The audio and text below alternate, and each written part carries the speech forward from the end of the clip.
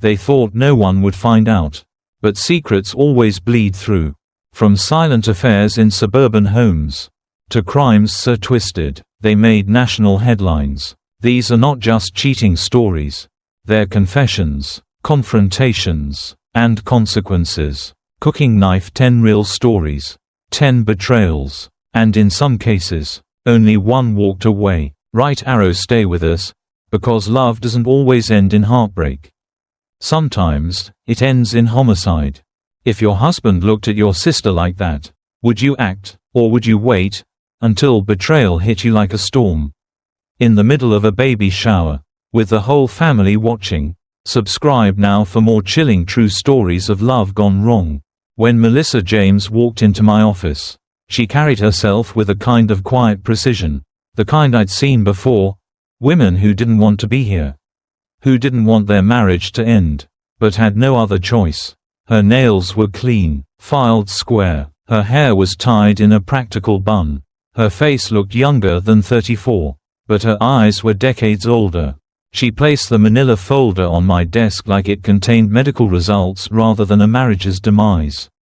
"I need help," she said. Her voice didn't shake, but her fingers twitched once, then stopped. Melissa was a dental clinic manager in Scottsdale. She'd been with Brad for 10 years, married for 8, with a daughter, Lily, who was 7. She talked about her life like someone describing a well-maintained house. Solid structure. Clean lines, no pests, but you could feel the termites chewing underneath. Her sister Jenna had always been close, only 2 years younger. They'd grown up sharing clothes, fighting over bedrooms, and covering for each other when they snuck out to high school parties. Now, Jenna was 6 months pregnant, single, and still clinging to that wild streak Melissa had long outgrown. The beginning of the end, Melissa told me, was a photograph. It was taken at Jenna's baby shower, an event Melissa had painstakingly planned.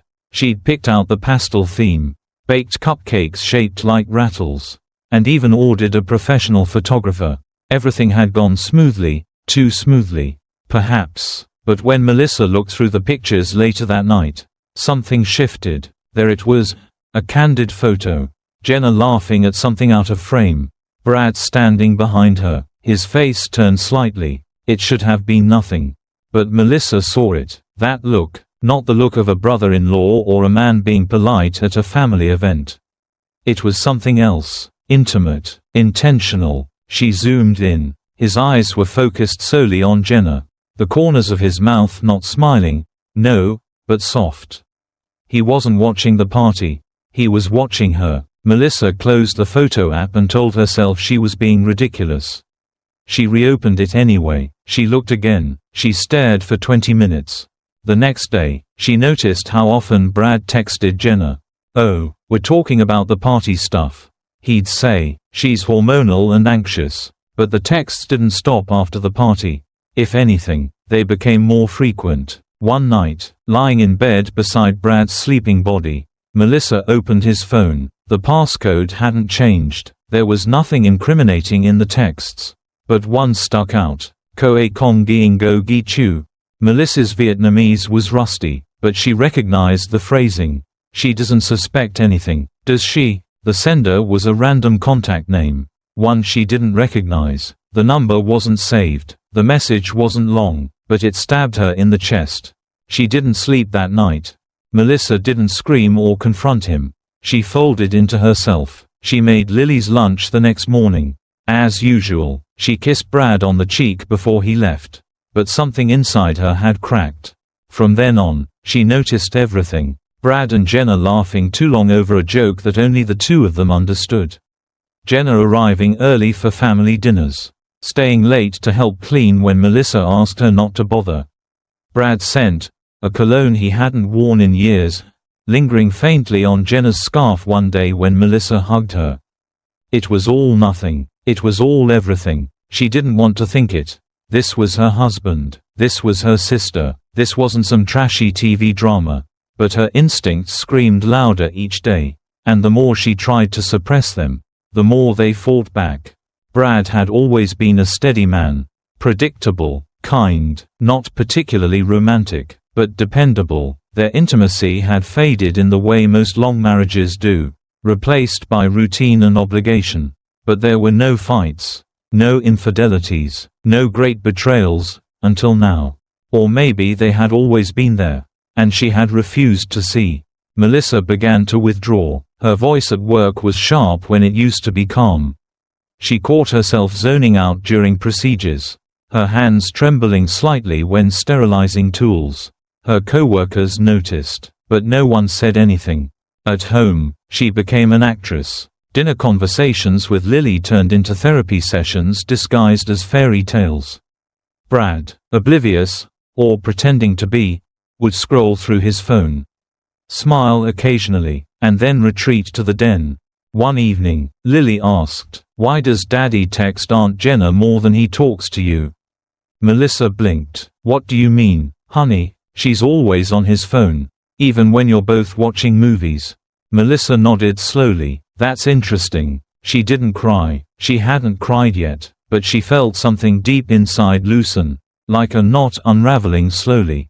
That night, she stared at Brad as he slept, wondering if he dreamt of Jenna, if he compared them, if he had ever looked at her. Melissa, the way he looked at Jenna in that one photograph.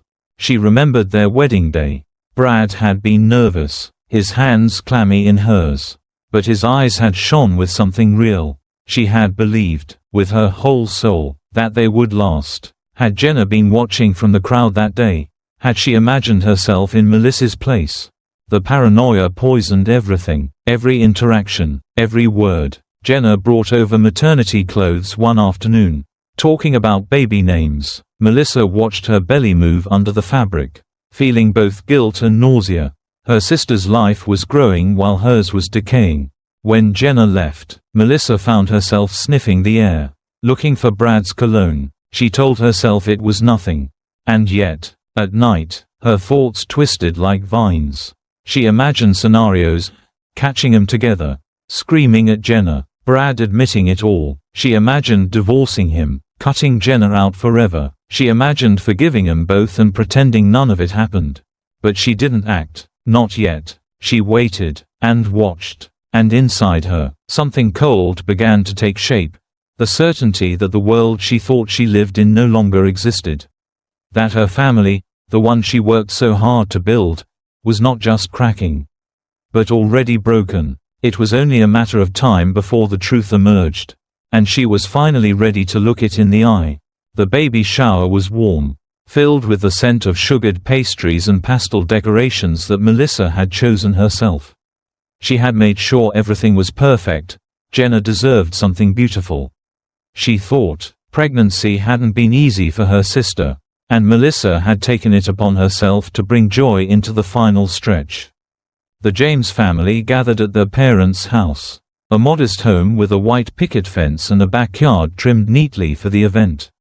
Streamers, balloons, and soft acoustic music blended into the comforting hum of family chatter. It was the kind of day Melissa would have once captured in her heart as a victory for closeness and tradition. She moved through the crowd like a hostess and a sister and a photographer all in one. With her phone in hand, she took candid shots, Jenna unwrapping a baby blanket, their mother wiping away a happy tear, Brad laughing with Melissa's father over a glass of iced tea. Everything looked the way it was supposed to.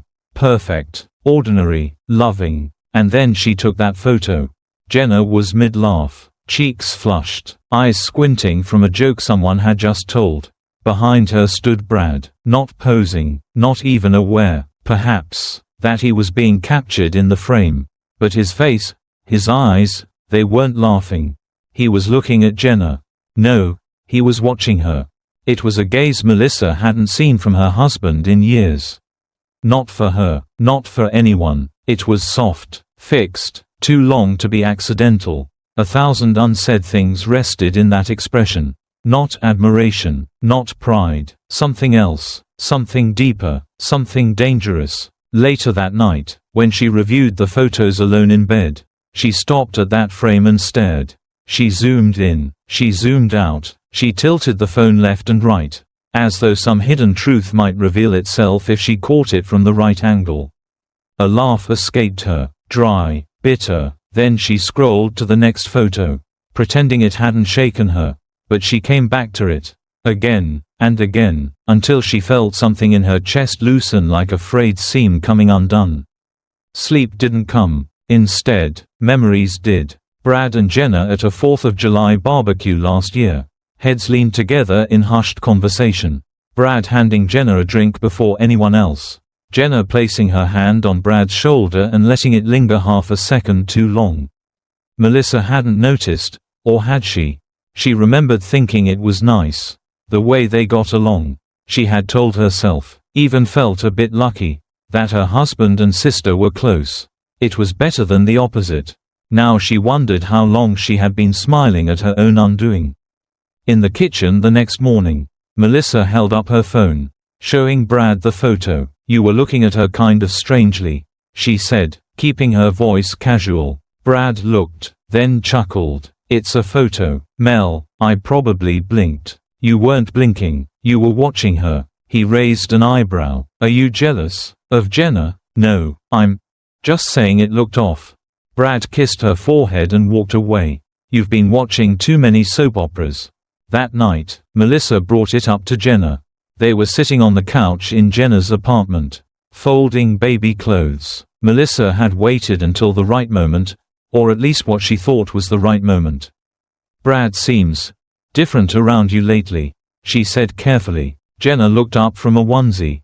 Her brow furrowed. "Different how?" "I don't know, just more attentive. Maybe I'm being silly." Jenna's smile was quick, practiced. "You are. He's just being nice. I mean, I'm huge and hormonal, and you know Brad, he feels obligated to keep the peace." "Right," Melissa said, but Jenna's voice had been too quick, her tone too bright. Her eyes didn't hold steady. She folded faster, as though to escape the conversation through motion. That night, Melissa couldn't help but remember the way Jenna had once hidden her cigarettes at 15. The way her voice rose just a touch too high when she was lying. She told herself it was nothing. She told herself it had to be nothing. But she checked Brad's phone again a few days later. The same number as before. Still not saved. Another message. "I miss you. You're all I think about." No name. Just that. She didn't confront him. She didn't throw the phone. She simply walked into the bathroom and stared at herself in the mirror for a long time. What would it mean if she was right? What would it cost to be wrong? Every day after that was a balancing act between madness and denial. Brad seemed unchanged. He made dinner one night. Even bought her favorite red wine. Jenna called to chat about crib colors. Lily talked about school and bedtime stories. Melissa smiled, responded, laughed, but inside, she was screaming. She began watching them more carefully when they were together. Every interaction was a code she needed to break. Every touch, every glance, every shared laugh, an encrypted betrayal. Brad would open the door for Jenna. Jenna would bring him coffee. Brad would laugh too hard at her jokes. Jenna would brush imaginary lint off his sleeve. Melissa felt like a ghost haunting her own life. She tried to rationalize. Maybe she was hormonal, maybe it was stress, maybe it was nothing, but her gut refused to silence. She started to test them in small ways. She'd walk into the room unexpectedly. She'd bring up old memories from their wedding day and watch Brad's face. She'd ask Jenna about her ex, about the baby's father, never named, and watch how quickly Jenna changed the subject. It became clear to her that something was off, deeply off. And then, one day, while sorting through a drawer in Brad's study, an excuse, really, to snoop, Melissa found a receipt from a boutique hotel in Glendale. Just a single night, paid in cash. The date matched the weekend Brad claimed he was at a work retreat. She took a photo of the receipt, folded it neatly, put it back exactly where she found it. She didn't confront him. Instead, she went to Lily's room that night and watched her daughter sleep. The small chest rising and falling. The soft, even breaths. The innocence. Melissa felt her chest tighten. She couldn't fall apart. Not yet. Not without proof. Not until she was sure. And that certainty, that quiet resolve, was the most terrifying thing she'd ever felt. She was no longer questioning whether something had happened. She was preparing for when it would all come out, and the woman she would become when it did.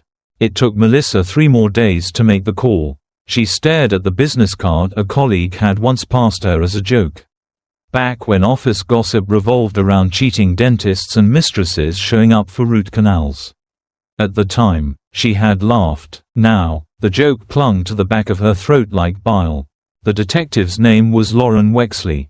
Private, discreet, highly rated online. Melissa didn't tell anyone, not even her best friend. She felt like an imposter stepping into a noir film, but she needed to know. When they met, Lauren didn't ask many questions. She had the kind of stillness that made Melissa feel simultaneously seen and protected. Melissa handed over a photo of Brad, a recent schedule, and 2 addresses, home and work. 2 weeks, Melissa said. I want details, photos, locations, and, if there's someone else, I want to see her.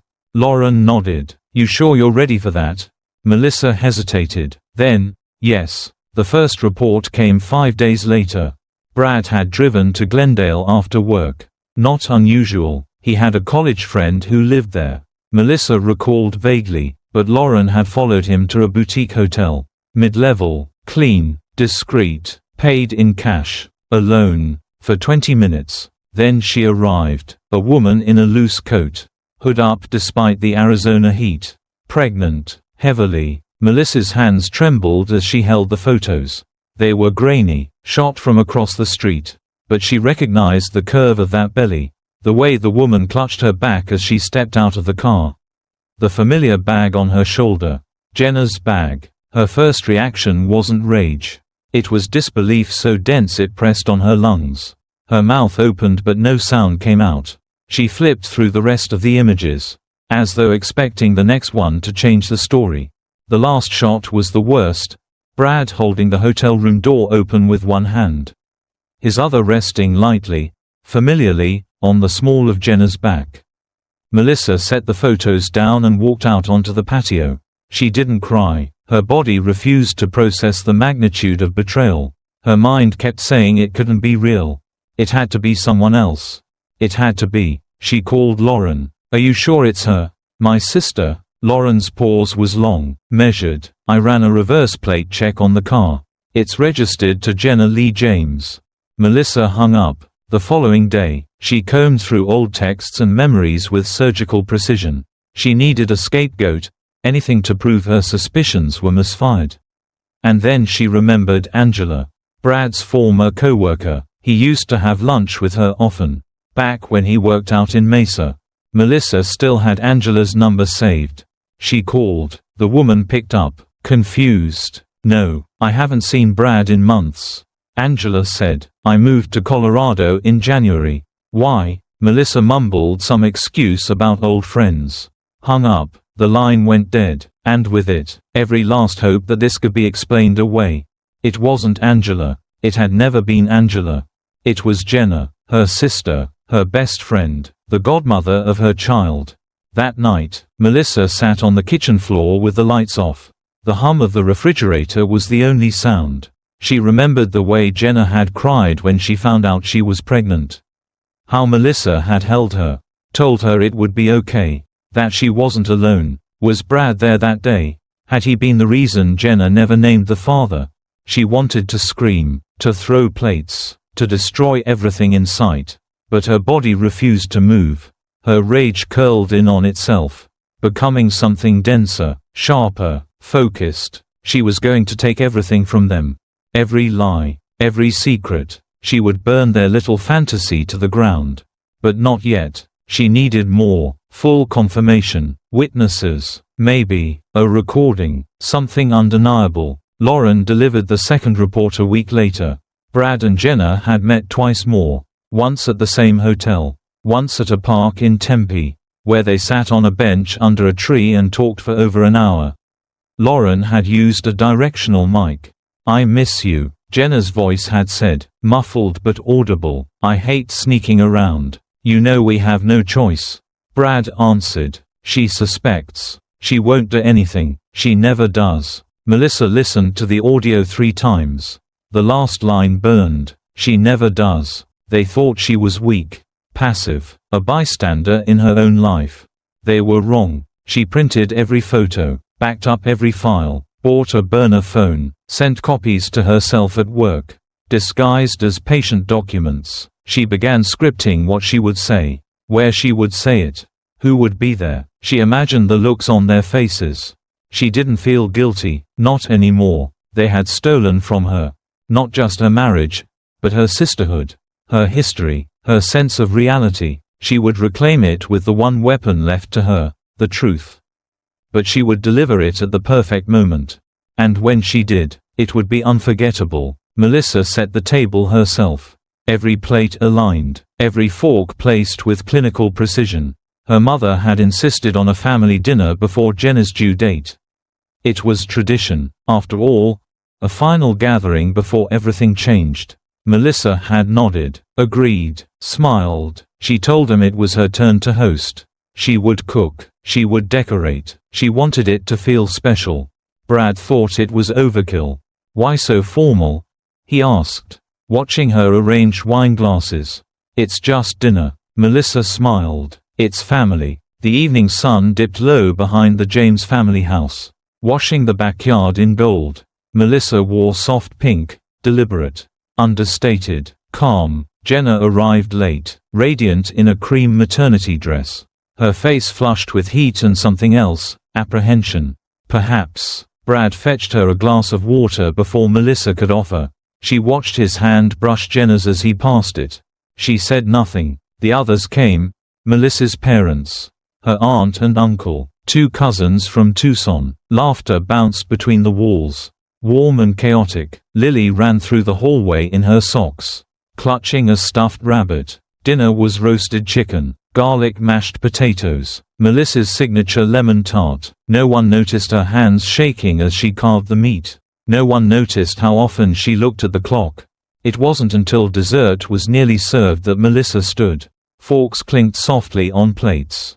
Her heart beat steady now, not with nerves, but with clarity. I have something to share, she said. Everyone turned. She reached into the sideboard drawer and pulled out a small black envelope. She laid it gently in the center of the table. Then another, then a flash drive. What's this? Her mother asked, the smile fading from her face. Melissa's voice was calm. Proof. Proof of what? Brad said. Melissa looked at him. Of betrayal. She clicked the remote in her hand, and the television behind them flickered on. A short video played. No sound at first, just an image. Brad's car pulling into the Glendale Hotel parking lot. Then Jenna's car, then the 2 of them meeting, embracing, entering the hotel together. Gasps rose like smoke. Melissa clicked again. Now the audio. I miss you. Jenna's voice, hushed and intimate. You know we have no choice. Brad. She suspects. She won't do anything. She never does. Silence fell like a dropped curtain. Jenna stood abruptly, knocking over her glass. This is insane, she shouted. That's not me. That could be anyone. Then why is it your car? Melissa asked. Brad stood too. You went through my phone. You hired someone to spy on me. Melissa turned to him. No, I hired someone to protect my sanity. Her mother was crying now. Her father stared at the screen, unmoving. Melissa. Jenna sobbed. Please, I didn't mean to sleep with my husband. Melissa's voice cracked, but she held steady. Didn't mean to lie to me for over a year. Didn't mean to carry his child and sit across from me every week like nothing was wrong. Jenna covered her face. I was lonely. You always had everything. The house, the job, the perfect daughter. He made me feel important. Melissa snapped. Wanted? Brad slammed his hand against the table. You weren't exactly present. Melissa, you made this house a job interview. You stopped touching me. You stopped seeing me. Melissa's father stood. Enough. His voice was gravel and thunder. Everyone froze. He looked at Brad, then at Jenna. You are not family anymore, he said. You have shamed this house. Melissa's mother fainted. The chaos exploded. Chairs scraped. Voices rose. Lily cried. Melissa scooped her daughter into her arms, held her close, whispered that it was okay. Even when it wasn't. She didn't say goodbye. She didn't look back. She drove home that night and packed 2 suitcases. One for herself, one for Lily. She sent Brad a single text, "You'll be served in the morning." At dawn, she filed for divorce. No theatrics, no apologies, just silence, and the first breath of a woman who had finally stopped doubting herself. The divorce was swift, at least on paper. The emotional wreckage, however, unfolded slowly, like smoke seeping under every door Melissa walked through. The court awarded her full custody of Lily. Brad's visitation was limited, 2 supervised weekends a month. No overnights. Melissa didn't fight for more. She didn't need to. Brad had buried himself with his own words and actions. And the judge, an older woman who barely raised her voice, seemed to understand exactly what had happened without needing the salacious details. Brad didn't contest. Not really. He tried to argue for shared custody at first. But after Melissa's lawyer submitted the surveillance footage and text transcripts, he lowered his head and stopped speaking. Melissa declined mediation. She refused Jenna's letters. Every olive branch felt like a knife wrapped in ribbon. Forgiveness was not in her vocabulary now. Not yet. Maybe not ever. Her mother was hospitalized 2 weeks after the hearing. The stress had taken its toll, hypertension. The doctors said, a minor cardiac episode, but it was enough to shake the family. Her father blamed both Jenna and Brad. Said so openly in the hospital room, his voice sharp as stone. Jenna didn't visit, or if she did, she came when Melissa wasn't there. No one spoke of her except in fragments. Her name became a smudge in the family vocabulary. Melissa's extended family, the cousins, the aunties who always forwarded Christmas cards, turned cold. Some blocked Jenna on social media. One cousin texted Melissa a single sentence, "You did the right thing." The scandal didn't remain private. The baby shower video hadn't leaked. But whispers spread through their community. Brad's firm dropped him from a major construction contract when the client, a family friend of Melissa's parents, heard the story. Melissa didn't revel in that.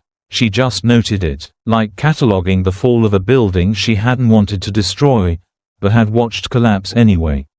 The hardest part wasn't the silence or the judgment or the courtroom. It was Lily. "Why doesn't Daddy live with us anymore?" she asked one evening. Cuddled under a blanket on the couch. Melissa paused. Sometimes grown-ups hurt each other very badly. And when that happens, it's better for them to live apart. "Did he hurt you?" Melissa's voice caught. "Yes." "Did Aunt Jenna hurt you too?" She didn't know Lily remembered that much. "Yes, honey." Lily was quiet for a while. "Do I have to hate them?" "No," Melissa said softly, "but you don't have to love them the same way either." She relocated to Flagstaff a month later. A smaller house, less noise, new neighbors who didn't know her name, or her past. She found a position at a family dental practice. Part-time at first, then full as she got her rhythm back. Lily transferred schools. She made a new friend by the second week. Every night, Melissa tucked her in. Every morning, she made pancakes. She didn't cry often, only when the silence was too loud. Only when the guilt crept in. Not guilt for leaving, but for not seeing it sooner. For letting it fester so long. For allowing herself to be gaslit by 2 people she trusted with her entire soul. There were nights she woke up drenched in sweat, remembering the way Brad had held Jenna's elbow. The way Jenna had laughed during family dinners like everything was normal. Her dreams blurred time. Sometimes she saw Brad at their wedding. Then blinked and it was him holding Jenna's newborn instead. She never looked at the photo again, the one that had started it all. But she never deleted it either. It lived in a hidden folder on an encrypted drive, like a scar pressed between digital pages. One day, Lily came home with a school art project, a collage of family. Melissa smiled as she saw it, cutouts of Melissa, Lily, the dog they'd adopted from the shelter. There was no Brad, no Jenna, just a blank spot. Lily had filled it with a flower. Melissa kissed the top of her head and said nothing.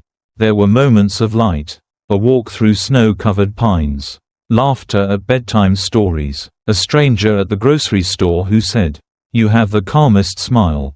But the shadows lingered, not as monsters, as memories. And Melissa had learned that not all memories deserve a grave. Some just need space. She sat one evening by the window, looking at an old framed photo. Her, Brad, and Jenna, taken before Lily was born. Their eyes were bright, their smiles effortless. She held it a moment longer, then placed it face down in the drawer. Because in one photograph, you see a moment of love. In another, you see guilt. And sometimes, it's the same look in the eyes. Some betrayals come from strangers. Others come from the people who once shared your dinner table, your childhood, your vows. Melissa chose the truth, no matter how painful it was. But what if the truth isn't hiding in texts or photos? What if it's hiding inside your own car? In our next story, Jared from New Jersey thought someone had broken into his vehicle. What he found on the dashcam shattered his entire life. Subscribe to Infidelity Chronicles and turn on notifications, because what Jared discovers next will make you question what really happens behind the wheel. What if the only reason you found the affair was because you thought your car had been broken into? Subscribe now to uncover the next shocking true story of betrayal caught by chance. The morning Jared noticed the car was unlocked. He didn't panic. That wasn't who he was. Jared Ward had built his adult life on systems, not emotions. Software engineer, habitual list maker, proud father, cautious husband, a man who measured everything in patterns, routines, and predictable outcomes. He stood in the garage of his two-story home in Newark, coffee in hand, staring at the slightly ajar door of his black 2019 Chevy Impala. The dome light inside blinked twice before fading. A minor thing. Maybe he forgot to lock it the night before. Maybe the sensor was acting up. But Jared didn't forget things. He put the coffee on the roof, opened the driver's side door, and did a quick scan. Nothing stolen. His charging cables, toll pass, old gym shoes, still there. He leaned across the console and popped open the glove box. Manual, napkins, backup USB, all untouched. Still, something itched at the back of his skull. He stepped back, circled the car. No scratches, no signs of forced entry. He checked the door logs. His garage system logged every open, close event. No anomaly, but the dashcam system, he'd installed that himself. Top tier, full 360-degree capture, motion-triggered backup storage, cloud-synced redundancy. He didn't trust the cloud though. Not really, so he kept a physical hard drive unit in the trunk, hidden under a panel. He popped the trunk. The drive was still there. He stared at it for a long moment, then pulled it. Upstairs, Sophia was making breakfast for their son, Noah. The scent of toast and cut fruit filled the air. Jared paused in the doorway, holding the dashcam unit in his hand like it was evidence from a crime scene. Someone might have been in the car last night, he said. Sophia turned. Her smile flickered. Just a microsecond. What? Are you serious? Maybe. Nothing's missing. But the door was open. System logged something. I'm going to take a look at the footage. She nodded. Returned to cutting strawberries. Probably just forgot to lock it. Yeah, Jared said quietly. Maybe. But he didn't believe it. And when she kissed him goodbye on her way to work, he didn't feel her lips. He only felt the absence of certainty. Jared brought the unit to his home office, plugged it into his workstation. Lines of code flickered as he opened the security interface. The footage loaded. 48 hours of motion-triggered data, cleanly labeled by time stamps. He scrolled back to 2:16 a.m. Movement. The driver's side door opened. But the angle was wrong. It had missed the face. Just a sliver of motion. The shadow of a person. No theft. No rifling. It didn't make sense. Jared copied the file to a new folder. Encrypted the backup, just in case. He didn't tell Sophia what he'd found. Not yet. Later that night, after Noah was asleep and Sophia was upstairs scrolling through real estate listings on her tablet, Jared drove to the local precinct. He knew an officer there, Dan Harmon, from a neighborhood watch group. Dan greeted him with a fist bump and a coffee that smelled like burnt paper. "Hey man, what's up?" Jared explained the situation, carefully, calmly, like he was troubleshooting bad code, not his marriage. Dan played the footage, watched it twice, then scratched his beard. "You want me to pull garage camera angles too?" "Already checked. No forced entry, but something's not right. You think someone's got your remote? Or a cloned signal?" "Maybe, but nothing was stolen." Dan looked at him sideways. "Or maybe someone was using the car." That thought hit Jared like a low wave. Not sharp, just cold. "I'd like to run more footage," Jared said. "There's a full week stored. I want to check if this happened before." "You mind?" Dan shook his head. "Let's do it." They scrubbed through clips. Jared watched himself leave for work. Sophia do daycare drop-offs. The routine comings and goings of suburban life. Until Tuesday afternoon, 1:12 p.m. The car started up. Jared wasn't home. The driver wasn't visible at first. Then the angle caught a reflection. Sunglasses, a gray button-down shirt, a hand on the steering wheel that wasn't his. Then Sophia, climbing into the passenger seat, smiling. The dashcam microphone was active, barely picking up ambient noise. But enough. A laugh, a name, "Richard. You drive like an old man." Sophia teased. "I'm careful, that's why you trust me." Then silence. Then the sound of lips brushing skin. Dan turned to look at Jared. Said nothing. Jared just stared. He didn't blink for a long time. When he did, he said, "Can you send me a copy of that?" "Yeah," Dan said. "You okay?" "No," Jared said, "but I know what I'm dealing with now." He drove home with the footage. He didn't listen to music. He didn't cry. He didn't scream. He just gripped the steering wheel like it might shatter under his hands. At home, Sophia was on the couch, legs curled under her, watching a design show. "How was Dan?" she asked casually. "Helpful." She nodded, didn't look up. Jared stood there for a beat too long, then walked past her, said nothing more. In bed that night, he lay stiff, wide-eyed, listening to the sound of her breathing next to him. Steady, untroubled, like nothing had changed. But everything had. Something inside Jared cracked. Not loud, not visible, but real. The kind of crack that shifts everything in slow motion. He turned his face toward the ceiling and realized he would never unknow what he now knew. And somehow, that was worse than being broken.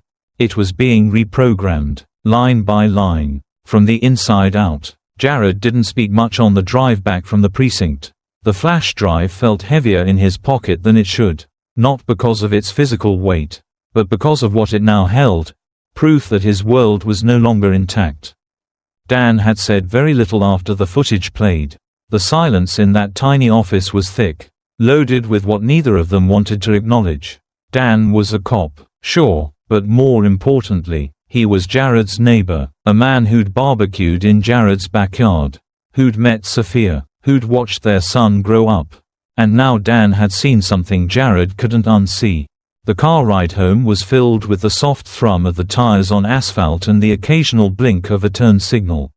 No radio, no podcasts. Jared drove like he was handling a delicate machine, each turn methodical. Each stop a moment of pause.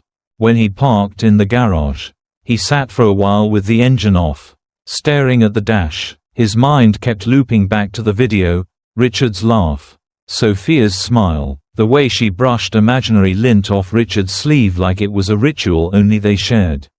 Richard, of all people, he wasn't even particularly attractive. Silver hair, wiry build, always reeking of overconfidence. Jared remembered shaking his hand once at a company party. Richard had held onto Sophia's waist like he owned her.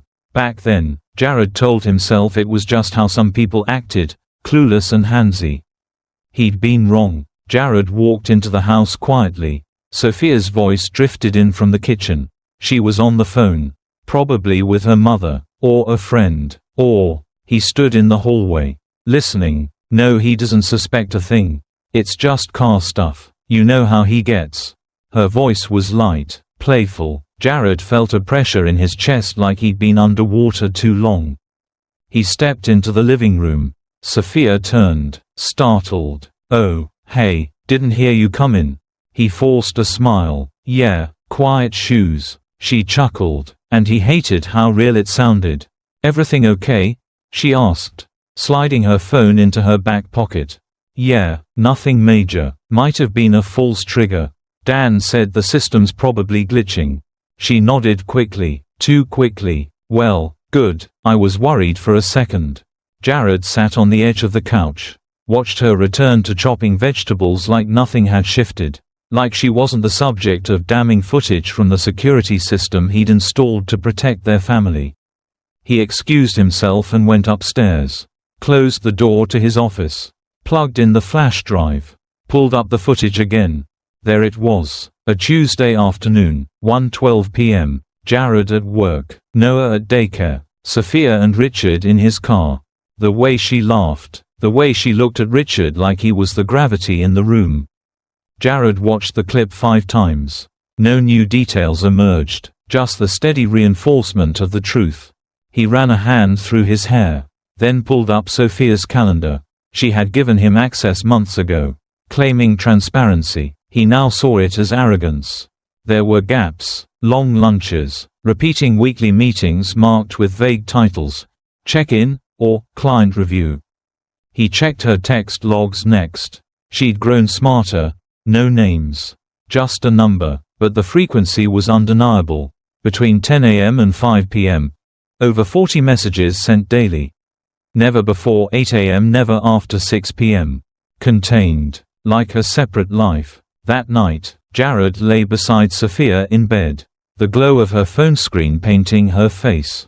She smiled at something, a message, then turned the phone over when she felt his gaze. Can't sleep? She asked. Just thinking. She nodded. Try not to spiral. You overanalyze everything. His chest tightened. Yeah, that's me. She kissed his cheek. I love you, you know. Jared stared at the ceiling long after her breathing slowed into the rhythm of sleep. He wondered what part of her loved him. Was it the part that needed stability? The part that liked the quiet routines? Or was it guilt, habit? He began to replay conversations in his head. The time she said Richard was just old and harmless. The moment she insisted Jared park his car at the back of the driveway so she could save time.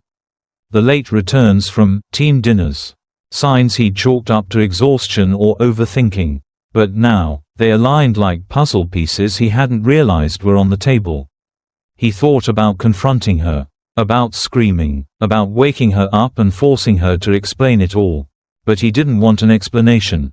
He wanted to understand the why. And he knew she couldn't give it to him. So instead, Jared started building a new file on his laptop. Not labeled, affair. Not, evidence. Just a folder called Clarity.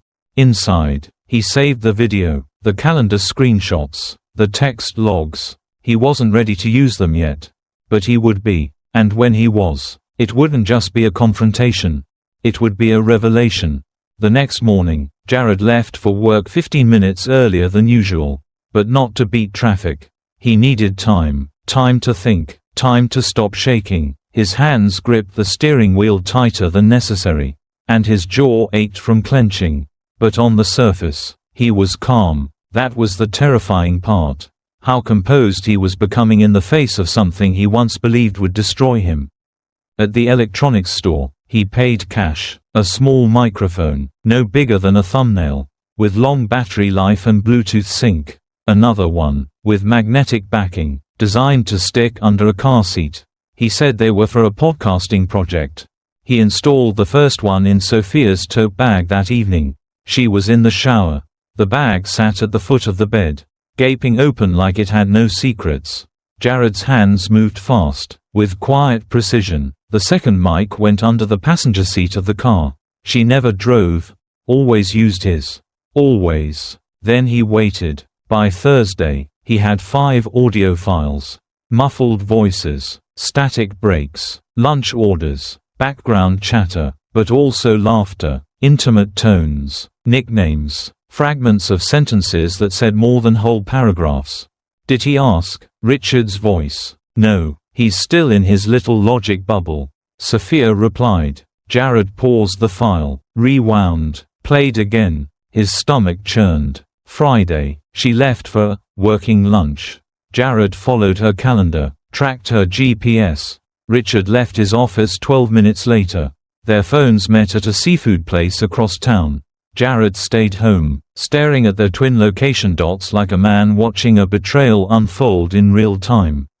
The dashcam backed him up later. They got in Jared's car. Again, she in the passenger seat. Richard behind the wheel like he belonged there. They drove to a park. Remote, quiet. The footage showed nothing scandalous. No kissing this time, just conversation. But the mic picked up Sophia saying, "You know why I like using his car? It makes me feel invisible." Richard laughed. "It makes me feel powerful." Jared hit pause. He sat in silence for nearly an hour. That night, at dinner, Sophia served roasted chicken like nothing was wrong. She poured wine, smiled, told Jared she liked his haircut. Noah babbled about dinosaurs. Jared nodded, chewed, answered questions. He was present, but inside, he was stitching together a final draft of grief. Later, when Sophia went to brush Noah's teeth, Jared opened his laptop and added 2 more files to the clarity folder. He didn't label them with anger. No lies. No slut audio. Just the date, the time, the file number. It wasn't about rage anymore. It was about proof. On Monday, Jared drove to her office building. Parked across the street, sunglasses, hoodie, baseball cap, cliché, but effective. At 12:42 p.m., Sophia exited the building. Richard followed 2 minutes later. They walked separately at first, then met at the far corner. She slipped her hand into his. Jared didn't take a photo. He didn't need to. That afternoon, he listened to their lunch conversation. He'd expected the usual euphemisms. Flirtation, lies, but instead, "Next time, let's just use your car," Richard said. "Too risky." Jared checks the mileage, Sophia replied, "but he never notices when I use his. He thinks it's safe if he's the one who controls it." Jared stared at the screen. The betrayal wasn't just emotional. It was strategic. He thought about the years he'd spent upgrading their security, teaching Sophia how to use 2-factor authentication, organizing her schedule, fixing her laptop. She'd used everything he gave her to hide from him. That night, Jared didn't sleep. He lay awake, staring at the ceiling fan, timing its rotations. His brain spun faster. He imagined standing in front of Sophia with all the files open, showing her the footage, the audio, the calendar overlays. He imagined her expression, shock, denial, maybe tears, maybe rage, but he didn't want theatrics. He wanted her to feel what he felt. Not just exposed, but observed. He wanted her to know he saw her, every version of her, the one who smiled at breakfast, and the one who whispered lies in parking lots. He started planning, not revenge, not violence, precision, a confrontation, timed like code, input, truth, output, collapse, and Jared would be the architect of both. The plan wasn't elegant, it wasn't refined, but it was real. Jared had watched the same pattern unfold 3 Mondays in a row. Sophia left her office around noon, circled the block, and met Richard in the company garage, a concrete box beneath a glass building, public but quiet, shielded, perfect for secrets. He knew the timing to the minute. 12:38 p.m. Sophia would take the back elevator. Richard would take the stairs. They'd meet between rows D and E, always by the same white column, beside the same blue Mazda with the dented fender. Jared arrived at 12:30. He left the car running half a block away and walked in through the side entrance, carrying nothing but his phone and a folder. His heart wasn't racing. It was slow, cold. He stood behind a pillar and waited, watched the minute hand crawl, listened for the echo of heels on concrete, the soft slide of dress shoes. 12:37 p.m. Sophia appeared first, wearing her navy pantsuit, hair tied up. She looked fresh, professional, controlled, like nothing in her life was cracked. Then Richard, tie loosened, coffee in hand, his mouth already forming a smile. Jared stepped out. Richard saw him first, froze, Sophia's face went pale. "Hey, Jared," Richard said, casual in the way only the guilty can be. Jared didn't respond. He walked up and tossed the folder to the ground. It burst open. Photos, screenshots, printed transcripts. Pages fluttered like birds startled from a branch. Sophia knelt to gather them. Richard just looked down and laughed. "A bit dramatic, don't you think?" Jared looked up. "You used my car." Richard shrugged. "You weren't using it. And that was the moment." Something inside Jared snapped. Not like a branch, not loud, more like glass beneath a boot. Sharp, final. His fist connected with Richard's face before he knew he'd moved. The coffee cup shattered. Richard hit the concrete hard. His head thudding once, then again. Sophia screamed, "Jared, stop!" But Jared wasn't hitting him again. He stood over him, fists clenched, chest heaving, vision tunneling. "You don't get to mock me," Jared said. "Not here, not with her." Sophia ran between them. "You need to leave, now." She wasn't crying for Jared. She was shielding Richard. That was the second fracture. Security arrived 3 minutes later. Police another 10. Jared didn't run. He didn't argue. When they cuffed him, he handed over his phone and said, "The evidence is all there." He glanced at Sophia. She wasn't looking at him.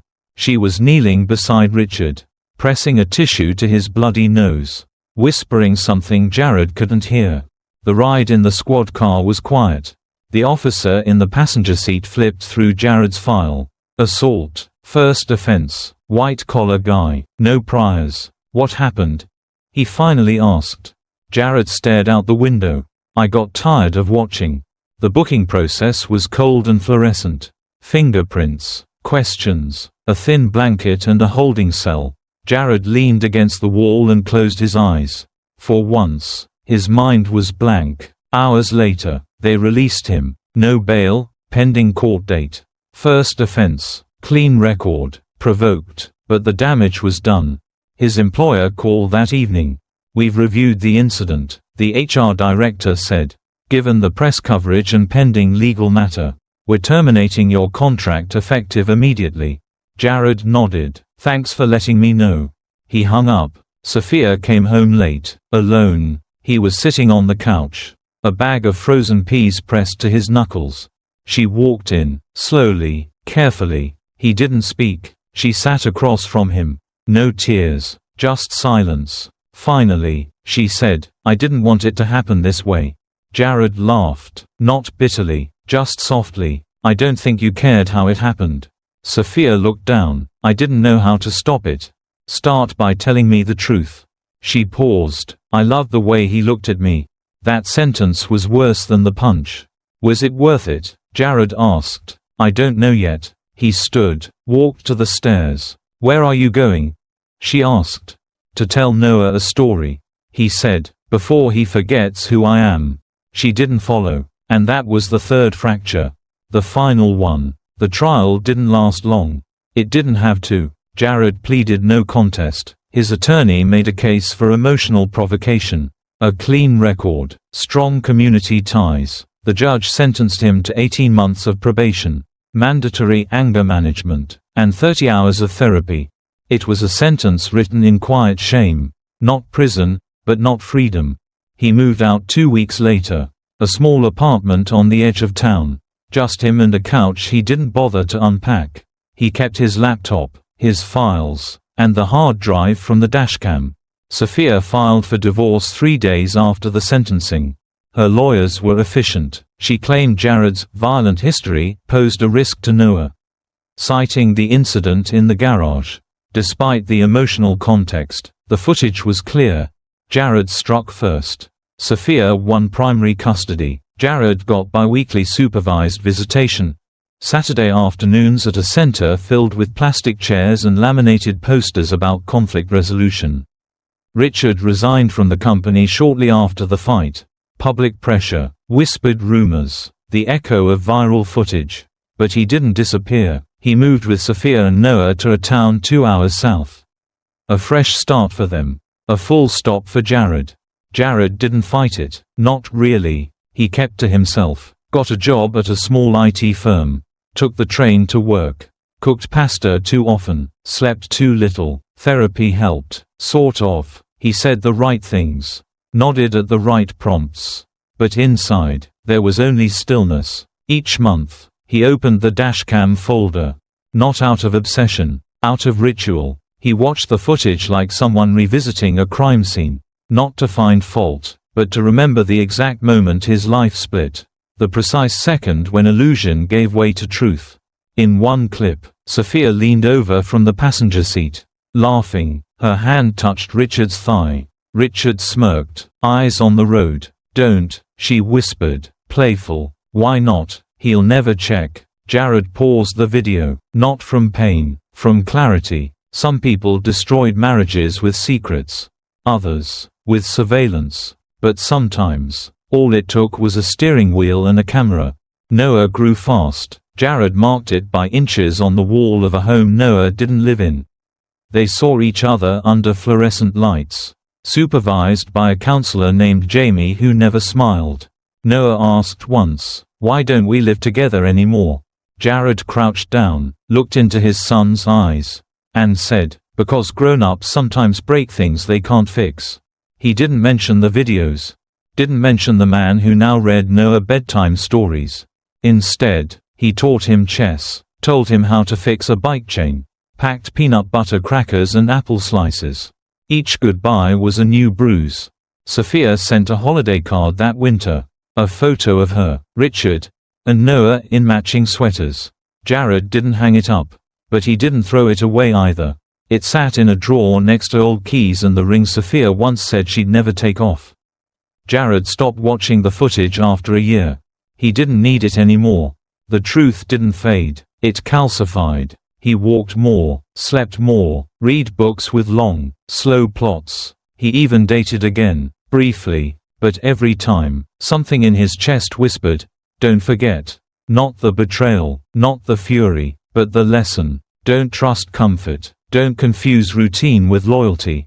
And never underestimate how quickly love can turn into camouflage. On the second anniversary of the punch, he stood by his car, staring at the dashcam. It was still there, still watching. He reached in, pulled the drive, and placed it in the trash. Then he walked away. Some people crash their marriages with a lie. Others just need a steering wheel and a camera. What if your husband's affair wasn't just a betrayal, but a sin that shattered your entire church? Subscribe now to hear Tina's story, a tale of forbidden love between her husband and the pastor's wife, and how it ended in tragedy, shame, and a prayer vigil no one will ever forget. The next case in our series is darker than anything you've heard before. Stay tuned. If the woman your husband is sleeping with leads the church prayer, do you still say Amen? Subscribe now to uncover the secrets behind the stained glass windows. In the quiet town of Brookhaven, Mississippi, Sundays were not just rituals, they were sacred. The streets emptied, the church bells echoed through oaks and magnolias, and families, dressed in their finest, walked side by side under the southern sun to gather in reverence. Tina Caldwell was always among them. At 36, Tina had built her life around discipline, faith, and quiet service. She taught part-time at the local elementary school, cooked hot meals for her aging mother, and volunteered at the church every Thursday evening. Her husband, Daniel, was a deacon at Mount Haven Baptist, a man widely respected, known for his booming voice during scripture reading and his gentleness in prayer. They were, by all accounts, the couple people pointed to when they spoke of Christian marriage. Tina didn't see herself as remarkable. She didn't crave attention. Her joy came in quiet places, setting communion trays, leading children's worship, organizing pantry donations. It was enough for her to serve. And she had always trusted the sanctuary that Mount Haven provided, especially under the leadership of Pastor Matthew Dillard, a man in his late 50s with soft, commanding eyes and sermons that left you still and quiet inside. His wife, Rebecca, was as much a fixture of the church as the altar itself. She led the women's ministry, managed the prayer chain, and sat on the left side of the sanctuary, third pew from the front. Every Sunday, Tina and Rebecca had grown close over the past few years. They shared a similar rhythm, gentle but firm, private but present. They'd planned food drives, organized women's retreats, even co-led a study on forgiveness. Tina found herself drawn to Rebecca's calm. There was a quiet confidence in her, something steady, but lately, that steadiness had begun to flicker. It was subtle at first. A shift in tone. Rebecca no longer lingered after Wednesday night Bible study. She no longer returned calls with the same warmth. When Tina tried to discuss their upcoming spring retreat, Rebecca nodded vaguely, then changed the subject. Tina chalked it up to stress. The church was growing. Rebecca was under pressure. Daniel said she was probably just tired. But then came the avoidance. Rebecca stopped sitting near Tina during prayer circle. She no longer held Tina's gaze when they passed in the hallway. Her smile, once genuine, felt painted on. Tina felt the shift like a draft through a closed window. Daniel, too, had changed in small, imperceptible ways. He started attending church earlier than usual, said he had more responsibilities. More planning with Pastor Matthew. He stayed late, even when there was no formal event. Tina noticed the way he silenced his phone during dinner, how he angled it away from her when texts arrived. But what does one say to a man of the cloth? A husband committed to the Lord? How does a woman of faith confront her own doubt without sinning against trust? So Tina stayed quiet. She focused on her work. She busied herself with prayer, with lists, with tasks that had always centered her. But inside, something coiled, a sense that the floor beneath her had begun to shift.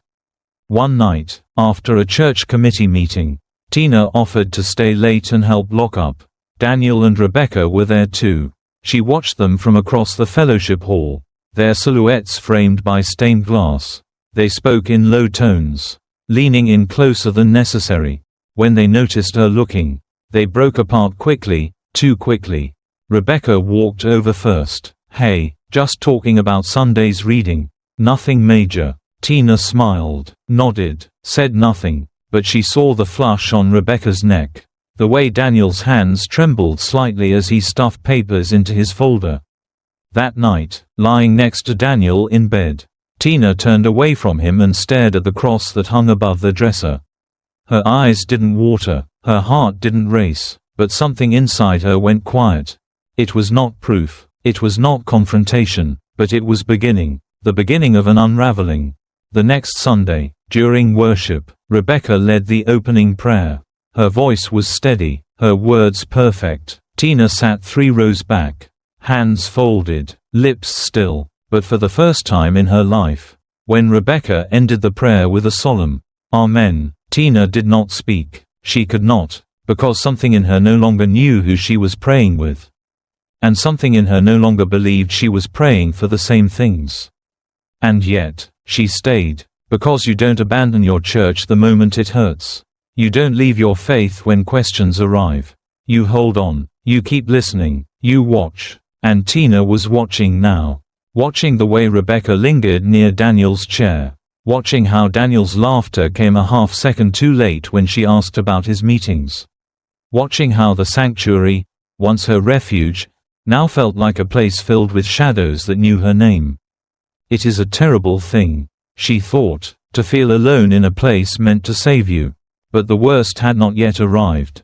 Not the whispers, not the anonymous letter, not the truth. That would come soon enough. For now, Tina remained at the edge of it all, a woman faithful, observant, and quietly bracing herself for the day her world would tilt. And in the choir's final hymn that morning, as voices rose to sing, "Blessed Assurance," Tina kept her mouth closed. Not because she no longer believed in assurance, but because she no longer knew whose blessing it was meant to be.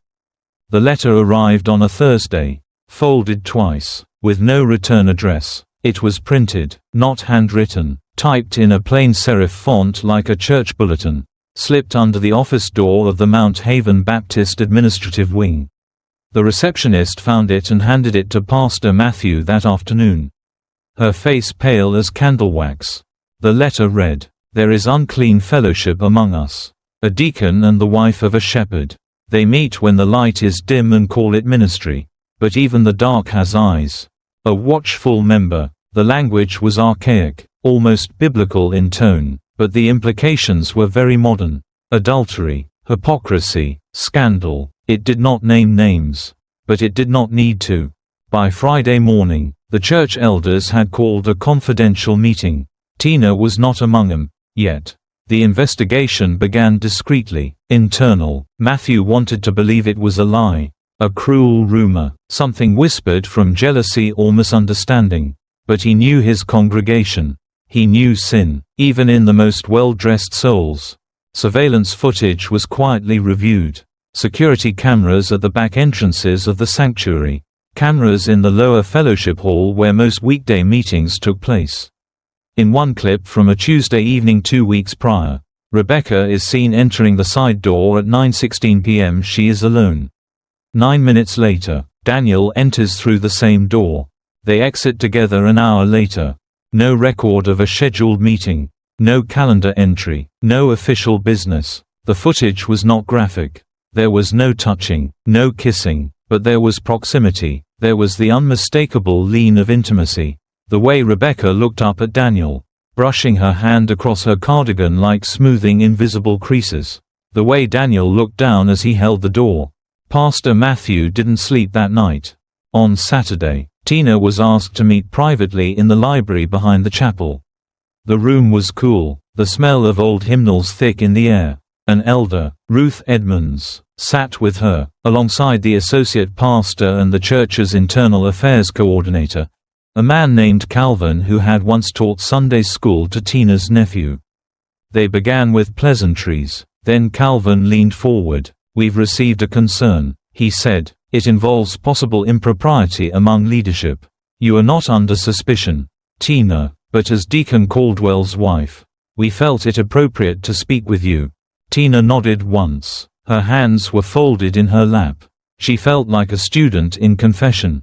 Calvin slid a printed frame from the security footage across the table. It was grainy, but clear enough. Daniel, Rebecca, the south exit. Tina didn't gasp. She didn't blink. Instead, she leaned closer. Rebecca was wearing the red paisley dress. Tina remembered it. She'd complimented it the week before. Asked where she bought it. Rebecca had smiled and said it was a gift from Matthew. Daniel's car, the old sedan with the chipped door, was parked 2 spots away from the back steps. He had told Tina he was working late that night. He had come home with a tired smile and the scent of lavender hand soap from the church restroom. Tina sat back. "I see," she said. Ruth placed a hand gently on hers. "This is not about judgment, dear. It's about protecting the sanctity of our leadership." Tina looked out the window. The chapel was visible from this angle. A stained glass cross shimmered in the afternoon sun. She thought of every Thursday meeting she'd shared with Rebecca. The way they laughed about menus, prayed over cancer lists, debated which scripture was most comforting to widows. She remembered how Rebecca once said, "You and Daniel remind me of me and Matthew.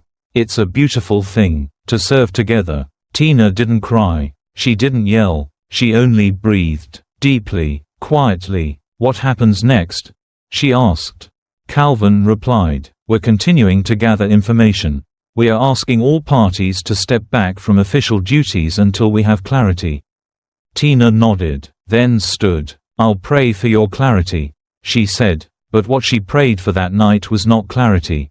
It was strength. That evening, she sat in the pews after the church emptied. The sanctuary lights dimmed, but she stayed. She looked at the altar, at the place where Daniel had baptized new members, where Rebecca had wept during candlelight vigils. And she remembered the moment Rebecca touched her shoulder 2 months ago and whispered, "God sees your faith." Tina closed her eyes. Yes, she thought, He does. And He sees yours, too. What she felt was not rage. It was revelation, a slow turning of the soul, like a book's final page curling inward to meet the cover. And from that silence, Tina began to remember the text message Daniel once received that read, "Looking forward to Tuesday," with no name attached, Rebecca's odd withdrawal from the women's trip, Daniel's late arrival to Tina's birthday dinner, claiming traffic. It wasn't one moment, it was 1,000 threads. And now, the tapestry was unraveling. But Tina did not fall apart. She simply stood still, letting the sanctuary breathe around her, letting the truth fill the space where trust used to live. Tina sat at her kitchen table long after the sun had dipped below the line of pines that bordered her backyard. The glow of the overhead light reflected on her notepad, lined yellow, nearly filled. Her pen moved without sound. Each line contained names, dates, times, a ledger of suspicion. She hadn't told anyone, not even her sister, about what she was doing. There was no confessional phone call, no weeping to a friend. What she was building was not a cry for help. It was a case. The day after her meeting with the church elders, Tina had waited until Daniel left for evening Bible study. She opened his laptop, something she had never done in all their years of marriage. His password was their son's birthday. It worked. She went to his email. Most of it was mundane, church planning, grocery lists, work. But nestled between a newsletter from the seminary and a renewal notice for the car insurance was an email titled, Tuesday. The message read, "Same place, same time, I'll bring the book." There was no body text, no sign-off, but the sender's address was an old one Tina recognized. Rebecca had once used it to RSVP for a women's ministry potluck. Tina read it again, and again. She took a screenshot and saved it to a flash drive. That weekend, while Daniel napped, she quietly placed a small digital voice recorder under the passenger seat of their car. She'd purchased it online that morning. It activated by sound. The first 2 days, it recorded nothing but gospel radio and Daniel humming. But on the third day, she heard it. Rebecca's voice. "Matthew's going to a conference next week. We'll have time." Then Daniel, "You think she suspects anything?" Rebecca, "She's too good. She'd never accuse anyone." Tina paused the playback. Her hands were steady, her face unreadable. She pressed play again. The rest was logistics, times, places, the kind of coordination lovers develop when they've been careful for too long. Tina labeled the audio file, Evidence 1. The following Monday, Tina visited the church office under the guise of donating supplies. She brought extra coffee filters and a box of pens. Then she asked the receptionist where the guesthouse key was kept. "Just in case I need to drop something off for the women's ministry," she said sweetly. The young woman didn't question it. She pointed to the lockbox. Tina copied the code. That night, Daniel told her he'd be gone for a men's retreat planning meeting. Tina nodded. An hour after he left, she parked 2 streets away from the church guesthouse. She waited, 10 minutes, 20, then Rebecca's car pulled in. A few minutes later, Daniel's. She didn't follow them in. She didn't need to. She walked up to the porch, noted the time, 8:43 p.m., and took a photo of both license plates. Then she drove home. That night, she didn't sleep. Instead, she pulled out an old Bible and began writing in the margins. Not prayers, not notes, just initials, arrows, circles. She remembered a conversation months ago. When a friend named Lydia had mentioned something odd, she thought Rebecca might have feelings for the old pastor. Before Matthew, Tina had dismissed it, laughed even. Rebecca was always so devoted. But now that memory came back with weight. She called Lydia. "Did you ever ask Rebecca about that thing with Pastor Clay?" Tina asked. Lydia hesitated. "Yeah," she said, "it was nothing. Just a rumor." But then she got real tense. Said people always assume women in ministry are after power or men. I dropped it. Tina thanked her and hung up. It wasn't about Pastor Clay. It had never been. Rebecca had used him as a shadow, a decoy, so no one would look at Daniel. Everything was calculated, every small withdrawal, every moment of deflection. It had been laid like stonework, invisible from afar, clear when you traced the path. Tina opened a new notebook. She labeled it, Confrontation. Inside, she listed questions. Do you pray with her the way you pray with me? Was I ever in your way? Or just in your bed? When you looked at me in church, were you lying to God or just to me? But she didn't cry. She hadn't cried in weeks. Her pain had found form. And that form was focus. By Friday, she had 3 audio files, 7 screenshots, and a half-dozen photographs. She also had copies of every church calendar Daniel had claimed to be using. It didn't line up. He was never where he said he was. Rebecca was never where she was supposed to be. Together, they had built a new sanctuary, made of silence and stolen time. But Tina had the blueprints now. And soon, she would call it what it was. A desecration, not of faith, but of trust. And trust, Tina knew, was harder to rebuild than any church wall ever could be. So she waited, quiet, patient, her soul no longer pleading, just recording, just ready. The sanctuary was packed that Sunday. Faces familiar and unfamiliar filled the pews. The air dense with anticipation and something else, unease. Thick as incense. The worship team had just finished a hymn when Calvin, the church's internal affairs coordinator, stepped to the lectern. His face was drawn, jaw tight beneath the microphone. He didn't open with prayer. This morning, he said, we must address a matter of grave concern. There were murmurs, hushed gasps, eyes turned, some toward Pastor Matthew, some toward the deacons seated near the front. We have received credible evidence of conduct unbecoming of leadership. For transparency, we will share what we have reviewed. A speaker crackled. Then, without preamble, the recording played. Daniel's voice, no one knows. We're careful. Rebecca's voice, sometimes I wish we didn't have to be. Daniel again, let's not talk about this in the car. Rebecca, laughing lightly, your wife doesn't even drive it. She won't know. The congregation stilled. Children looked up at parents. A woman in the front row closed her eyes as if in silent prayer. Tina stood at the back. She hadn't taken a seat. She wore a navy blue dress. Simple, clean. In her hands was a manila envelope.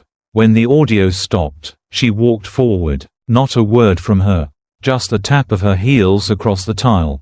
Calvin tried to speak. She raised her hand gently, then handed him the envelope. Inside was a printout, a photo of Daniel and Rebecca at the guesthouse door. Time-stamped, clear as daylight. Rebecca's hand on Daniel's chest. His hand on the small of her back. Calvin held it up. The room didn't erupt. It sank. Daniel remained seated, frozen. Rebecca began to cry, softly at first, then louder. Pastor Matthews stood, walked to the altar, gripped it with both hands. I can't, he started. Then he slammed his palm on the pulpit. The microphone screeched. I resign, he said, effective immediately. Gasps followed, a wail from someone near the choir. Rebecca reached for Tina's hand. Tina stepped back. Don't, she said. Rebecca whispered, I'm so sorry, I didn't mean, you meant every moment. Tina replied. Her voice didn't rise. It didn't shake. Daniel finally stood, moving toward his wife. Tina, please. She looked at him. There were no tears in her eyes. Just the long, hollow stretch of disbelief turned into resolve. When he reached for her hand, she pulled away. Then she turned and walked out. No applause, no gasps, only silence. Outside, news vans were already circling. Someone had leaked. A church member, a neighbor, it didn't matter. By evening, the story was trending. Infidelity scandal rocks Mount Haven Church. The building was closed for reflection and renewal. Services cancelled. Programs suspended. Emails sent to the congregation urging prayer. Tina returned home alone. She lit a candle on the kitchen counter. Not for prayer, not for grief, for closure. She sat in the quiet and opened her notebook. Crossed out the last line on the page. Confrontation, pending. Underneath, she wrote, redemption, mine. She didn't smile, but she felt something shift. The storm had passed, but she remained, and she would rebuild, not a marriage, not a church, but herself. Brick by brick, stone by truth, faith by fire. The town of Mount Haven didn't return to normal. It redefined what normal even meant. After the service, the leadership board suspended Daniel from all church activities indefinitely. The deacon who once led morning devotions with authority now walked with lowered eyes past the same congregation he used to bless. Rebecca was harder to find. For weeks, she remained indoors, rarely answering calls, blinds always drawn, rumors whispered down grocery store aisles, through school parking lots, even in prayer circles, when the local paper ran a sympathetic piece about mental health and public shaming. No name was mentioned, but everyone knew. 2 months after the scandal broke, Rebecca's body was found in her bedroom. Overdose. A half-empty bottle of sleeping pills. A folded note on her nightstand addressed simply, "To the congregation." The contents were never released to the public, only summarized by the church as a plea for understanding and forgiveness. Tina heard about it on the evening news. She didn't cry, she didn't change the channel either. She simply sat, letting the broadcast finish, her dinner untouched beside her. Later that night, she left a single rose on the steps of the church. Not for Rebecca, not for Daniel, for the part of herself she buried inside that sanctuary. The church organized a community prayer event in response. Not a memorial, not a sermon, something else. The invitation was printed in soft blue ink, a gathering for repentance and renewal. Everyone wore white. That Sunday, the sanctuary filled once again, though the pews seemed to sigh under the weight of what they had become. There were no drums, no guitars, only silence, broken occasionally by a collective murmur of prayer. People wept, others stared ahead blankly, lips unmoving. Tina stood in the back. She didn't kneel, she didn't sing, she didn't whisper the prayer the pastor read from the pulpit. She looked at the stained glass windows, red, gold, blue, and felt nothing. When the prayer ended, she left. Not many noticed. Fewer approached her afterward, some out of shame, some out of fear of saying the wrong thing. But one woman, a quiet widow named Miss Eloise, slipped a note into Tina's hand in the parking lot. Just 4 words, "You still have light."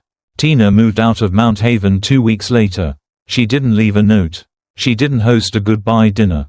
She sold the house through an agent, packed what she could into a rented truck, and drove to Jackson. There, she rented a small apartment on the top floor of a red brick building overlooking a quiet park. She found work at a local library, shelving books and managing the community book club. No one there knew her story. No one asked. At night, she still read the Bible, but not the passages about marriage, not the verses about forgiveness. She read Lamentations, Ecclesiastes, Job. She underlined phrases like, "Though he slay me, yet will I trust in him," and, "To everything there is a season, and a time to every purpose under heaven." Tina didn't go to church. Not yet. Some Sundays, she walked past a small chapel near her apartment. She'd pause at the gate, listen to the choir through the brick walls. Sometimes she stood there long enough that people mistook her for a visitor. But she never went inside. She wasn't angry at God. Her faith hadn't died, but it had been betrayed, used, distorted, wielded like a blade behind closed doors. It would take time to trust the echo of Scripture again. She started journaling, not like before. This time it wasn't about documenting betrayal. It was about rebuilding. She wrote letters she never mailed. To Rebecca, to Daniel, even to herself. She signed each one, "Still here. Still standing." One evening, walking back from the market, she passed a mural painted on the side of a youth center.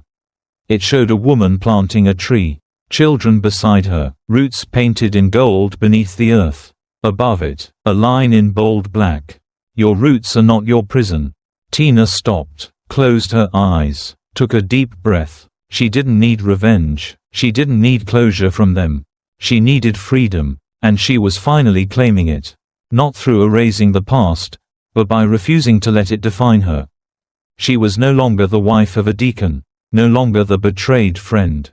She was Tina, reader, thinker, survivor, and somewhere deep in Jackson, Mississippi, just past the steeple she didn't enter, beneath the pages of Scripture she still clung to, she began again. Not with Amen, but with I am. What happens when the prayers end, but the truth still echoes between the pews?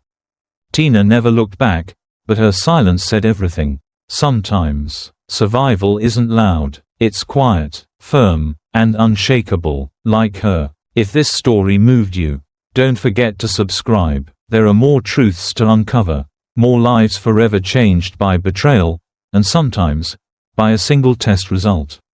Next time, we head to Colorado, where a child's science project cracked open a family's darkest secret. Oscar from Colorado, the DNA test at school cracked the affair wide open. You won't believe what one gene test revealed, and what it destroyed. Subscribe now. The next revelation is just one click away. What if your son's homework proved you've been lied to for over a decade?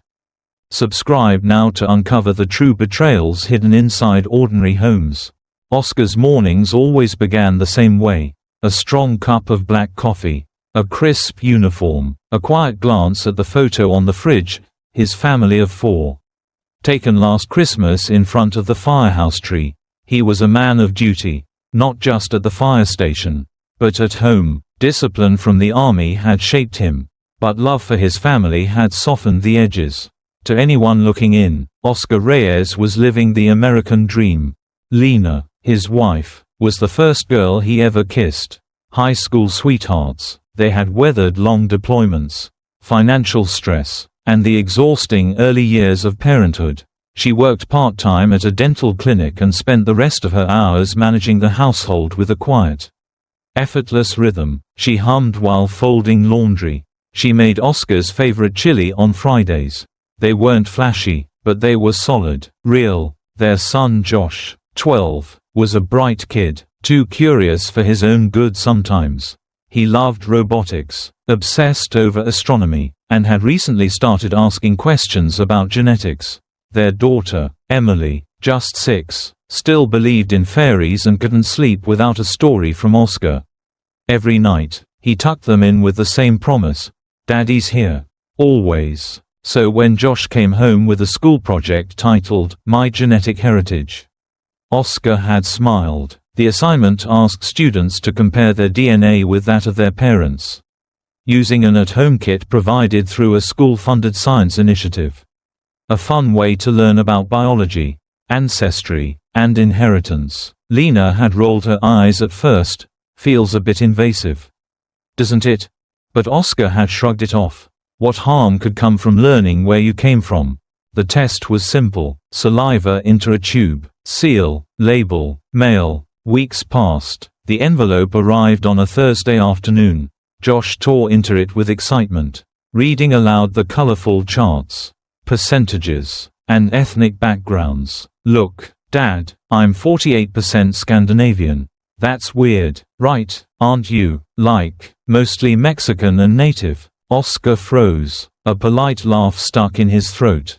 "Scandinavian?" He looked over Josh's shoulder, eyes scanning the report. The kid didn't notice. Lena did. She offered a quick smile. "A little too quick. Maybe it's from my side. I had a great-grandmother who was Dutch. That could explain it." But Oscar knew what his side of the family looked like, what it tested like. He'd done his own ancestry kit years ago, out of curiosity, during a firefighter fundraiser event. There was no Scandinavian, none. He said nothing. That night, after bedtime stories and dishes, he sat in the garage, the DNA report beside him. He didn't smoke, but he felt like he needed something to hold. A pause, a way to steady hands that weren't shaking yet, but might. He reread the report 3 times. Then he looked at the photo on the workbench: Josh, age 5, on Oscar's shoulders at the 4th of July parade. The boy's smile, wide and gap-toothed, the way he clung to Oscar's neck like it was the safest place in the world.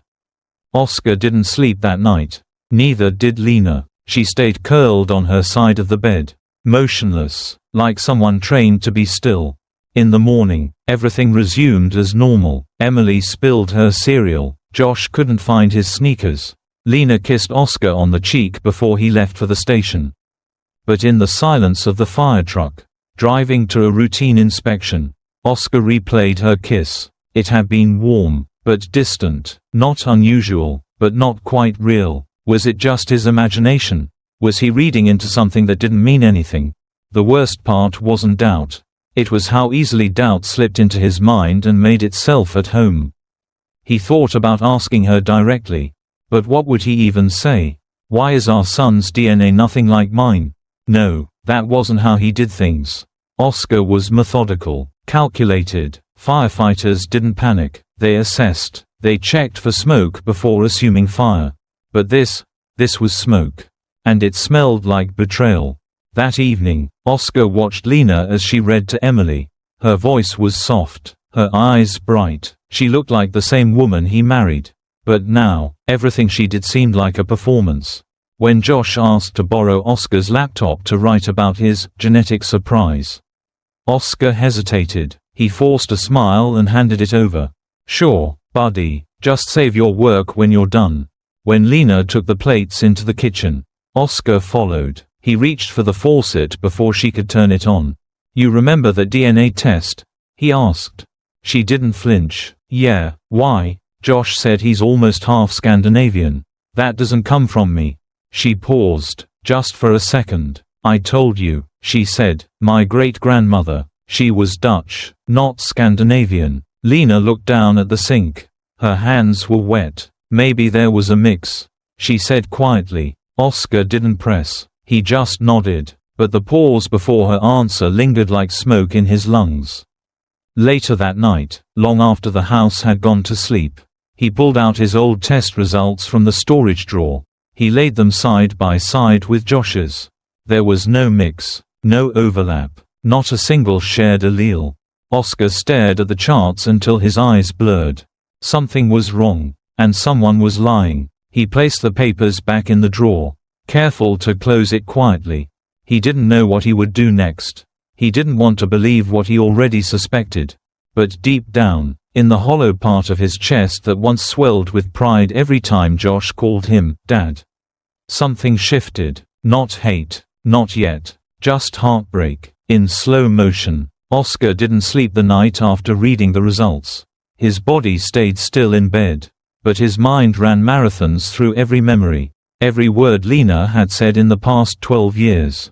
He found himself sifting through images like a detective sorting through a crime scene. Josh's birthday parties, Lena's hospital visits, family barbecues, they all played like surveillance footage now. The next morning, he woke up before sunrise. Not that he'd really slept. He sat at the kitchen table with a cup of black coffee, letting the steam fog his glasses as he stared at the cabinets. Each second felt borrowed from a life that was no longer his. He had questions, but no answers, not yet. So he did what he always did when there was smoke. He looked for the source. Oscar logged onto his laptop and searched for a second opinion. A private lab, one that handled discrete cases. He didn't want this tied to the city or the station. No leaks, no whispers. He drove to a different testing facility the next day, this time asking for a full genetic comparison, not just between him and Josh, but also between Lena and Josh. He needed to be sure. Some sick part of him wondered, what if both kids weren't his? He swabbed his daughter's cheek that night under the guise of a science project. Emily giggled. "Does this mean I'm going to be on TV?" she asked. He smiled sadly and kissed her forehead. "You're already a star." The next week dragged by. Oscar functioned like a machine. He ran drills at the firehouse, cleaned the rigs, ate in silence. The guys noticed something was off, but Oscar brushed it off with jokes about allergies or bad sleep. No one probed. That's how it was with men like Oscar. You didn't ask unless it was bleeding. When the second envelope came, Oscar didn't open it right away. He let it sit on the dining table for 6 hours while he mowed the lawn, did laundry, made dinner. Lena noticed. "Are you expecting something important?" she asked, wiping Emily's hands. He shrugged. "Just bills." That night, after the kids were in bed and Lena was soaking in a bath, he sliced it open. Emily was his. The test confirmed it. But Josh, still 0%. Oscar sat in the dark living room for 2 hours, turning the paper over and over like it might reveal more if he just stared hard enough. It didn't. He ran timelines again in his head. Spring 2011, He was stationed at Kandahar. Letters sent every week, phone calls when he could. There was a lull in communication during April. He remembered the sandstorm. He hadn't heard from Lena for almost 2 weeks. He thought the phones were down. Apparently, they weren't. Now the gaps were filling in. Her tired voice, the sudden silence, the way she cried during one video call and blamed hormones. She had already been pregnant. Oscar looked around the house. The framed photos, the "world's best dad" mug, the birthday cards signed with crayon. His throat closed. This wasn't just betrayal, it was identity theft. He had built a life on a foundation that was never real. But he still had choices. He opened a locked drawer in his desk and pulled out a flash drive. He copied both DNA reports onto it. Then he opened a blank document and began listing questions. Who is Josh's biological father? Did Lena ever intend to tell me? Has anyone else known? Was this a one-time thing or an affair? He stared at the last question the longest. Affair. The word tasted like metal. He pulled out their old photo albums. One image in particular caught his attention. Lena at her sister's wedding in 2011. Smiling a little too wide. Standing next to a man Oscar didn't recognize. Handsome, confident, leaning slightly toward her. Oscar flipped the photo. No name. He ran a reverse image search. No hits. Then he searched Lena's Facebook friends. Hundreds. He started scanning profile pictures, cross-referencing dates. An hour later, he froze. There he was. Ryan Keller. Lives in Denver, works in construction, went to high school with Lena. Oscar clicked through Ryan's profile. Then he paused at one post, a Father's Day message from last year. It was a photo of Ryan holding a toddler. Not Josh, too young, but the resemblance. Same chin, same smile, the eyes. Oscar closed the laptop. His pulse was steady, but his mind was storming. He didn't want to jump to conclusions. But every step forward felt like confirmation. He decided to wait, watch, listen, because if Lena had lied once, she could lie again, and he was done being the only one in the dark. He took the DNA reports, the photos, the flash drive, and locked them in his safe. Then he stood in the hallway, looking at the closed bedroom door. Behind it, Lena slept. Behind it, so did a decade of deception. And in the morning, they would wake up like any other day. Except Oscar would never see her the same again. Not ever. Oscar waited until the house was empty. Lena had taken Emily to a friend's birthday party. Josh was at his science club meeting. The silence was heavy, a silence that gave permission. He went to the hallway closet, reached into a shoebox marked "Donations," and pulled out Lena's old phone. She hadn't used it in over 5 years. It was a black Samsung, scuffed at the edges, but it still powered on. He had kept it, like so many things, out of habit more than intention. Now it became evidence. Oscar connected it to his laptop. The screen flickered to life. And with a few bypasses he had learned from working cyber drills at the firehouse. He was in. The email app hadn't been wiped. Neither had her calendar. He wasn't sure what he expected. Guilt, regret, maybe some desperate attempt to hide what had happened. But instead, it was all there, raw, unapologetic. She had saved an old email thread labeled Damien. The name was familiar, high school friend. She had mentioned him once, offhandedly, saying he lived in Boulder now. Oscar clicked open the thread. It began innocently, a class reunion invitation. Then it drifted. I miss our talks. You always knew how to make me feel real. I wish we could go back. Even just for one night. And then, an image. A blurry concert selfie. Her face, lit by stage lights. Damien's arm around her shoulder. A timestamp on the image, April 17, 2011. Oscar remembered that date. That was the week she told him she was homesick with the flu. Resting at her mother's, he had sent her a care package from Kandahar. He leaned back in his chair. His stomach turned. The betrayal wasn't just physical.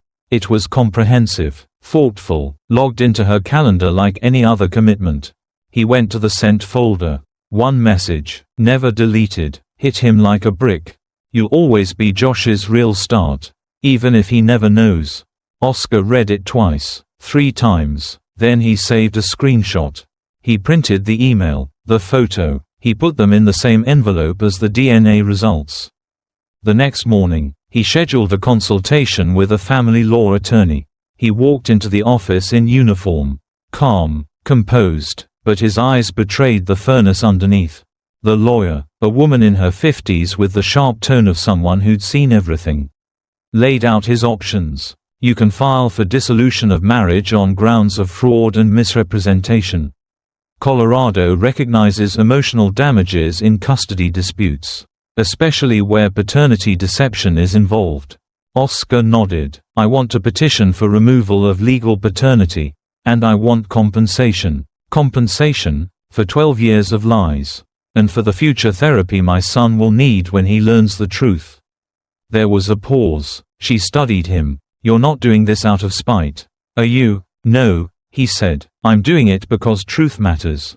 Because a father should be more than a placeholder. He left her office with a folder of documents and a new email account created solely for legal correspondence. At home, Oscar returned to routine. He cooked, folded laundry, helped Josh with math. But his eyes were different. He studied Lena like a crime scene. Watched her laugh, hold Emily, scroll through her phone. She didn't know the ghost beside her had found a voice. At night, Oscar wrote, not letters, not journals, reports. He logged everything, every date, every discrepancy. He searched Damien's name in court records, news archives, social media. Nothing criminal, no obvious skeletons, just a man living quietly, unaware that a forgotten night was now being unearthed like a buried landmine. Oscar considered contacting him, but not yet. This wasn't about confrontation. This was about truth. And truth, Oscar had learned as a firefighter, never screamed. It smoldered, until it consumed everything. In the quiet hours of the night, when the world rested, Oscar became a prosecutor in his own life. He no longer asked, why? He asked, how long until I can prove it in court? Oscar sat in the courtroom wearing his uniform. Not out of pride, but because he wanted the truth to be seen through every layer of who he was, a man of service, of duty, of sacrifice. His firehouse badge gleamed under the sterile lights. Around him, the courtroom buzzed with quiet movement, shuffling papers, throat clearings, a low murmur of whispers. But in his head, everything was silent, a kind of vacuum that existed only before explosions. Lena entered with her lawyer. Her expression taut and eyes glassy. She wore a soft blue blouse, one Oscar remembered buying her for their 10th anniversary. She didn't meet his gaze. She hadn't for days. The judge, a stern woman in her 60s, began the session with formalities. Then it was Oscar's turn. He stood. His voice was steady as he laid out the facts. He submitted 2 DNA reports. One from the school project. One from the private lab. Both showed 0% paternity for Josh. Then came the emails, the printed message, you'll always be Josh's real start, even if he never knows. The photo, the timestamp, the calendar entry. The judge asked Lena to respond.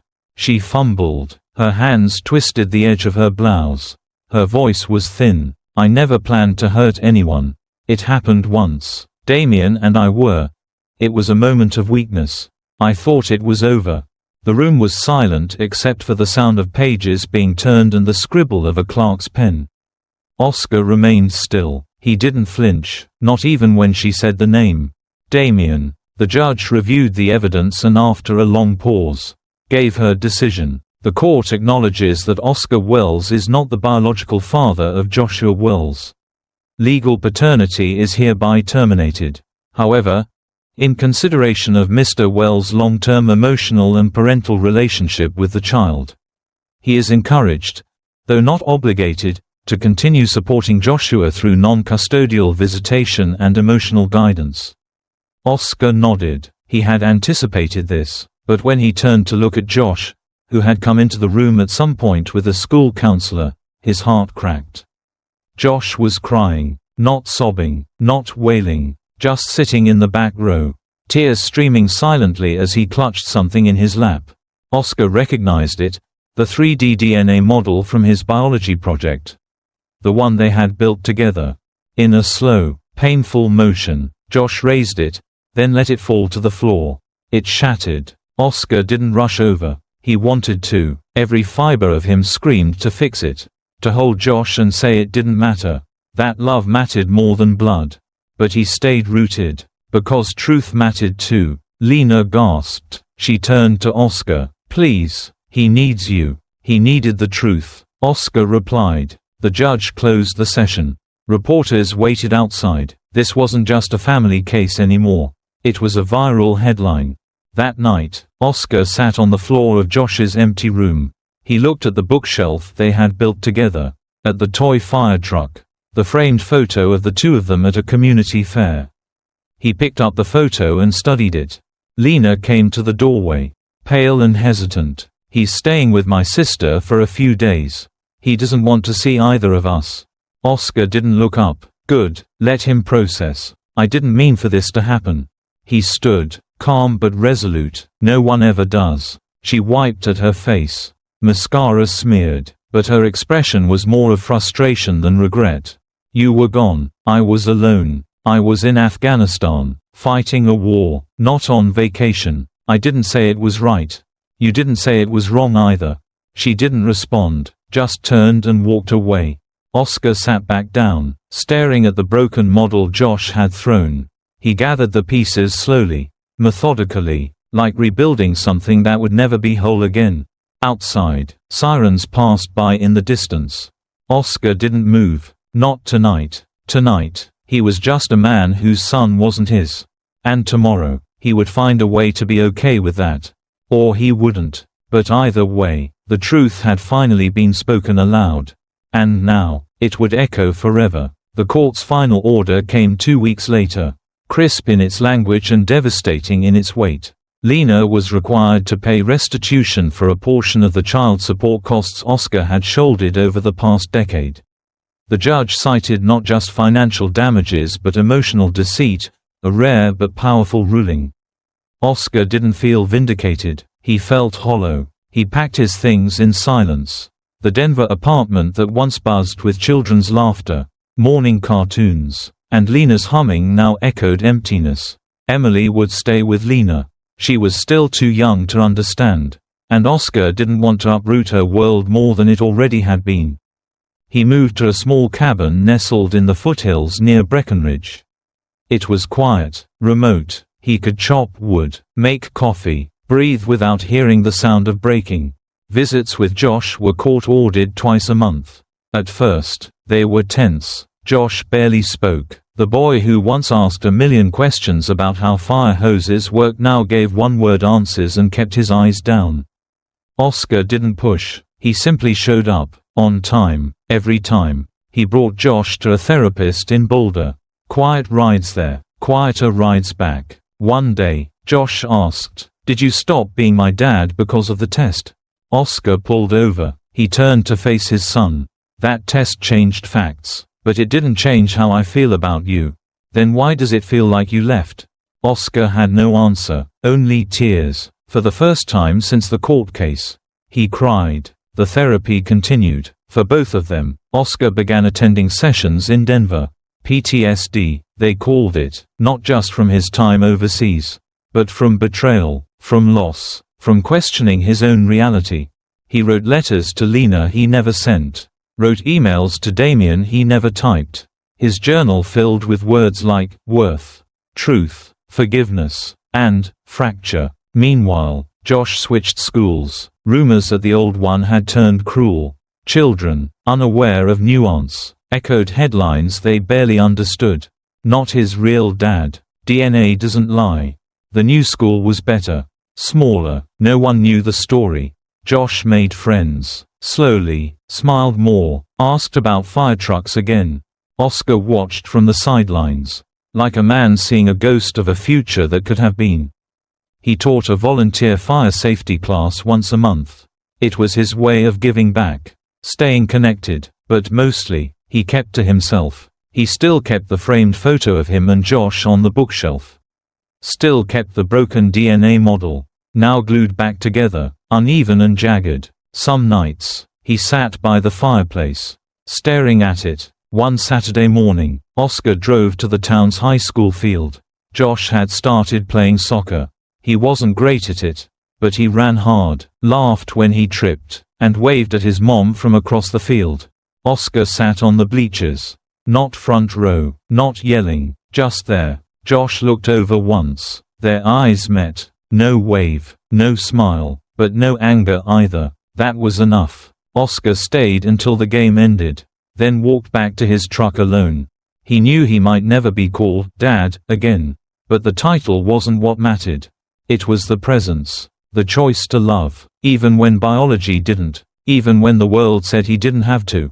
He drove back to the cabin, started the fire, sat with a book he didn't open. He watched the snow fall outside, and whispered to no one. Some men become fathers by accident. Others stop being won by betrayal. But some stay, just because love doesn't care about DNA. Some betrayals destroy trust. Others destroy families. But a few leave blood on the floor and silence in the soul. If this story moved you, take a moment to reflect on what it truly means to love, to lie, and to lose. Subscribe now to Infidelity Chronicles for more true stories that reveal the darkest corners of desire. And stay with us. Next, Vanessa from Nevada. Her open marriage turned into a closed casket. When freedom turned fatal, and love crossed the line into crime. Because in this series, nothing stays buried forever. If your marriage had no rules, who would be the first to cross the line with a knife? Right arrow. Subscribe now to follow the dark line between desire and destruction. Vanessa Hart's life wasn't a lie. It was, perhaps, an experiment, one conducted beneath the neon glow of Las Vegas, a city that pulsed with indulgence and whispered promises in every corner. Her marriage to Brian had once been simple, sincere, 11 years of loyalty, laughter, shared nights, and mundane routines. But something broke 2 years ago. A betrayal, a late-night text, a mistake, confessed tearfully and forgiven with open wounds and a new deal. An open marriage. It wasn't Vanessa's idea, nor fully Brian's. It was born from desperation, from a hope that permission would erase temptation. 3 rules. Always be honest, never bring someone home, and never, under any circumstances, fall in love. Vanessa had thrived under those rules. Or, at least, she convinced herself she did. With her work as a freelance HR consultant, she had freedom, flexibility. She told Brian she rented the Airbnb downtown for late-night projects, Zoom calls, and solitude. He didn't question her. At first, Brian had changed, not drastically, but in subtle, soul-deep ways. He used to meet her with full embraces, the kind that folded her into his chest. Now, his hugs were brief, one arm, half a smile. His eyes didn't hold hers long anymore. And yet, he never accused, never confronted, just drifted. Vanessa filled that silence with noise. With people, with Travis. Travis was different, younger by a few years. A gym instructor who spoke with his hands and made her laugh too easily. He didn't ask about Brian. She never brought him up. The Airbnb became their space. Weekly, then bi-weekly, then whenever the ache became too sharp. She told herself it was physical, temporary. She told herself she still loved Brian, that she still respected the rules. But sometimes, when she lay beside Travis, she didn't rush to check her phone. She didn't feel the guilt clawing at her ribs like it used to. She would lie there, let her hair fall over his chest, and listen to his breathing like it was a lullaby. And then she'd go home. Home was quieter now. Brian made dinner less often. He stopped playing their favorite records. He'd go to bed early, or stay up watching fire department training footage. Eyes glazed. She asked him once, softly, "Are we okay?" He nodded. "We're doing what we said we'd do." And that was the end of it. But Vanessa felt it, the growing distance, not a chasm, but a slow stretch, like dough pulled too thin. She thought the arrangement gave her freedom, but sometimes, Freedom felt like being alone in a vast room with too many doors and no maps. One Thursday night, she returned home after a 3-day retreat. Brian was sitting on the back porch, nursing a beer. He looked at her the way a firefighter looks at smoke, calmly, knowingly, and with the awareness that fire might be near. "Everything go well?" he asked. "Fine. The client wants a second draft. You working with them again soon?" "Maybe. I don't know." Silence stretched. The city murmured beyond their backyard. Neon shimmered in the air like distant fireflies. "Do you remember the first time we came here?" she asked. "The rental tour. You said the pool was too small. But I loved the way the light came through the kitchen in the morning." He took a sip. "Yeah, I remember." His voice wasn't angry, just tired. She wanted to reach for him, but didn't. Instead, she went inside and stared at her reflection in the bathroom mirror. Her skin was flushed from wine. Her lipstick faded. Her eyes didn't look like they used to.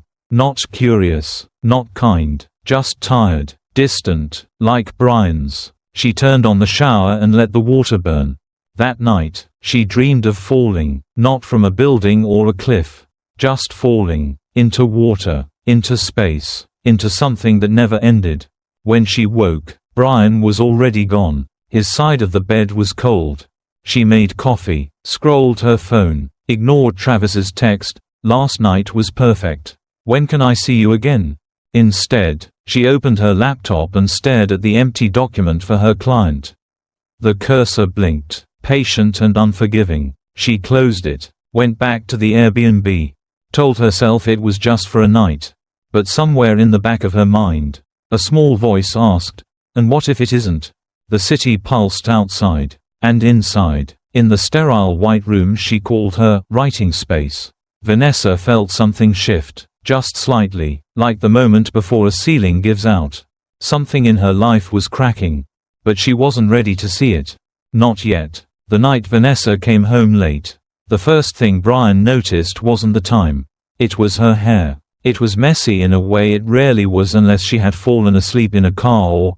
He tried not to finish that thought. She didn't greet him with a kiss. Just a tired smile, a few mumbled words about a deadline, and then she walked straight into the bedroom. Brian stood in the kitchen, the glow of the fridge spilling across the floor. He heard the water run in the bathroom. Something about the way she moved, so automatic, so uninvested, made his stomach twist, but he said nothing. He wasn't the jealous type. Not anymore. That emotion had already burned its way through his system like a fever. Back when the affair first happened. When he forgave her. When he agreed to try this arrangement.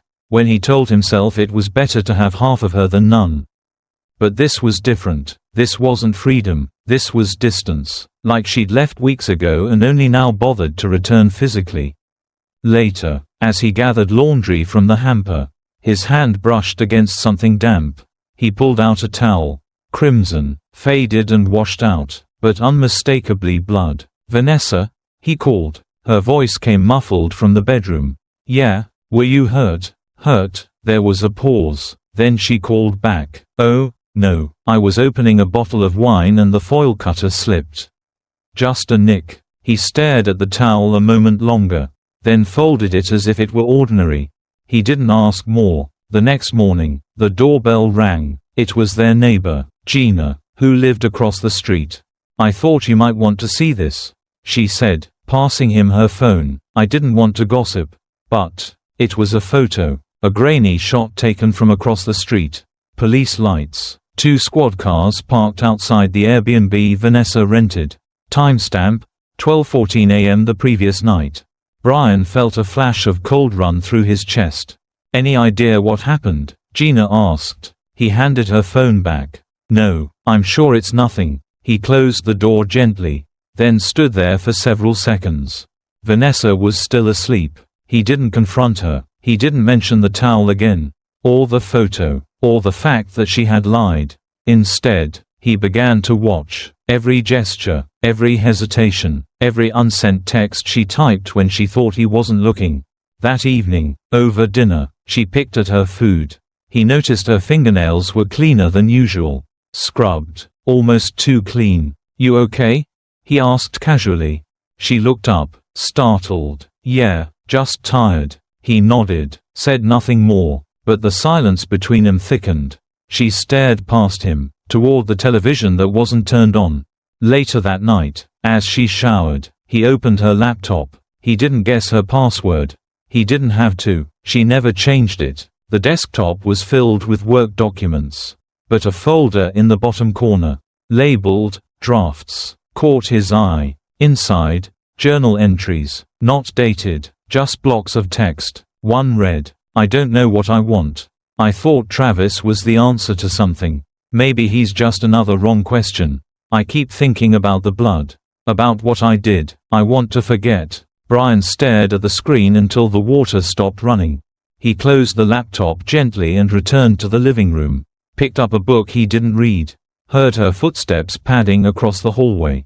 The bedroom door shutting softly behind her. She hadn't said goodnight. He sat for another hour. Then two. Then finally walked to their room. Climbed into bed beside her. And stared at the ceiling while she slept. He didn't sleep. The image of flashing police lights burned behind his eyes. The towel, the journal, the lie. And still, he said nothing, because part of him didn't want to know. Not yet. Part of him wanted to preserve the illusion a little longer. The fragile piece, the illusion of choice. But something had begun. A shift, like a crack in the wall that seems cosmetic, until you realize it runs through the foundation. And something inside Brian told him, the house was starting to come down. Brian had been trained to assess threats calmly. In fires, every second mattered. In emergencies, emotions were liabilities. But nothing in his firefighting career had prepared him for this kind of slow-burning disaster. Nothing taught him what to do when the fire was inside his own home. He started with the facts. Vanessa claimed she used the Airbnb for freelance projects. Usually on weekends. She said she needed silence.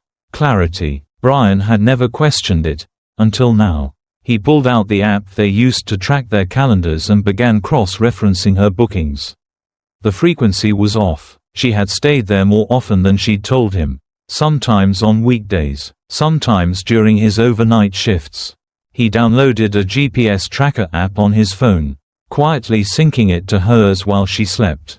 It wasn't just paranoia now, it was evidence gathering. 3 days later, while she was at the Airbnb again, he drove by after his morning shift. Her car was parked out front. So was another, a silver SUV he didn't recognize. Brian parked across the street and waited. 2 hours passed. Then the door opened. Vanessa stepped out, laughing. A man followed, younger than Brian, but not by much. Fit, confident, wearing a firefighter t-shirt. Brian's stomach twisted into something cold. He knew that man, Travis Carmichael. They'd been rookies together. Brian hadn't seen him in years. He remembered their drills, the long overnight shifts, the camaraderie. Travis had moved to California. Brian thought he'd lost touch. Apparently not. Vanessa kissed Travis quickly on the cheek. He swatted her playfully on the hip. Then they both went back inside. Brian didn't follow them, not yet. Instead, he waited until they left again. That evening, after Vanessa had returned home claiming a burnout day from writing, Brian went back to the apartment. The manager at the front desk was easy to charm. Brian was still in uniform. "Forgot something my wife left," he said. "She's been staying here for work." The manager gave him a spare key without a second thought. Inside, the air still smelled like cologne. Not his. There was a wine glass on the nightstand. Lipstick stains. A used towel on the floor. A bottle of bourbon, half drunk. And on the edge of the bathroom sink, a pair of men's underwear. Brian didn't touch anything. He simply stood in the center of the room, taking it in. The scene felt like a ghost story told in objects. Every item a sentence, every stain a confession. Then, near the edge of the kitchen counter, he saw it, a smear of dried blood. Small, almost missed. He stared at it for a long time, then took a photo. That night, he didn't ask Vanessa anything. He just watched her wash dishes. The way she hummed slightly, The way her eyes flickered when he walked past. He noticed the way she avoided his gaze, like someone waiting for a trap to be sprung. Instead, he kept reading. He scoured the shared eCloud. Old backups, notes, messages, even deleted ones. That's where he found it. An unsent draft from Vanessa to someone named T. It read, "I know he'll never forgive me. Not if he finds out it was you. But I needed to feel something alive. I needed to feel like I still existed. I'm scared you're more dangerous than I thought." Brian saved the message. Screenshot. Backup. USB copy. He called a lawyer the next day. "What are my rights if my spouse breaks the conditions of an open marriage?" he asked. The lawyer paused. "Depends. Did you have anything in writing?" Brian sighed. "Just rules. Verbal agreements. No emotion. No lies. No one we both know." "Then you might have something," the lawyer said, "especially if there's evidence of danger or manipulation." Brian gathered everything: photos, emails, timestamps. He wrote it all out like an incident report. Each paragraph precise, clinical, like a post-fire analysis. He learned that Travis had been discharged from service after a misconduct investigation.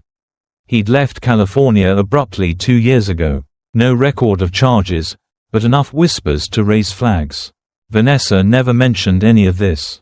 One night, while she slept, Brian stood beside their bed and watched her. The way her hand curled beneath her cheek. The way her breath hitched when she dreamed. She looked innocent, but he knew better now. She hadn't just broken the rules. She had rewritten them without telling him. And worse, she had invited a predator into their lives. The next morning, Vanessa smiled at him over breakfast. Asked if he wanted pancakes. "Sure," he said. His voice was calm, even, but in his mind, he was already planning the confrontation. Not yet, but soon. He needed one last piece. One undeniable proof. He got it 2 days later. A receipt, from the Airbnb account, for a bottle of wine charged to the room at midnight. The same night as the blood. The same wine bottle Vanessa said had cut her hand. Except the bottle wasn't broken. It was in a trash bin behind the apartment building. Whole, and the blood had been someone else's. That night, Brian didn't go home. He drove to a parking lot near the fire station, sat in the dark, and stared at the photo of Vanessa and Travis again. He didn't feel rage, only a grim sense of duty. Something had to burn, and this time, he wasn't going to stop the fire. The 911 call came in at 12:43 a.m. Vanessa's voice was breathless, high-pitched, and soaked in panic. "There's been an accident," she gasped. "He attacked me. I think he's dead. Please, please, send someone." By the time the patrol officers reached the Airbnb on the corner of 7th and Fremont, Vanessa was curled in a corner of the living room, her white blouse soaked in crimson and her hands trembling like leaves in a windstorm. Travis Carmichael lay motionless on the floor, his torso riddled with stab wounds, a bloodied pair of kitchen scissors on the floor beside his outstretched hand. The paramedics declared him dead at the scene. Detectives arrived within minutes. Vanessa was taken to the precinct without resistance. She repeated her statement in the interview room. Travis had grown agitated when she said their affair had to end. He lunged. She defended herself. The scissors had been the nearest thing. She acted on instinct. He wasn't supposed to be there. She whispered, staring at her lap. He kept saying I belonged to him. I didn't know what else to do. But the scene told a more complicated story. The stab wounds were excessive. 12 in total, 2 in the back. The blood spatter suggested a sustained assault, not a quick, chaotic struggle. There were bruises on Travis's arms from defensive motions. Vanessa had no visible injuries except a faint scratch along her forearm. The lead detective, a woman named Ortiz, watched Vanessa through the two-way glass. "It doesn't smell like self-defense," she said. "Smells like rage." Meanwhile, Brian stood in the lobby of the precinct, arms crossed, jaw clenched. He had arrived 30 minutes after the call went public. Not as a grieving spouse. Not as a man there to bail out his wife. He had one thing in hand, a manila envelope. Inside, Copies of the Airbnb receipts. Photos of Travis and Vanessa. Email exchanges. The unsent draft. And a divorce petition. He waited calmly until they allowed him to speak with Vanessa. When the door opened, and she saw him, her eyes filled with tears. "Brian," she whispered. "Oh God, I didn't mean for this. I swear I didn't mean." "Stop." He laid the envelope on the table. She reached for his hand. But he pulled away. "You wanted freedom," he said. "Now you're free from everything." She didn't speak again. As he left, he passed Detective Ortiz. They exchanged a look. Nothing was said, but the understanding was mutual. Vanessa remained in holding. The next day, she was officially charged with second-degree murder. The tabloids jumped on the story. Open marriage ends in bloodshed. From passion to prison. The tragedy of Las Vegas nights. Her face was everywhere. News anchors dissected her past. Podcasts speculated about her motive. Feminist blogs debated self-defense versus ownership. True crime junkies uploaded analyses of her 911 call. But Brian stayed silent. He didn't speak to the press. He didn't respond to texts from old friends. He didn't go back to the fire station. He filed the divorce quietly. Moved out. Cut off contact. In the court of public opinion, Vanessa had become an icon of caution. A symbol of what happens when boundaries are blurred and desire burns too hot. But in the quiet of her cell, under the flickering fluorescent lights, Vanessa stopped being anyone's symbol. She was just a woman with shaking hands, listening to the ticking of a broken clock. She cried, not out of guilt, but from the weight of finality. The freedom she had once mistaken for empowerment had collapsed into isolation. The man who had known her deepest fears had left her without a backward glance. The man she had sought to escape had become her final chapter. In the courtroom, her lawyer argued diminished capacity, trauma, provocation, but the evidence stacked up like bricks. And with every new angle, Vanessa saw herself more clearly, not as a victim, not even as a villain, just as someone who thought desire could be controlled, who thought rules could protect feelings from human nature. The verdict would come weeks later. But in her heart, Vanessa already knew it. And when the door of the interrogation room finally shut behind her, she didn't flinch, because some prisons are made of steel, and others are made of mirrors. Vanessa sat in the corner of her cell, knees drawn to her chest, chin resting on her arms. The fluorescent light above her flickered with a slow rhythm, casting shadows on the pale cement walls that danced like ghosts with no name. Days had passed, maybe weeks. Time no longer arrived in numbers, but in sounds. The buzz of morning roll call, the scrape of metal trays on the floor, the distant weeping of another inmate whose world had also collapsed. The media storm had calmed. The headlines moved on to newer, bloodier stories. But for Vanessa, time froze in place like a paused film reel.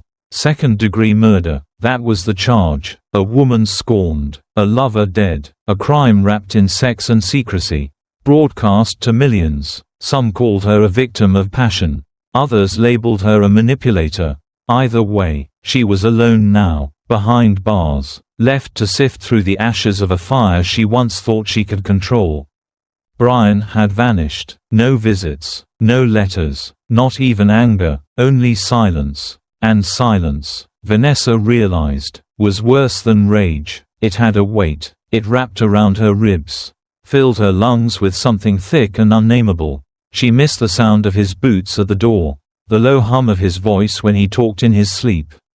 She missed him not as a husband, but as a witness to the life they'd once built.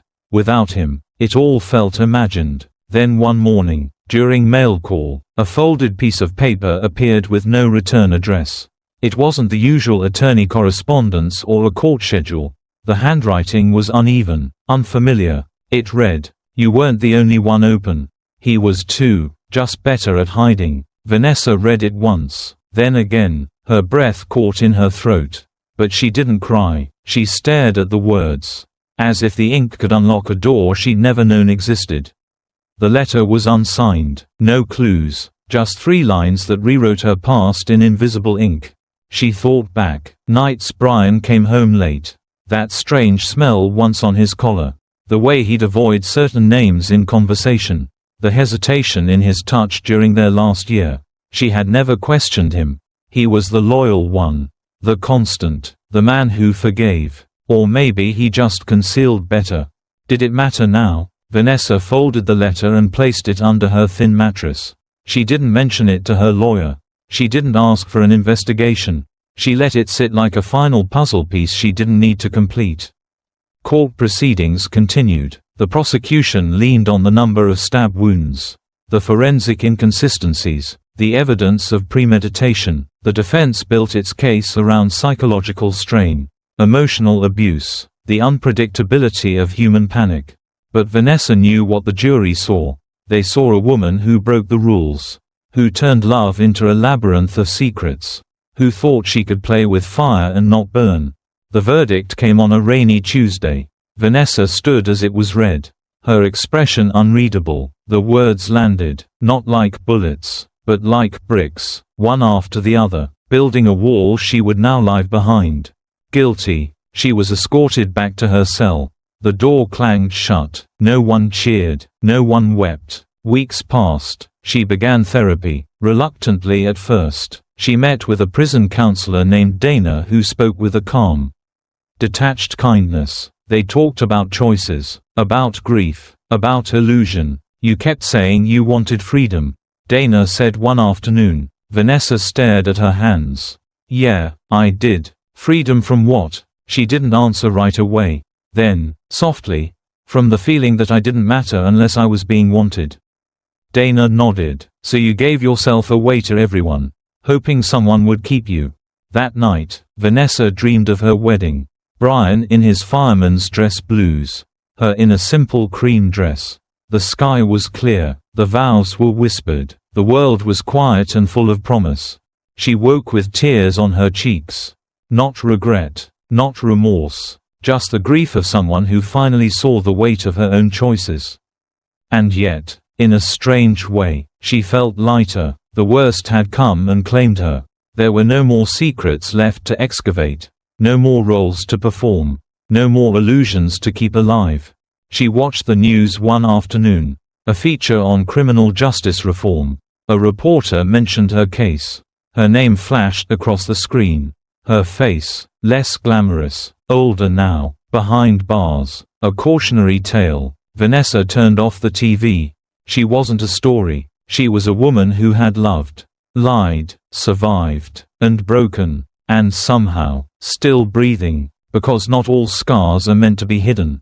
And not all endings mean silence. Sometimes, the final chapter is just sitting quietly, listening to your own heartbeat in a room where no one can see you. And realizing, you are still alive. Some boundaries aren't meant to be pushed. And some freedoms come with the heaviest price. Vanessa believed love could be negotiated, but she forgot, not every heart follows the rules. If this story left you speechless, you're not alone. Subscribe to Infidelity Chronicles, because the next case takes betrayal into your child's bedroom. Coming up next, Mark from Illinois. The babysitter left a message on the baby monitor. A whispered confession, a shattered marriage, and a mother who lost everything over a teenage mistake. Don't miss it. Hit that subscribe button. Truth lives here, even when it's too dark to say out loud. What if your baby monitor recorded not a lullaby, but betrayal in a whisper? Right arrow subscribe now, because some lies are caught between bedtime and betrayal. On the surface, everything looked like a postcard of American suburban peace. Mark Atwood, 39, drove his truck down the same quiet streets of Springfield, Illinois, each morning at 6:30. Construction boots laced tight, thermos in hand, mind already thinking about the site schedule and subcontractors. He'd return by late afternoon to his modest white and blue two-story home, where a tricycle sat in the front yard and wind chimes danced above the porch. Inside, Alyssa would usually be prepping dinner, blonde hair tied back, apron smudged with tomato or flour. She taught kindergarten part-time, leaving her just enough energy for motherhood and a few social media posts about the joy of parenting. Their 2-year-old son, Caleb, had recently developed trouble sleeping, often waking in the middle of the night crying. That's when Alyssa suggested they buy a new baby monitor with audio recording features. Mark agreed. He liked having tools, solutions, control. The monitor was sleek, Wi-Fi connected, and even came with voice recognition. But peace is often the last thing you hear before the storm starts whispering. They had a babysitter, Olivia, 19, soft-spoken, and seemingly harmless, a local psychology student. She wore oversized sweaters, always smiled politely, and loved reading bedtime stories with dramatic voices.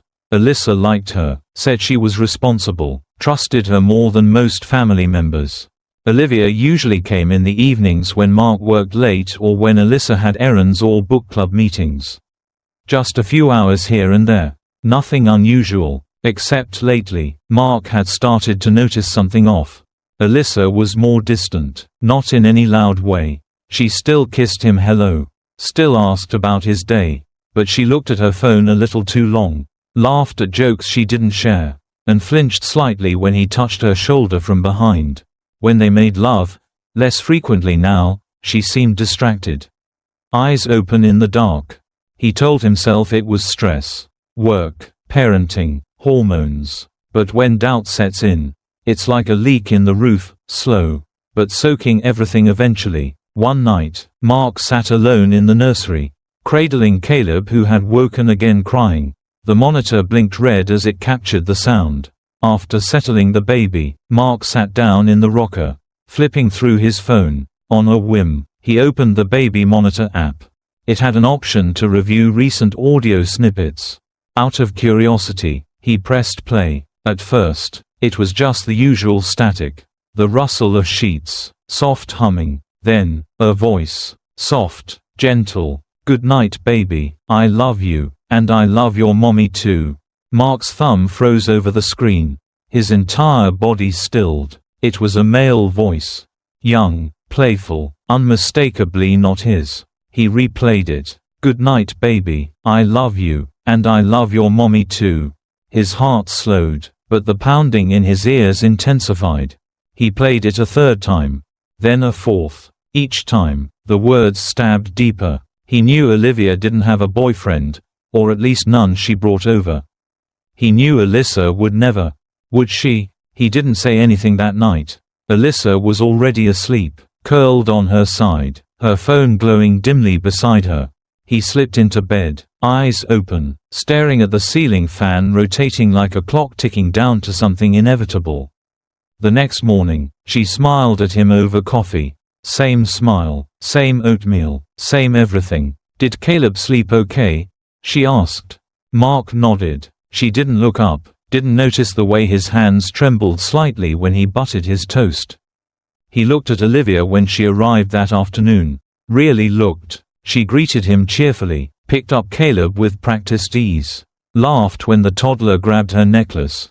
She looked innocent. But voices don't lie. Later that week, Mark told Alyssa he was going to upgrade the monitor again. "I think it glitched," he lied. "Heard something weird." "Oh," Alyssa said, too casually, "probably static." "Yeah, maybe." She turned away too quickly. The crack wasn't just in his trust now. It was in the walls. The routine, the rhythm of their life. He began to check the monitor each night. Listening, gathering, wondering if maybe the voice had just been a fluke. But the house didn't lie. And whispers in the dark always tell the truth eventually. Mark hadn't said a word. Not to Alyssa, not to Olivia, not even to himself. But silence has a way of growing teeth. And his was sharpening. Each night after Alyssa fell asleep, he opened the baby monitor app and began listening to past recordings. What started as a search for clarity quickly turned into a ritual of self-inflicted wounds. He found more. Soft giggles, whispers, the rustling of sheets when no one should have been in the room. And names. "Liv. No one will know. I miss this. Stop. He could be home." Mark sat at the dining table with his headphones in, his laptop screen glowing with the playback bar of the audio files. Each clip was a knife that didn't bleed. Each whisper etched another crack into his ribs. He didn't scream, didn't cry. Instead, he copied all the files onto a USB drive, tucked it into an old Altoids tin, and labeled it with a piece of masking tape, "House Repairs." He told Alyssa the monitor was glitchy, that he was taking it in to get serviced. She barely looked up from her phone. "Sure," she mumbled. That night, Mark watched her walk from the kitchen to the bedroom. The woman he had built a life with now moved like a stranger through his home. And he couldn't decide which was worse, her deception, or the fact that she didn't even try to hide it anymore.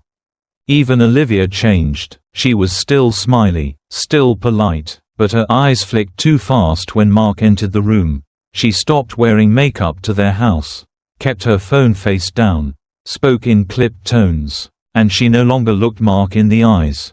Then came Thursday. Mark left work early, said the site manager didn't need him that afternoon. Drove home slowly. He wanted to catch them, but also didn't. He hoped he was wrong, but his gut had long since cast its vote. He pulled into the driveway, silence in the truck pressing against his ears like rising water. The house looked peaceful, the way it always did.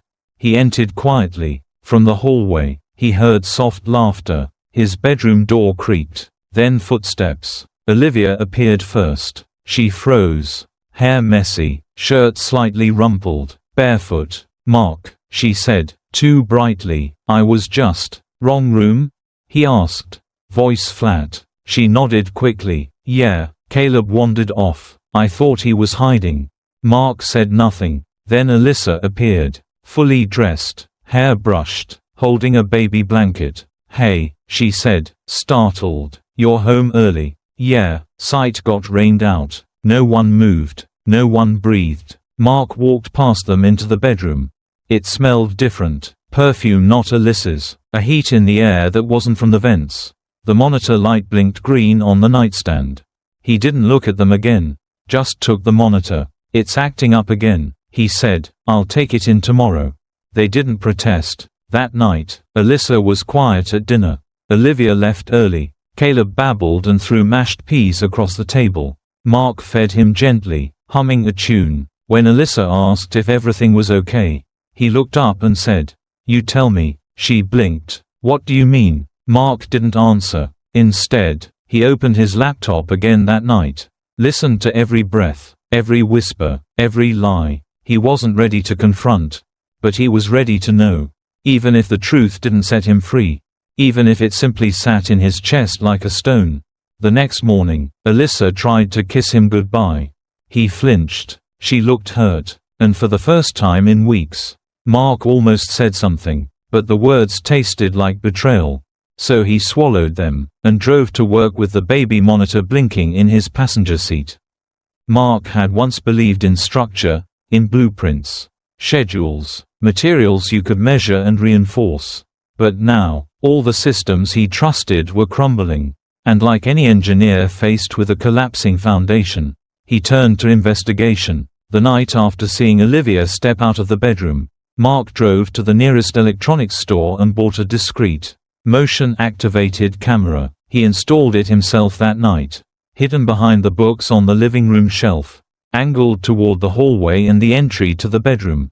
It wasn't paranoia now, it was data collection. He left the house as usual the next morning. Thermos. Kiss to Caleb. Nothing to Alyssa. His voice had grown so still it left echoes in the silence.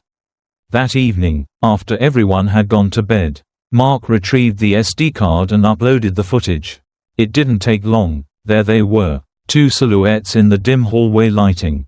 Alyssa first, barefoot, then Olivia, laughing in that way Mark once thought was for children. They kissed, not a quick goodbye, a slow, practiced ritual. Alyssa's hand cupped Olivia's cheek like she was handling something sacred. Then, both disappeared into the bedroom. Mark paused the footage, breathed, pressed play again. They re-emerged 20 minutes later. Alyssa had changed into pajamas. Olivia fixed her hair, a brief kiss on the cheek. It was worse than sex. It was routine. Mark's fingers hovered above the pause button, but he let the footage run until the hallway was empty again. The next day, he accessed their home Wi-Fi router. Through the login, He navigated to Alyssa's secondary email, a Gmail she never mentioned but always kept logged in on the family tablet. It was under a pseudonym, miss.alex.teacher@gmail.com. He clicked. Hundreds of emails, many with Olivia. He read the first few lines of several. Most were tame. "Thank you for today. You make the world feel soft. Next time, let's not wait a whole week." Then the deeper ones. "Your mouth last night, I can still taste you. I hate pretending. When I'm with Mark, it feels like cheating on you. If I didn't have Caleb, I'd run away." Mark scrolled through the dates. The messages went back months. Nearly a year. The baby monitor hadn't caught a single moment. It had caught a world. He closed the tablet. No yelling, no breaking dishes, no tears. Instead, he called a family law attorney the next morning. Her name was Dana Keller. Calm voice. Direct. When Mark explained, she didn't gasp or pity him. She asked for evidence. He brought the USB, the audio recordings, the hallway camera footage, the emails. Dana watched in silence. At the end, she said, "This is enough for full custody. If that's what you want. But we have to act fast before she tries to spin a story." Mark nodded. "I don't want revenge. I want clarity, and I want my son." Dana looked at him. "Then we move quietly, but decisively." That evening, Mark watched Alyssa in the kitchen. She was humming while making dinner. Nothing was different, except everything. She set the table, smiled at Caleb, and glanced at Mark. "You've been quiet lately," she said. "Work." He lied. She nodded. "You okay?" Mark forced a smile. "Just tired." She touched his arm. "Let me know if you want to talk." And in that moment, Mark saw it. Not guilt, but compartmentalization. Alyssa didn't see herself as cheating. In her mind, love wasn't a binary. It was something fluid, forgivable, and always justifiable when wrapped in enough softness. That night, Mark copied everything onto a second USB and placed it inside a fireproof safe. Then he reread the emails again. One stood out. "Sometimes I wonder if you chose me because I reminded you of her." Her? He scrolled deeper, found an email chain dated nearly 2 years ago.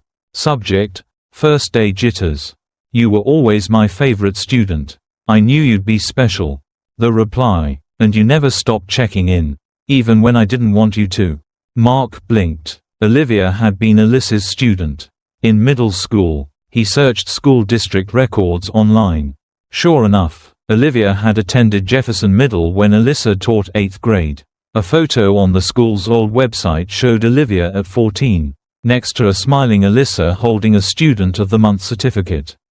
This wasn't an affair. It was a long, slow manipulation. Mark leaned back in his chair, the pieces clicking together like slabs of concrete falling into place. He wasn't just divorcing a woman. He was confronting a legacy of blurred boundaries. Alyssa had brought Olivia into their home under the guise of trust. But this was more than an impulsive attraction. It had the texture of grooming, of control disguised as love. Mark printed the emails, organized the recordings. Every piece of paper was labeled, time-stamped, dated. He wasn't angry. He was prepared. The quiet husband had become the prosecutor, and the trial would begin soon enough. The room was quiet, but it buzzed with tension. Dana Keller, Mark's lawyer, had arranged the meeting in her office, neutral ground, a place where emotion could spill but still be documented. Mark sat on one end of the conference table, a legal pad in front of him, hands folded, posture still. He looked like a man awaiting a sentence, even though he was the one delivering it. Alyssa arrived late. Her hair was damp from a rushed shower, and her makeup looked like it had been applied with trembling hands. She held her purse tight against her chest, as if it could shield her from what was coming. She glanced at Mark, who didn't meet her eyes. "What's going on?" she asked, feigning a calm she clearly didn't feel. Dana offered a measured nod. "Thank you for coming, Alyssa. Mark has something to share." Mark opened the folder in front of him. He didn't speak right away. Instead, he slid a USB drive across the table, then a stack of printed emails, then a photograph. Alyssa stared at them, Her mouth opened slightly, then closed. Her fingers hovered over the USB like it might burn. "What is this?" she whispered. "Evidence," Mark said flatly. "From the baby monitor, from the cameras, from your other email account." A pause. Alyssa blinked rapidly. "I don't understand." Dana leaned forward. "Alyssa, these materials document an ongoing sexual and emotional relationship between you and Olivia Clarke. They also suggest prior inappropriate contact during Olivia's adolescence, when she was your student."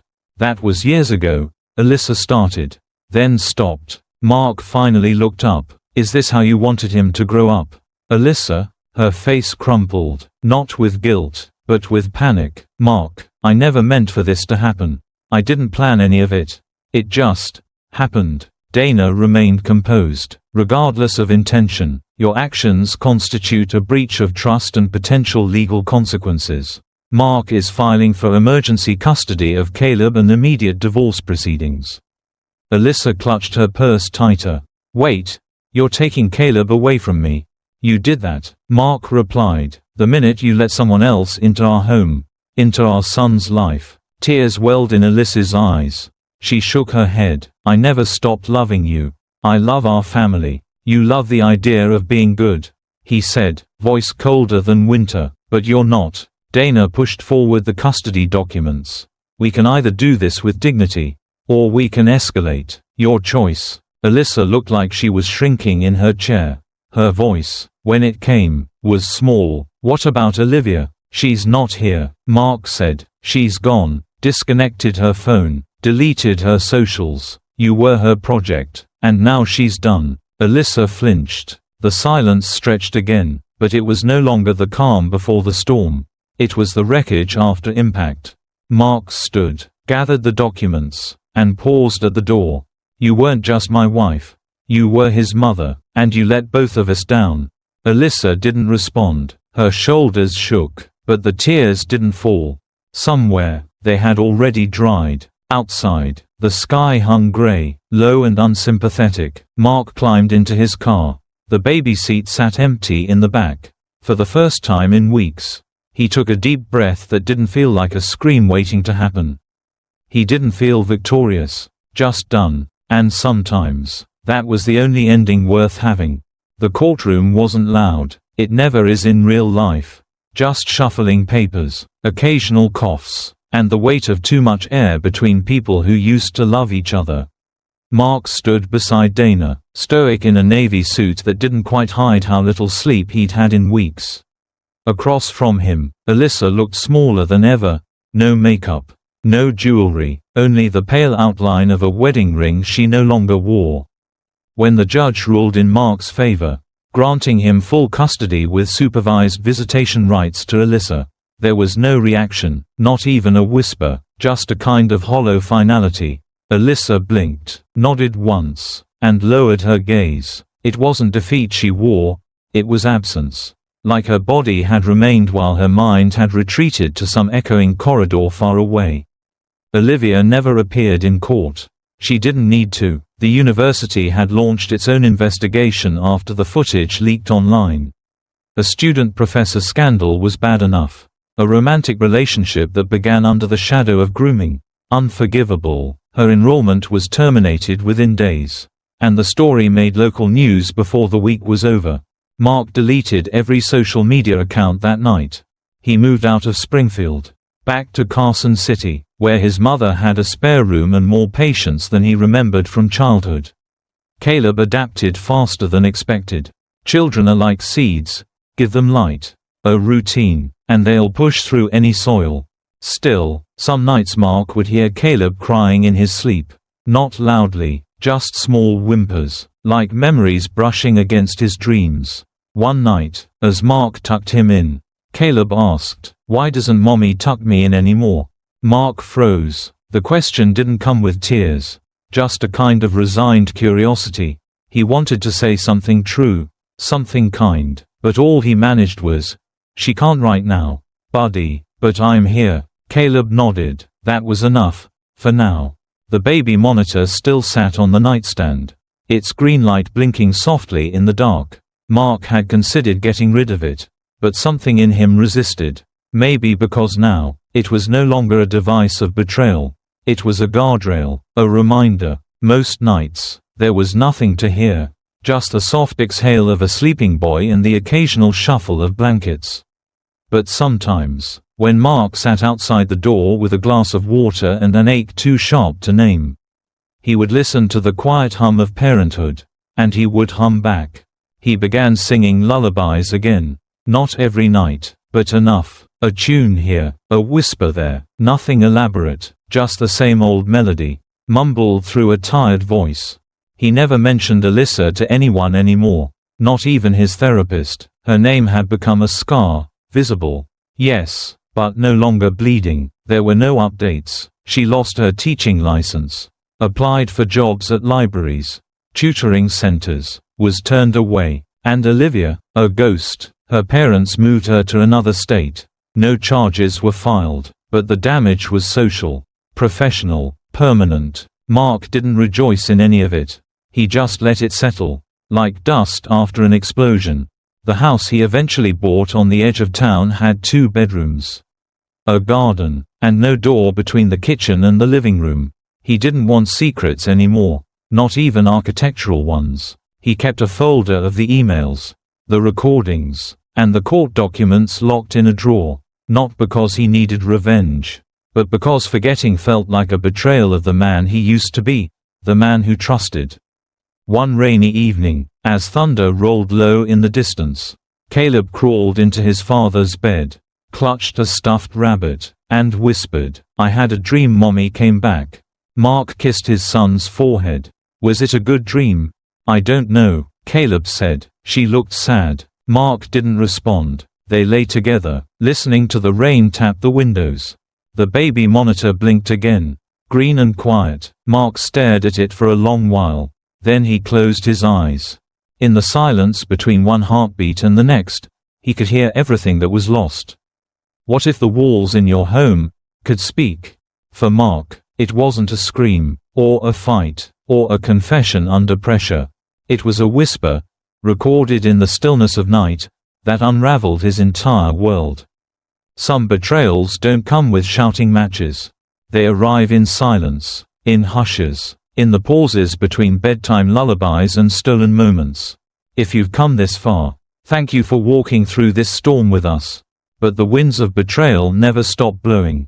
Subscribe now to Infidelity Chronicles, because next, we uncover a story not from courtrooms, but from a living room, where one accidental phone sync exposed 2 lifetimes of lies.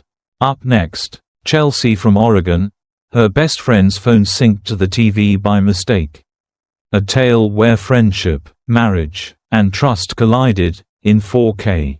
Hit that bell, because sometimes, the next story might just be happening next door. What if your TV knew more about your marriage than you did? Subscribe now, because betrayal sometimes goes widescreen. Chelsea had always believed in the sanctity of connection, not just romantic, but personal, emotional, and spiritual. She made a living teaching others how to process trauma, strengthen communication, and build intimacy. As a licensed counselor based in Portland, Oregon, her life, at least from the outside, looked like a carefully curated lesson in love. At 32, she had built a small but steady online following, sharing parenting tips and mindfulness routines with a touch of West Coast charm. Her videos, often shot in her sun-drenched kitchen or cozy reading nook, radiated calm. Followers loved her authenticity, her steady voice, and the glimpses into her seemingly perfect life. Her husband, Mason, appeared occasionally in the background, always with a supportive smile. Their daughter, Lily, 5 and wild-haired, often made guest appearances offering giggles and finger-painted masterpieces. Then there was Brittany. Brittany had been in Chelsea's life for more than a decade. They met during freshman orientation at Oregon State, bonded over their shared hatred of dorm food and their obsession with early 2000s romantic comedies. Over time, Brittany had become more than a friend, she was chosen family.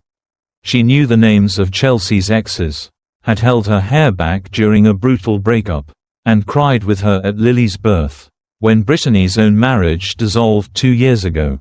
It was Chelsea who opened her home, who made space for her in the guest room when things got too lonely. Now Brittany lived 10 minutes away but still dropped by several times a week. She babysat Lily when Chelsea had sessions to run or needed a night off. She knew where the spare key was, which drawer held the toddler snacks, and what brand of oat milk Chelsea preferred in her coffee. She laughed with Mason too much. Chelsea had started to notice. Her eyes lingered a second too long. Her jokes danced on the edge of flirtation. Chelsea first ignored it. It was easier to attribute her discomfort to the chaos of life. Mason had been working longer hours at the design firm. Brittany had started doing more yoga and looked impossibly flexible. Chelsea, meanwhile, felt like she was perpetually in a sweatshirt with a baby wipe in one hand. The first red flag came in the form of a locked phone. Mason had always been casual with his devices. They shared a family calendar, used the same passcode, and even had their phones synced to the house's smart hub. But over the past few weeks, Chelsea noticed him turning the screen away when she entered the room.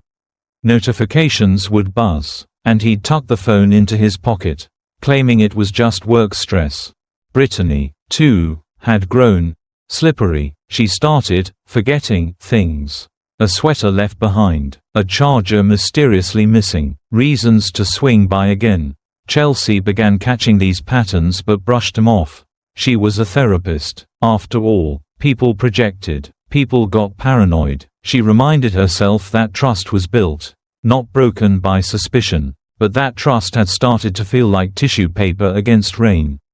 There was a moment, a small, mundane moment, that refused to leave Chelsea's memory. A Sunday morning, they were all in the kitchen. Chelsea making waffles while Mason poured juice and Brittany leaned against the counter scrolling her phone. Mason told a joke about their old college days, something only he and Brittany found funny. They laughed, loud and unfiltered. Chelsea smiled too, but there was something about the way Brittany touched his arm, the way Mason looked away when he caught Chelsea watching. Chelsea told herself it was nothing, but the image had teeth. It bit her every time she tried to sleep. That night, she uploaded a video on how to rebuild trust after a breach. Her voice was calm, her makeup perfect, but she had to stop recording twice because her hand was shaking.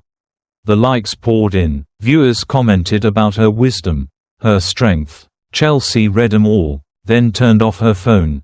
There was one more thing. Small, ridiculous, but it clung. Chelsea had gone to clean out Mason's car before a road trip.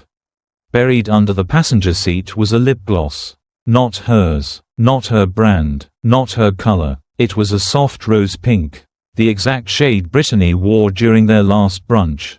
Chelsea held it in her palm, feeling the weight of it. She didn't confront him. Instead, she slid it into the trash with trembling fingers. The TV in their living room was smart. So smart, it could sync with any phone that had ever connected to the Wi-Fi. Chelsea and Mason both used it to stream music, videos, and family photos. So did Brittany. On occasion, when they watched Netflix together, Chelsea never thought of it as a threat. Not until the night the screen lit up with something it should never have shown. Not until the lies came through in HD. And the life she built, so carefully, so publicly, so lovingly, started to fracture beneath the glow of the living room light. The world didn't end in a scream. It started with a flicker. Chelsea just wasn't ready to see what was coming next. Chelsea didn't sleep that night. She lay in bed, staring at the ceiling, hearing again and again the sound of Brittany's voice, the ping of the synced phone, the hollow thud of the dropped takeout bag. Mason was beside her, but far away, a shadow with breath. He hadn't spoken since she asked that one devastating question. Then why does it look exactly like this? He had no answer. Chelsea rose before dawn. She brewed coffee like muscle memory, staring at the rippling surface as if it could tell her what came next. She didn't feel rage, not yet. What she felt was a stillness, like the hush after an explosion, when dust floats and nothing has settled. Her daughter padded in, sleepy-eyed, and asked if Brittany was coming to the park with them that afternoon. Chelsea paused for a beat too long, then smiled and said, "Not today, honey." By noon, she was at her laptop, scanning old footage from their home cameras, the ones they used to check on Lily when she napped or played alone.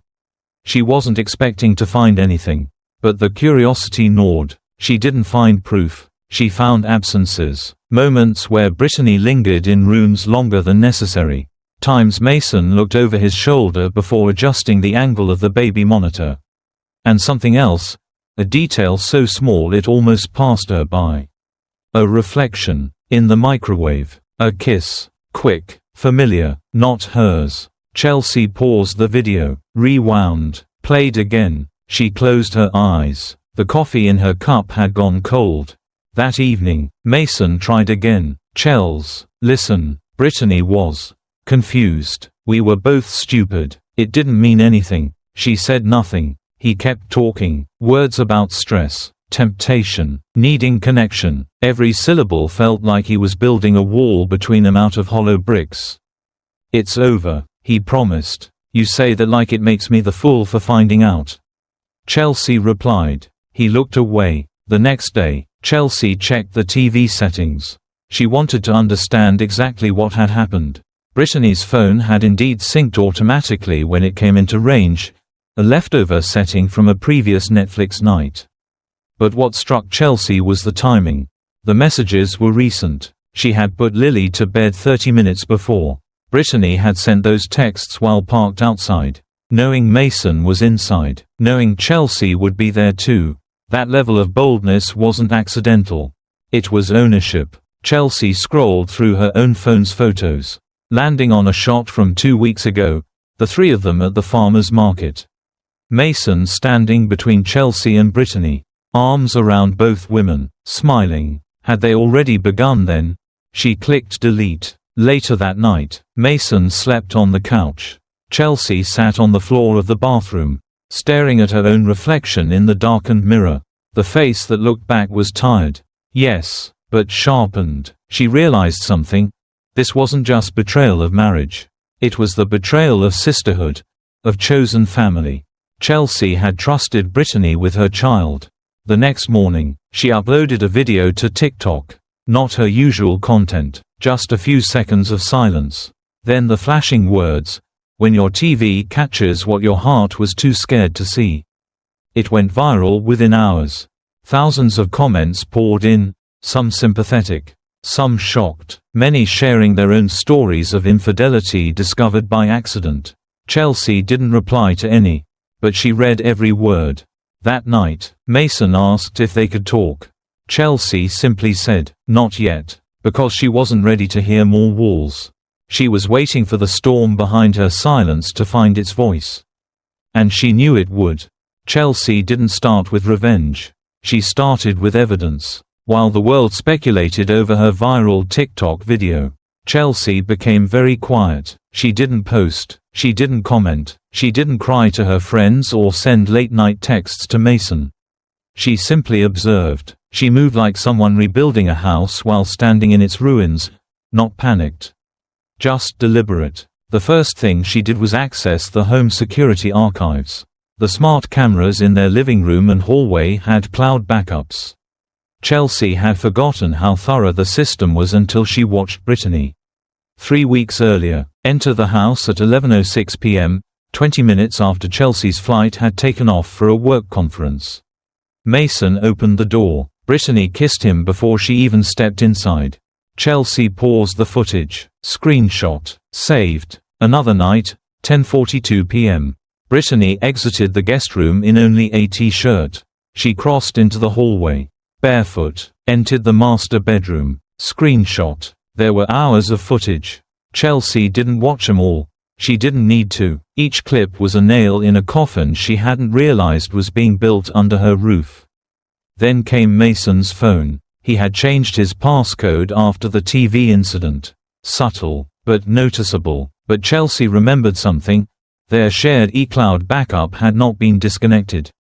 She logged into her laptop. Scrolled through the archived messages. There they were. Some of them were banal. "Can you bring wine tonight? She leaves at 3, but others cut like knives. I still dream about our first kiss in the garage. You feel like safety and danger at once. Chelsea felt her pulse tighten. She copied the thread, pasted it into a document, and began cataloging timestamps. This wasn't about jealousy anymore. It was about truth. She opened a new file and titled it simply, Chronology. She listed the date of each suspicious event. She matched it with security footage. She cross-referenced the messages. Pattern, precision, proof. Then came the twist. While reviewing old emails, searching for anything Brittany-related, Chelsea found one from 2 years ago. It was a thank you note. Brittany had been staying with them at the time. Post-breakup, barely functional, Mason had written, "You saved her, Chels. She was crashing and you called her." But deeper into the inbox, she found something else, a forgotten exchange between Mason and a friend.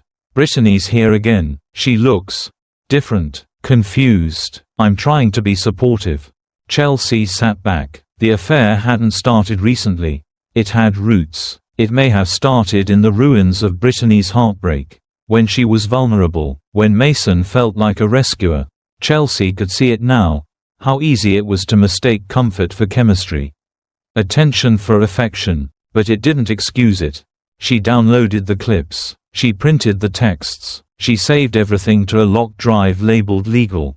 Throughout it all, Chelsea was silent. To Mason, she was cordial but distant. She let him continue sleeping on the couch.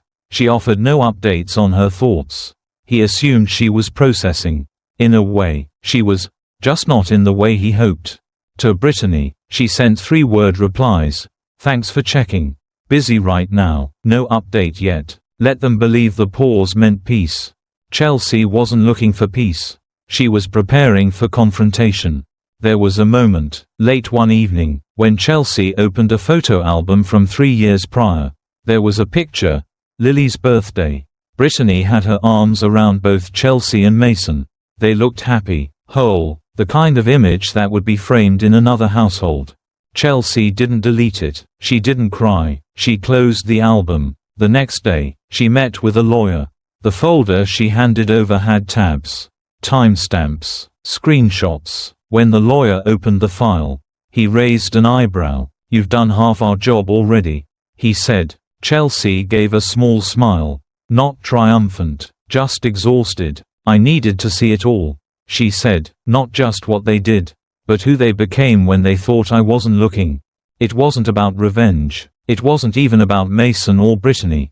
It was about reclaiming the narrative.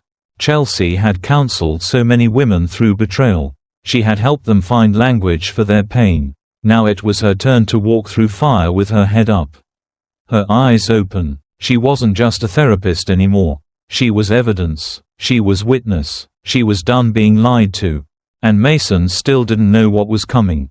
Chelsea liked it that way. Chelsea didn't plan the post for sympathy. She didn't script it for viral fame. She sat in front of her phone, face bare, eyes hollow but steady, and said what she had to say. "This is how I found out my husband was sleeping with my best friend," she said, her voice calm, even, no rage, no tremble, just the unbearable simplicity of truth. She didn't elaborate. Instead, she uploaded the screen recording.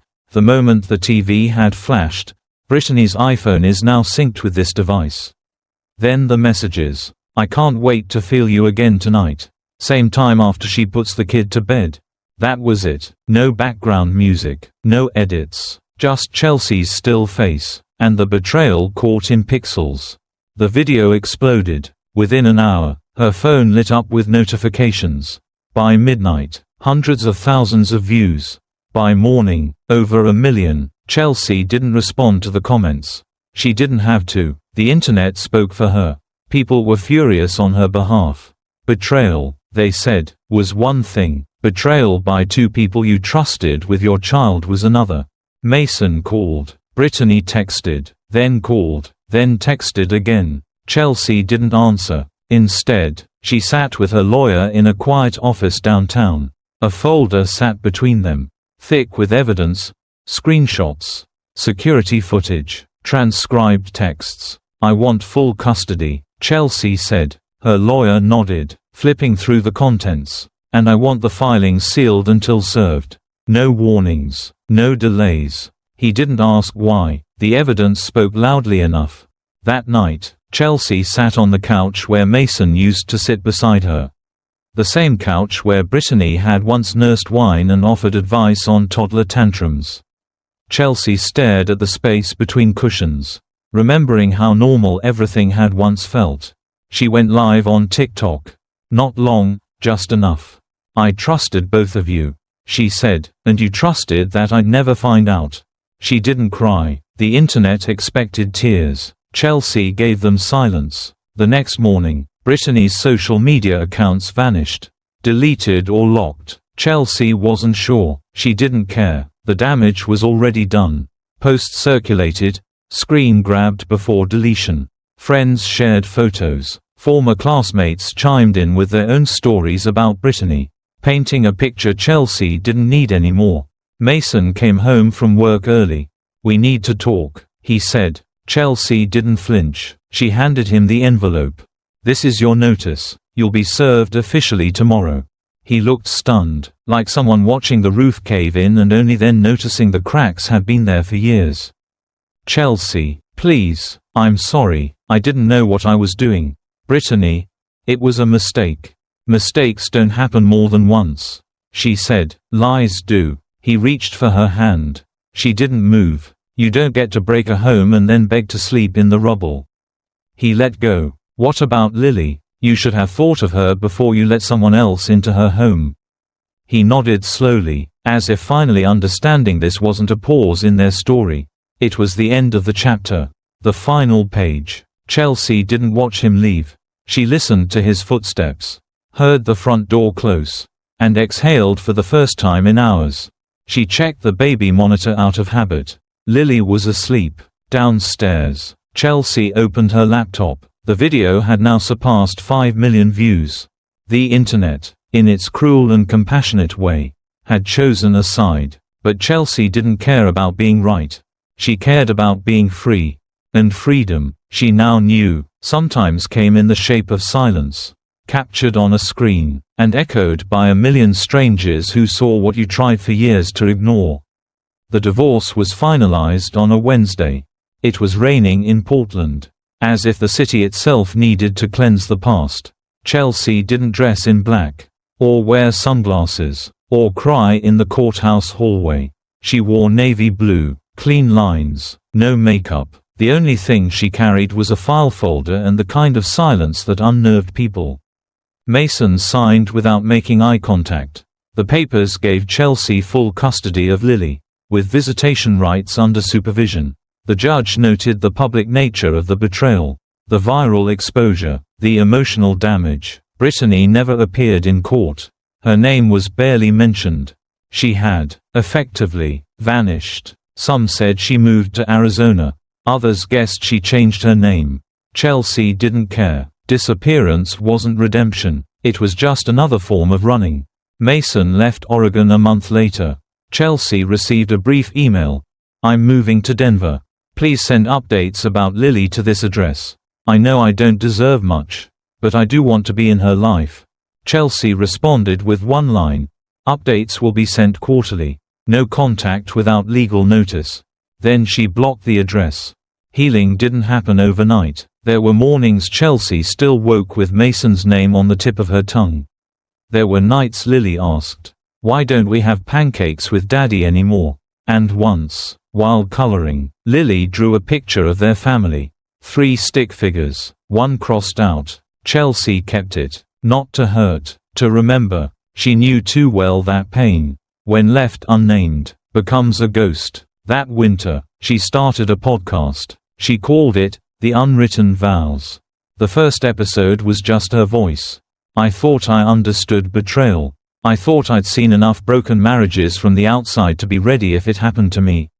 But there's no preparing for silence. For finding out your best friend saw what you loved most, and wanted it for herself." The podcast grew quickly. Chelsea didn't expect the audience. She didn't advertise, but her honesty, her cadence, her refusal to turn pain into performance, people found it. Women emailed her stories, men sent apologies, therapists recommended the episodes to clients.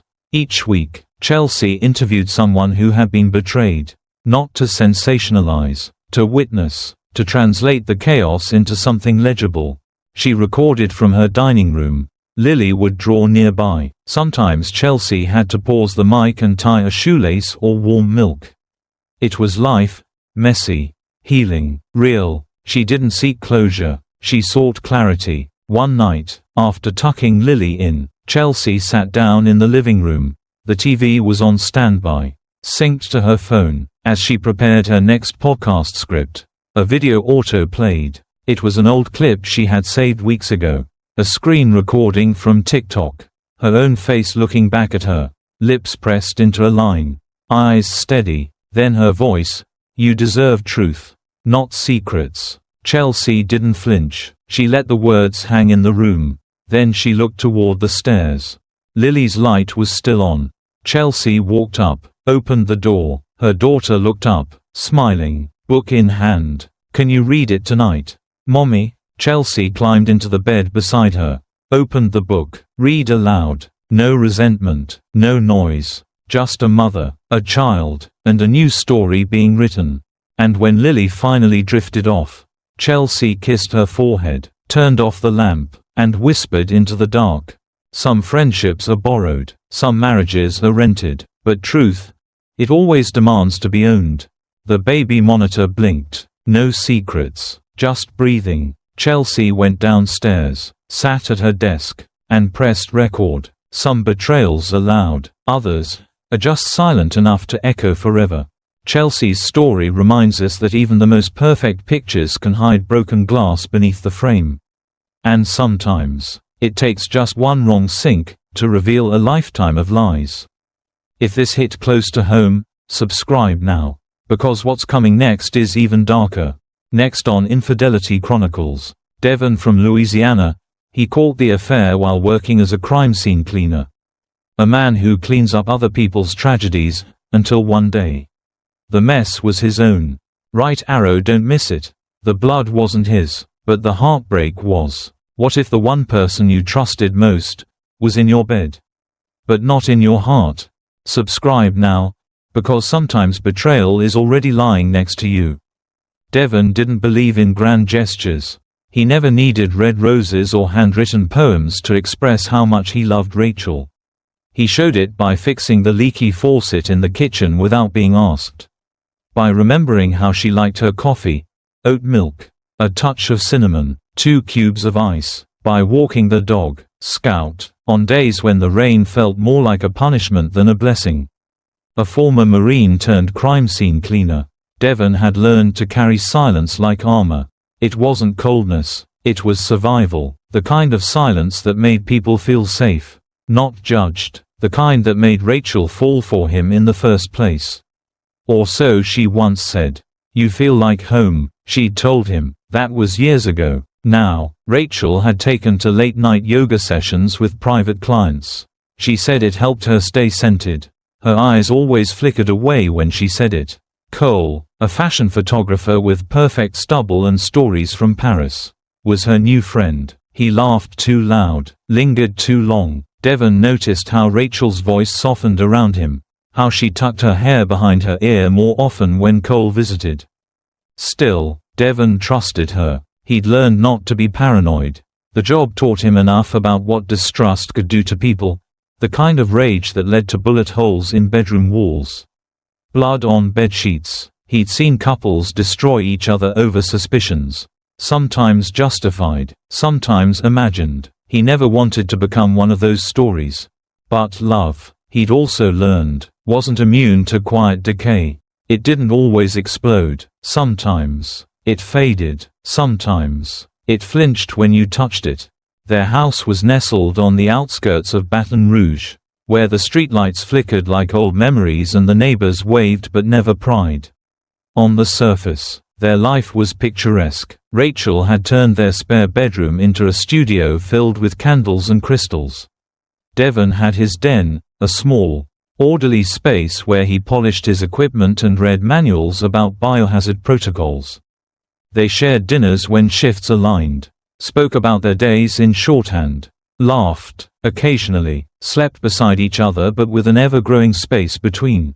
One Tuesday evening, as Rachel applied lip gloss before heading to another session, Devon watched her from the kitchen. She didn't see him. Her reflection in the hallway mirror looked unfamiliar, more like a woman preparing for a date than a wellness appointment. "You seeing Lisa again tonight?" he asked casually, referring to one of her regular clients. She hesitated a beat too long. "No, a new one. Friend of Lisa's. Nervous type. Needs a calm touch." Devon nodded, pretending that made sense. It probably did. Rachel leaned over, kissed him on the cheek. It was soft, mechanical, habit, not hunger. "Don't wait up." He rarely did anymore. After she left, Devon walked Scout around the block. The air smelled like damp earth and jasmine. A couple of kids biked past, laughing. Devon remembered thinking how lucky he was. How fragile happiness could feel when you realized it wasn't promised. At work, he never flinched at blood. Never paused when he saw shattered picture frames or upturned chairs. But the thought of someone slipping into his life, into his wife's space, into her breath, that thought stuck in his throat like ash. Rachel began mentioning Cole more often.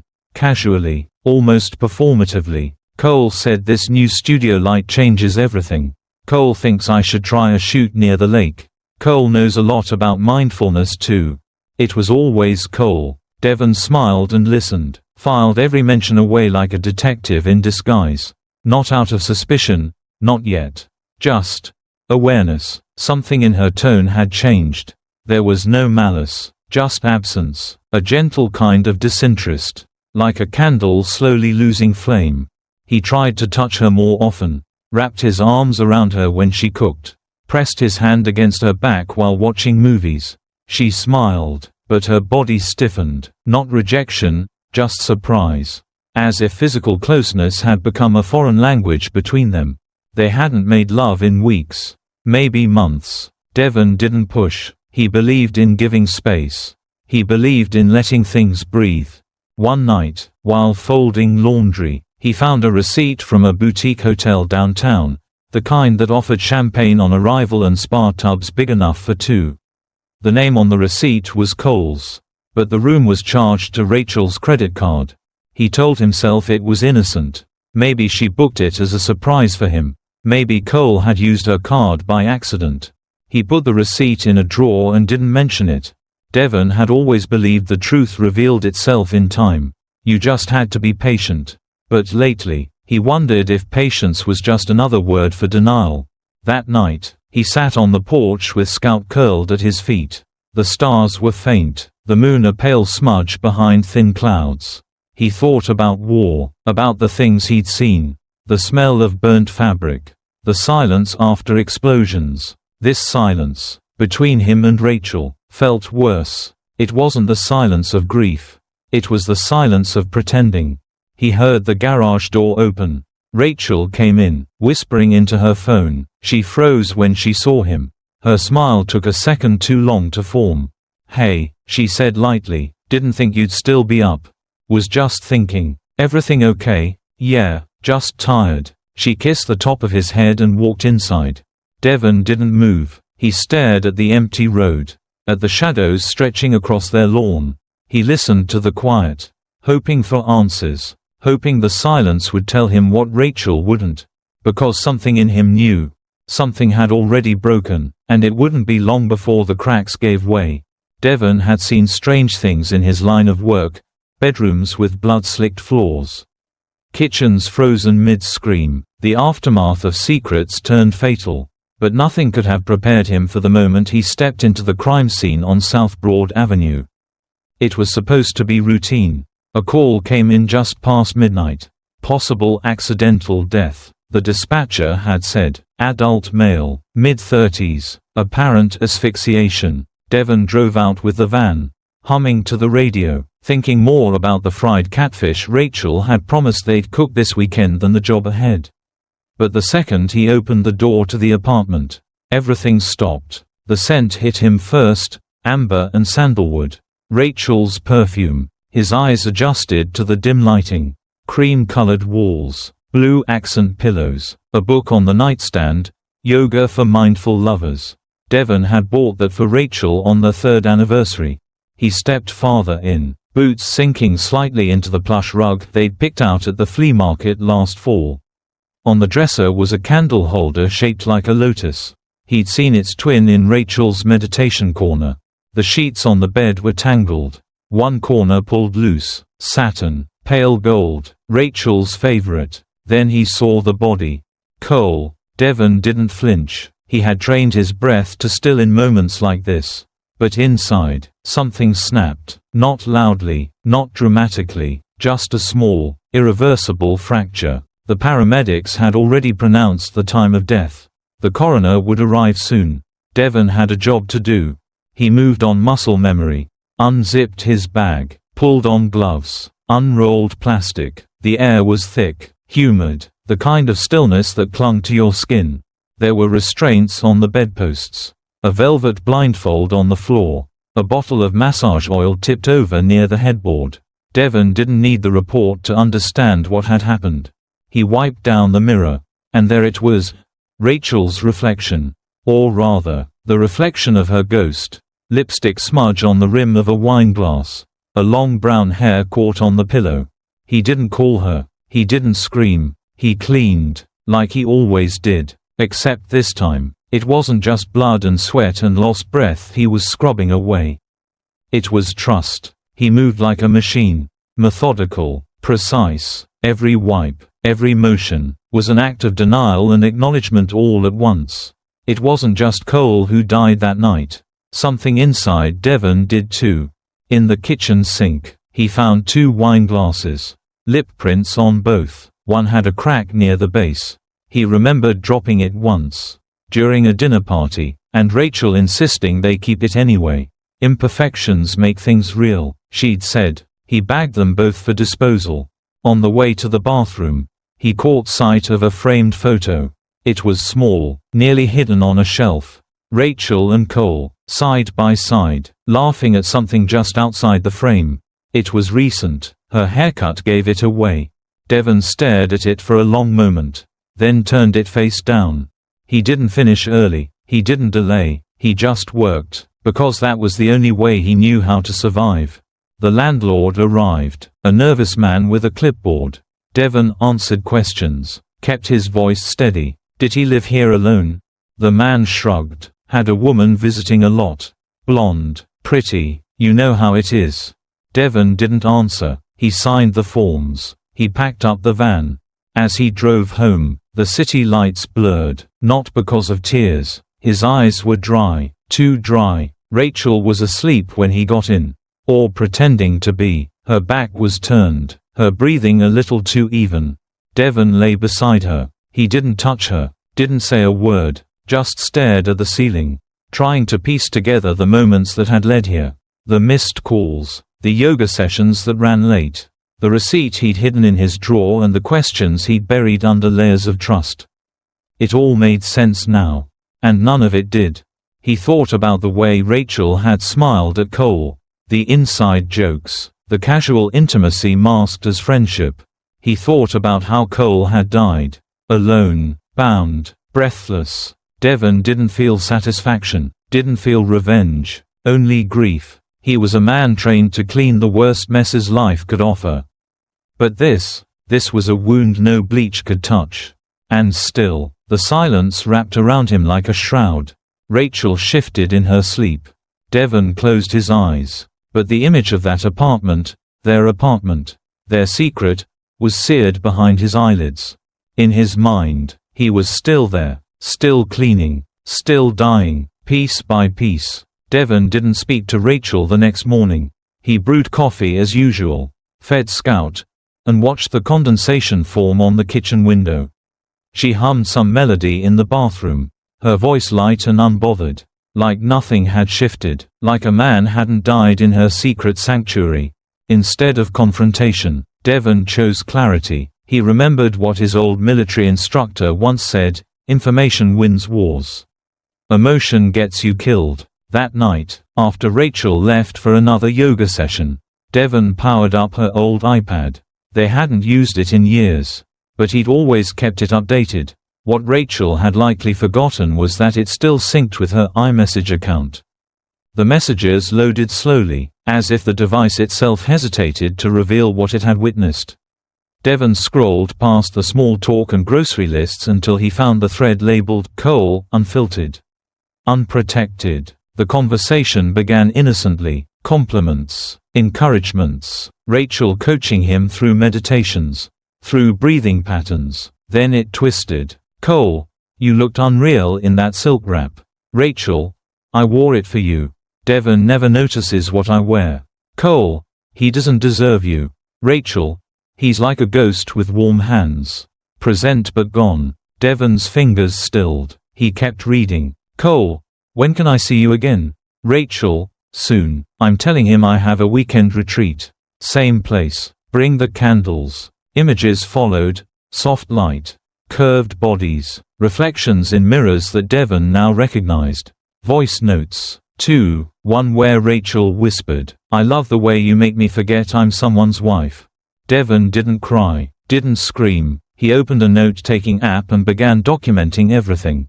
Dates, times, screenshots. He organized it like a field report, coded. Clean, damning. The betrayal was not only sexual. It was architectural, a design of manipulation.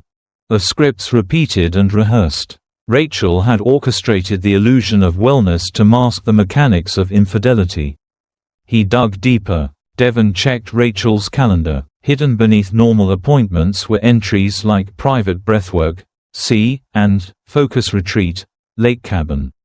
He went to their shared email and searched the trash folder. Invoices for hotel stays, spa receipts, one booking under Rachel Montgomery and guest. Then came the twist. While scanning her old therapy journals, digitized in a folder Rachel had once asked him to back up, he found an entry titled, "Patient 37, Initial Breakthrough." The entry described a man suffering from severe depressive episodes, trust issues, and dependency. Rachel wrote, "I feel strangely powerful. It's thrilling to steer someone's emotional weather." Patient 37's initials, CM, Cole Montgomery. Devon sat back. Not only had she betrayed him, she'd done it with someone she once vowed to help heal. It wasn't just an affair, it was emotional predation wrapped in intimacy. He looked at Scout, curled up on the rug. Oblivious. He envied the dog's innocence. In the following days, Devon said little. He cooked, he cleaned, he kissed Rachel goodbye with the same gentle detachment she'd mastered. But at night, he mapped everything, reconstructed timelines, built a case. He wasn't sure what for yet. Divorce. Confrontation. Maybe just understanding. But each message was a nail. Each journal entry a hammer. Rachel, meanwhile, grew warmer, more attentive. She brought him tea, asked about his day. Perhaps guilt had a scent. Or maybe she feared he knew. But Devon was no longer playing husband. He was playing surgeon, peeling away the skin of their marriage to see what bled beneath. One afternoon, Rachel mentioned a retreat coming up. "It's just 2 days," she said. "You'll be okay, right?" Devon smiled. Of course. That night, he backed up every file to a cloud server. When she left the next morning, Devon didn't follow. He didn't need to. He already knew everything. And for the first time in weeks, he felt something close to calm. Because knowing the truth was pain. But hiding it, that had almost killed him. The rain came steady that night. The kind of southern rain that slicked the roads and softened the world to a hush. Devon stood in the kitchen, hands resting on the counter, eyes fixed on nothing. The house was dim, lit only by the low amber hue from the stovelight above. Scout lay curled beneath the table, ears twitching at the occasional rumble of thunder. When Rachel came home, she shook out her umbrella and kicked off her shoes with a familiar ease. She called his name as she always did, light and sweet. "Dev, in here." She stepped into the kitchen. And paused. The air wasn't right. Something in the silence made her spine straighten. Then she saw it, the table, neatly set with 3 objects. Her phone, a manila envelope, and her wedding ring. Devon didn't look at her. Sit. His voice was calm, not cold, not angry, just still. Rachel sat. Devon opened the envelope and pulled out the photos first. Screenshots, printed messages, time-stamped images from their cloud server. One by one, he placed them in front of her. Then, the voice note played. Her voice, soft, breathy. You make me feel like I'm 17 again. With Devon, I feel anesthetized. Rachel's hands trembled, her face drained of color. Devon, I can explain. Don't. He slid the final item forward. Her ring. Just tell me one thing. He said, was I a grave you buried your joy in? Rachel opened her mouth, but nothing came out. Tears welled. She reached across the table, fingers barely brushing his. Cole was. He was a moment. A mistake. I didn't mean for it to go so far. But he made me feel alive. Like I'm mattered. Like someone saw me again. And I didn't. You loved me, she whispered. You gave me everything, but I forgot how to feel it. It got quiet between us. Not bad, just silent. Devon looked at her now, eyes steady. I built that silence with my hands. Rachel, every late shift, every quiet Sunday, I was trying to make us a home where nothing could hurt you. And I got lost in the safety. I know it sounds selfish, but I missed chaos. I missed feeling like I could break something and be broken in return. He leaned back, letting her words hang. So you broke us. Rachel sobbed now. It wasn't performative. It was raw, ugly. She slid to the floor, knees hitting tile. Please, she begged. Don't leave me. I can't be the woman who loses everything. People come to me to be healed. If they knew, if they saw. He didn't move to comfort her. You're afraid of being seen as a fraud, not of what you've done to me. She nodded through her tears. I never meant to hurt you, she whispered. But you did. She curled into herself on the kitchen floor, and Devon sat across from her in silence. Minutes passed. The rain grew heavier. Somewhere, a branch cracked outside. He finally spoke. I'm not here to scream. Not to punish. Just to end this with whatever dignity remains. Rachel lifted her head. You're leaving. No, he said. You are. She gasped. Devon, tomorrow. You pack. You go. Wherever you need to sort yourself out. But not here. Not anymore. She wiped her face. What will I tell people? Tell them the truth. Or tell them a lie. That's your burden. Mine was giving everything and being an afterthought.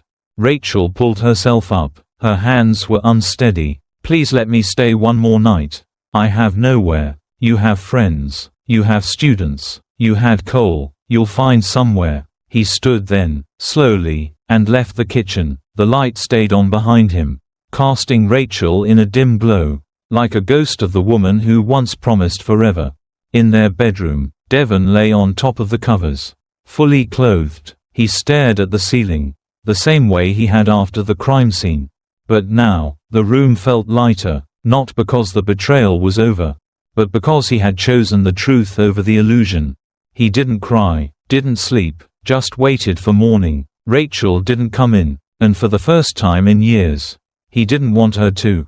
The cabin was small, tucked deep within the pines of rural Louisiana. Devon had found it through a friend of a friend, a forgotten structure once meant for weekend hunters. Now, it was his home. The porch creaked with every step, and the wind whispered through cracked window panes. But it was his sanctuary, a place with no echoes of her voice. He hadn't filed for divorce. There were no court documents, no signatures, just a silence that stretched across counties and hearts. Rachel was gone, whether she moved to another state or melted into anonymity. He didn't know, he didn't ask, he didn't want to. After she left, there were a few weeks of numb practicality. Devon boxed up the remnants of a shared life, yoga mats, wine glasses, a drawer full of her crystals. He donated most of it. What couldn't be donated, he burned in a small pit behind the house. Not out of anger, but to simplify, to erase complication, to sterilize the soul. Rachel lost her teaching gigs after whispers turned into full-blown scandal.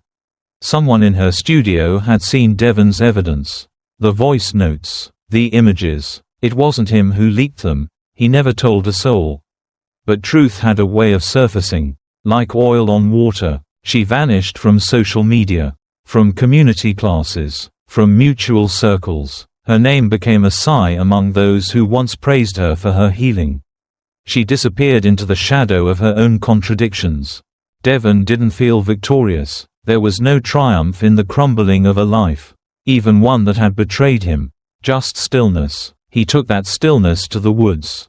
He built a routine. Mornings were coffee and a walk with Scout. Midday meant repairs, a loose shingle, a leaking pipe. Afternoons, he wrote. His journal began as therapy, but evolved into something else, a record of emotional residue.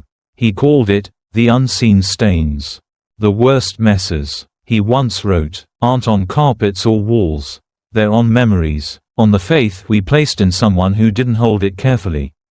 He started uploading excerpts anonymously. A blog, then a podcast. Each episode was a quiet monologue, told in a calm baritone that caught strangers off guard. No names, no cities, just emotional forensics. Listeners wrote in, broken and grateful. Some said his voice helped them sleep. Others confessed they'd left their own betrayals behind because of his stories. Devon never replied. He just kept recording. His favorite spot was by the window, where a draft seeped through in the evenings.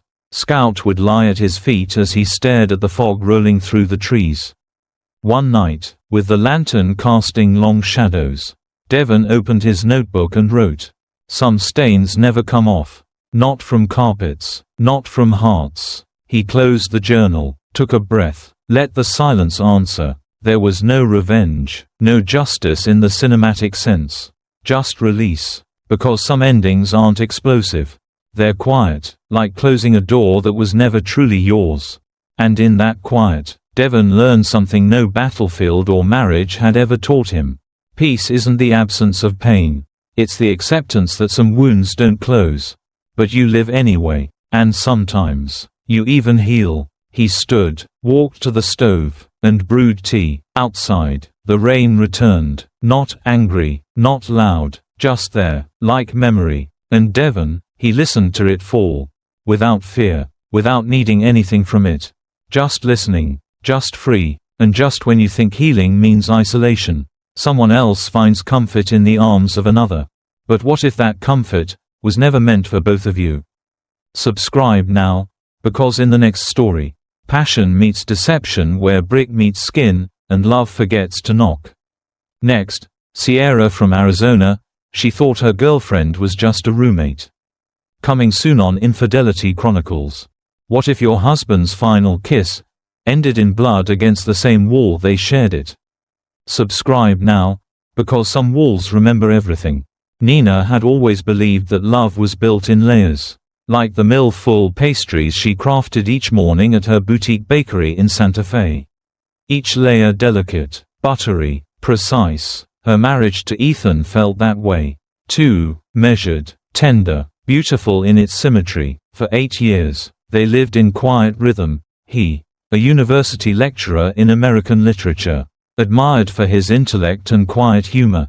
She, the queen of flour and sugar, whose cakes made even the sternest critics close their eyes in delight. To the outside world, they were enviable, a portrait of stability and quiet sophistication. Nina posted artful shots of their breakfasts, their dog, even Ethan reading by the window in soft light. Her followers admired not just the pastries, but the mood of her life. #Sunday with Ethan was a minor trend in a cozy corner of domestic Instagram. But then came Leela. It started innocently enough. A graduate intern from the art school down the street, working on a photography series about local artisans. She had approached Nina at the bakery counter one Tuesday morning, wide-eyed and sweet-voiced, asking to document Nina's process for a student project. "I love the vulnerability of food," Leela had said, tucking a strand of copper hair behind one ear. "The intimacy of watching someone create something with their hands." Nina had smiled. Artists always spoke like that. And Nina appreciated passion. She granted the request, letting Leela photograph her kneading, whipping, glazing. The girl was polite, always asking permission, offering edited prints as thanks. Over time, she lingered, not just for photos, but to help carry trays, wash dishes, taste test new lemon curd fillings. And then, Ethan. One afternoon, Leela dropped off a set of black and white prints while Ethan was helping Nina install new lighting in the back of the shop. Nina had introduced them, and Leela had extended her hand like it was a moment worth framing. After that, Leela seemed to come by more often during Ethan's visits. Her compliments to Nina turned increasingly Ethan-adjacent. "You must love having someone so literary at home. Does he read you bedtime poetry? Ethan has that quiet strength. The kind you rarely see in our generation." Nina laughed him off, at first, but something about the tone stuck with her. Then came the late nights. Ethan had always been a man of routine. Home by 6, a glass of Bordeaux, slow jazz while Nina cooked. But recently, his schedule shifted. Department meetings, he said, faculty workshops, guest lectures, all plausible, but the new cologne, the new shirts, the way he started using moisturizer, that was new. Still, Nina told herself it was nothing. She even posted a TikTok about the perks of being with a man who aged like a wine cellar. Her audience swooned. Until that Friday. It was raining, the kind of soft, soaking rain that made the adobe walls of Santa Fe smell of earth and memory. Nina had closed shop early. She craved the comfort of home, of warm soup and Ethan's voice recounting some obscure 19th-century writer. As she turned the corner toward their street, she saw them. Ethan, standing under the awning of the bookstore, laughing. Leela, reaching up, brushing something off his shoulder. Too close. Nina didn't stop. She walked past like she hadn't seen. But the image burned. That night, as Ethan talked about Whitman and war poetry, Nina nodded, smiled, kissed him goodnight, then lay awake. For hours. Was it just admiration? Leela was young, passionate. Maybe she clung to Ethan like a mentor. Maybe she was lonely. But Nina remembered the look. Not just Leela's, but Ethan's. That microsecond where eyes linger too long. Where an inhale becomes silent confirmation. Where a touch is memorized. Not accidental. She couldn't prove it. She couldn't confront it. Instead, she began to watch. Not with cameras, but with the trained precision of a baker who knows the difference between 375 and 385 degrees just by scent. She saw how Leela's visits coincided with Ethan's appearances. How the compliments grew bolder. How Ethan, who once only had eyes for her eclairs, now seemed distracted even in bed. She saw it in the way he hesitated before answering where he'd been. In the silence when she asked if he liked the new frosting. In the absence of his smile. Still, she baked, she smiled, she photographed, but the layers began to crack. Because sometimes, love isn't lost all at once. It unravels like butter left too long in the sun. And Nina, she began to chill, not out of malice, but out of necessity, because even a mill full, no matter how beautiful, collapses if the layers stop supporting each other. And something, Nina knew, had shifted in their foundation. She just didn't know yet how much blood it would cost to rebuild. But she would, soon. Nina sat alone in the bakery office after closing. The air scented with cooling raspberry scones and silence. Her hands moved without thought, wiping the same spot on the desk over and over. A ritual to distract from the ache in her chest. The phone in her hand felt heavier than it should. The weight of suspicion growing with each passing second. Ethan's old iPhone, left forgotten in a drawer months ago. Still connected to their shared eCloud. She hadn't touched it in ages. But something, instinct or perhaps a deeper dread, had driven her to dig it out. The screen lit up. She opened the Messages app. And there it was. A thread labeled simply, Leela. Nina hesitated. Her pulse thudded in her ears. Then she tapped it open. Photos first. A kiss in low light. A blurry image of Ethan's hand on Leela's thigh. A snapshot of the two pressed together against an old red brick wall. Nina recognized it. The side of the university library. A place Ethan had once called peaceful. But the image wasn't peaceful. It was intimate, urgent, almost feral. Then the messages. Same time tomorrow. Red wall, bring that poetry book again. And that smile. I swear the way you said, existential longing, gave me actual chills. Nina stared at the screen, unmoving. The betrayal didn't come with screaming violins or crashing thunder. It came in silence, in a whisper of text and JPEGs, in digital fingerprints pressed against her ribs. She put the phone down. Didn't cry, didn't scream. She stood, walked into the kitchen, and poured herself a glass of water. Her hand didn't tremble, not even a little. Later, she sat on the edge of the bed, watching Ethan brush his teeth. He hummed to himself, some jazz tune he always played while making French press coffee. She watched the way his shoulders curved, the way his eyes met hers in the mirror for just a second, then looked away. She smiled. He didn't notice the chill behind it. The next morning, Nina walked past the bakery's floral arrangements and paused by the pantry. She made a mental note to reorder vanilla beans, then opened a small drawer beneath the cash register.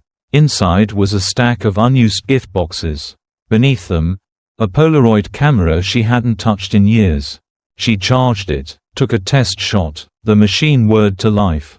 Obedient, unblinking. If Ethan wanted poetry and longing in red brick shadows, she would give him a narrative he couldn't escape.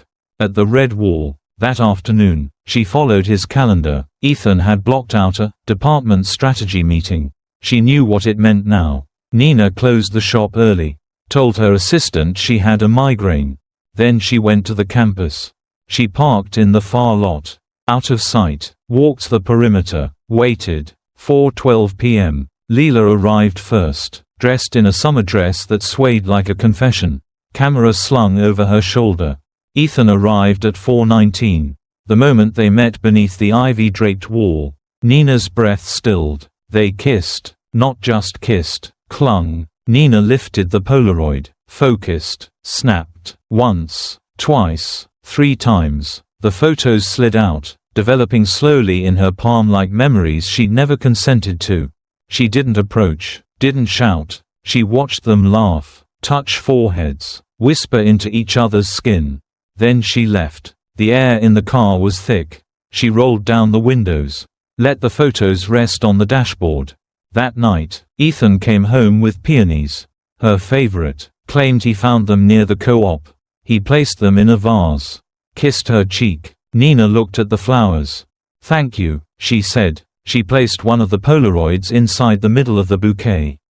He didn't find it, not that night, but soon, because secrets don't rot like food.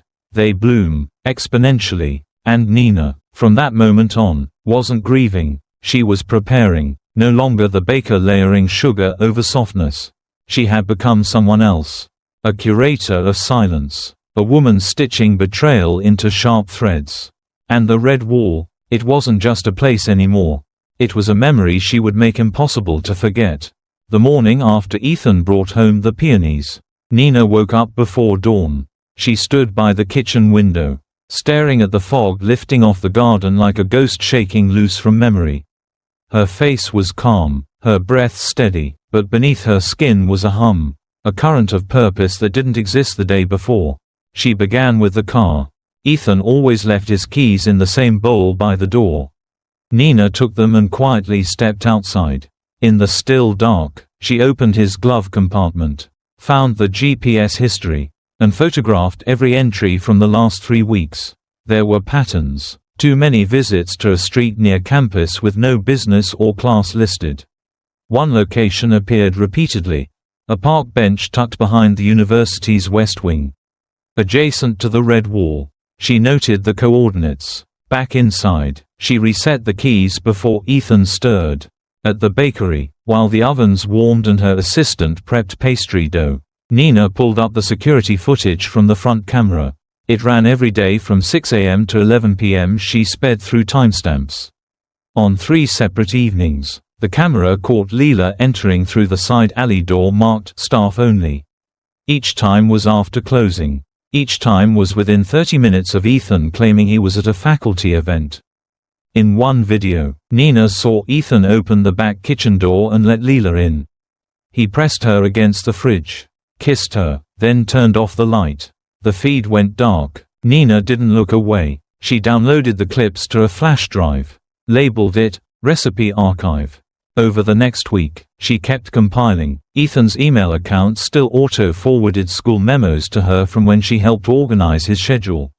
Now, it offered clues, cancelled meetings that matched Leela's class absences, shifts in syllabus timing, small things that only meant something if you looked closely. Nina looked very closely. She also found the journal. Not Ethan's, Leela's, left by accident at the bakery's coat rack. A small, leather-bound thing with paint stains along the edge. Nina never asked how it got there. She simply opened it. The entries were raw, artistic ramblings, quotes from philosophers, and, buried halfway through, an entire page that simply read, "He says I remind him of youth. She reminds him of responsibility. But he kisses me like he's drowning." Another page. "Ethan says Nina once saved his life. I wonder if he ever saved hers." That night, Nina lay awake beside her husband and remembered the car crash. 10 years ago, rain-soaked road, Ethan's small sedan wrapped around a telephone pole. Broken ribs, a collapsed lung. He had no one but her. She fed him broth through a straw, changed his dressings, stayed with him every day, never asking for anything back. Back then, she thought love was sacrifice. Now, she understood. Love was memory, and betrayal was amnesia. On Friday, she followed him again. Ethan told her he was attending a conference. Nina said nothing, just kissed his cheek and offered him a packed lunch. He never took it. She waited in her car until he left, then trailed behind. At the intersection near campus, he turned, not toward the university but into a side street. 5 minutes later, he parked behind the art museum. Nina didn't follow immediately. She knew the route. She'd already walked it that morning. She took the back path and reached the red wall before them. This time, she didn't bring the Polaroid. She brought a small audio recorder tucked in her coat pocket. They arrived, Leela giggling, Ethan touching her back like it was a reflex. Their voices echoed just enough. "I wish we didn't have to hide. She doesn't suspect anything. She made me lasagna last night. Like nothing's changed. She's sweet, but you make me feel alive." Nina pressed record. They left an hour later. She stood alone beneath the ivy, listening to the wind, touching the bricks they had touched. Not imagining revenge, not yet. Just cataloging, just remembering. She drove home, put the recorder into a box beneath her winter sweaters, and sat at her kitchen table with a cup of tea. No tears. Not anymore. Because Ethan had made his choice. And Nina, she was preparing the narrative. Every story needs its truth. Every truth, its evidence, and every piece of evidence. A place to rest, until it is needed. And when it was, she would present it like a pastry. Perfectly layered, beautifully cruel, impossible to swallow. The invitation arrived in Ethan's inbox as an elegantly worded message from a local artist collective. "You are cordially invited to a private unveiling of the installation, Echoes on Brick. One night only, attendance by invitation only, location disclosed upon RSVP." He showed Nina the message, excitement flickering in his eyes.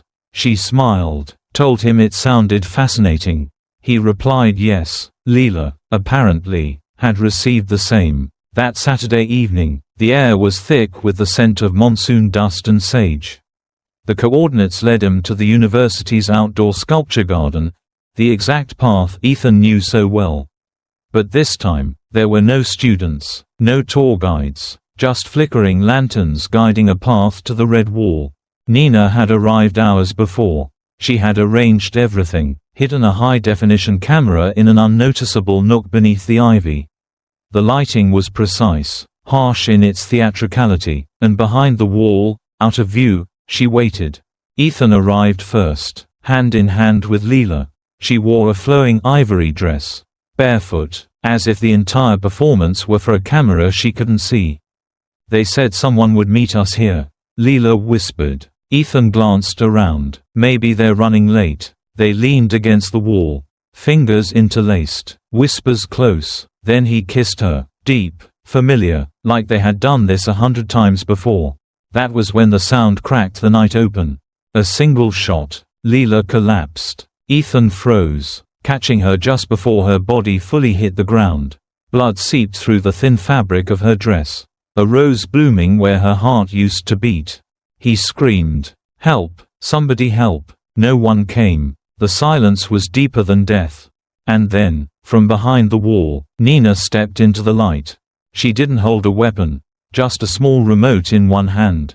Her expression was unreadable, calm, cold, precise. "Nina, what happened? You need to call an ambulance." She didn't move. Then the speaker hidden behind the lanterns buzzed. And a recording played. It was Leela's voice. "Even if she finds out, he'll choose me." Another beat of silence. Then Ethan began to cry. Not just sobs. He fell to his knees beside Leela, not touching her anymore, staring up at Nina. You were never like this," he said, voice hoarse. "You were kind, soft, you forgave everything." "No," Nina said, her voice flat. "I simply watched, and waited." "You didn't kill her," he whispered.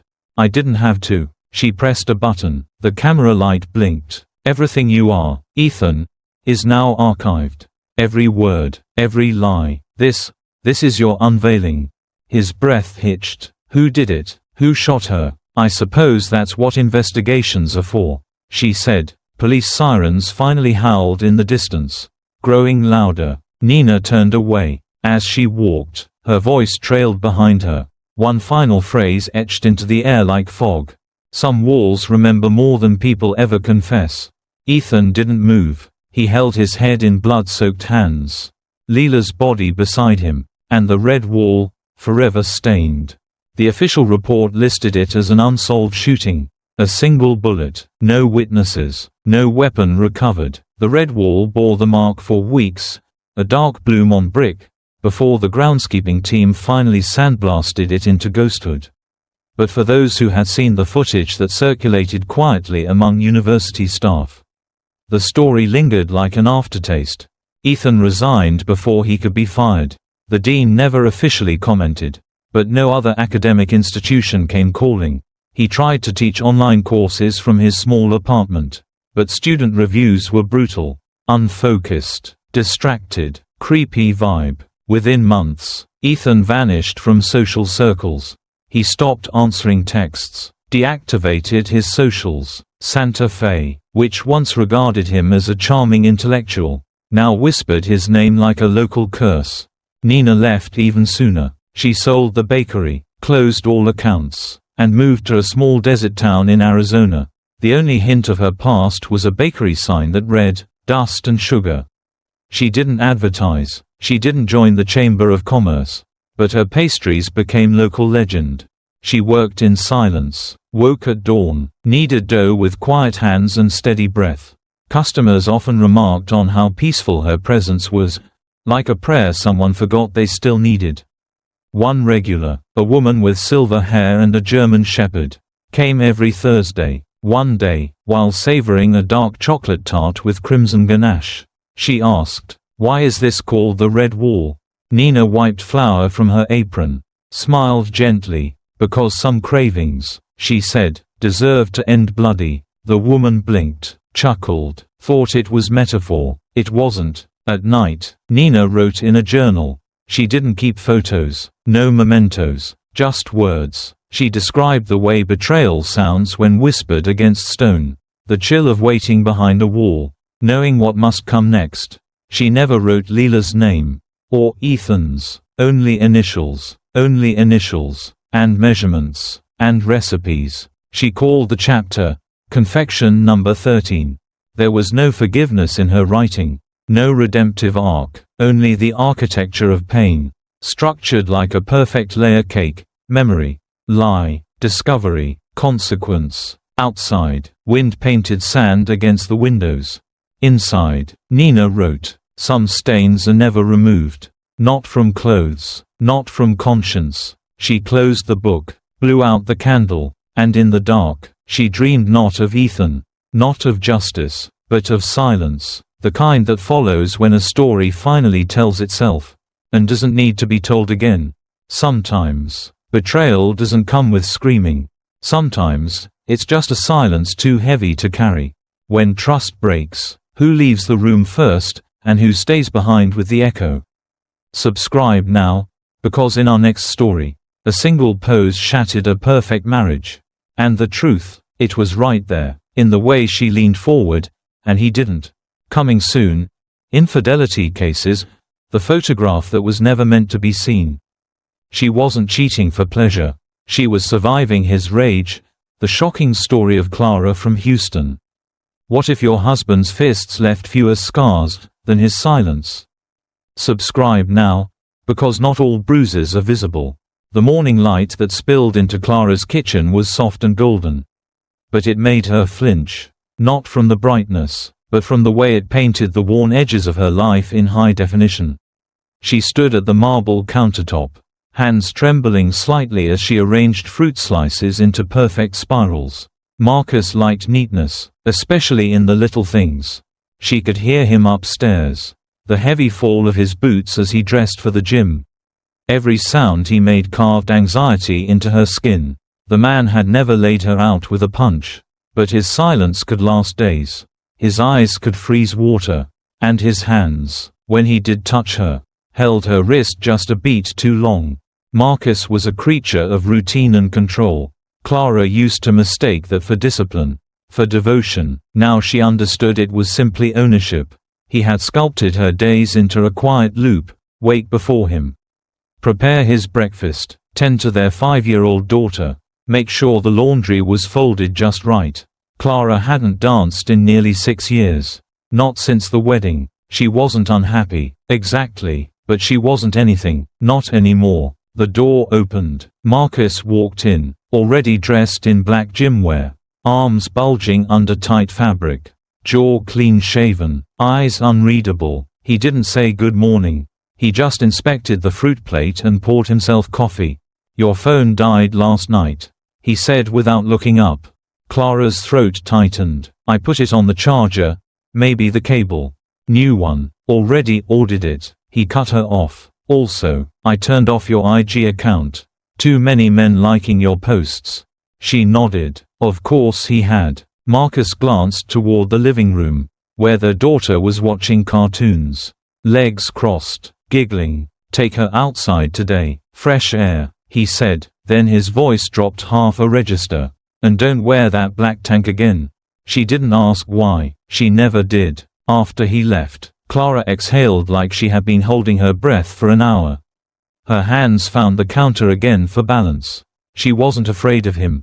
Exactly, but she lived in a perpetual state of readiness, of making herself smaller, of apologizing for air she took up.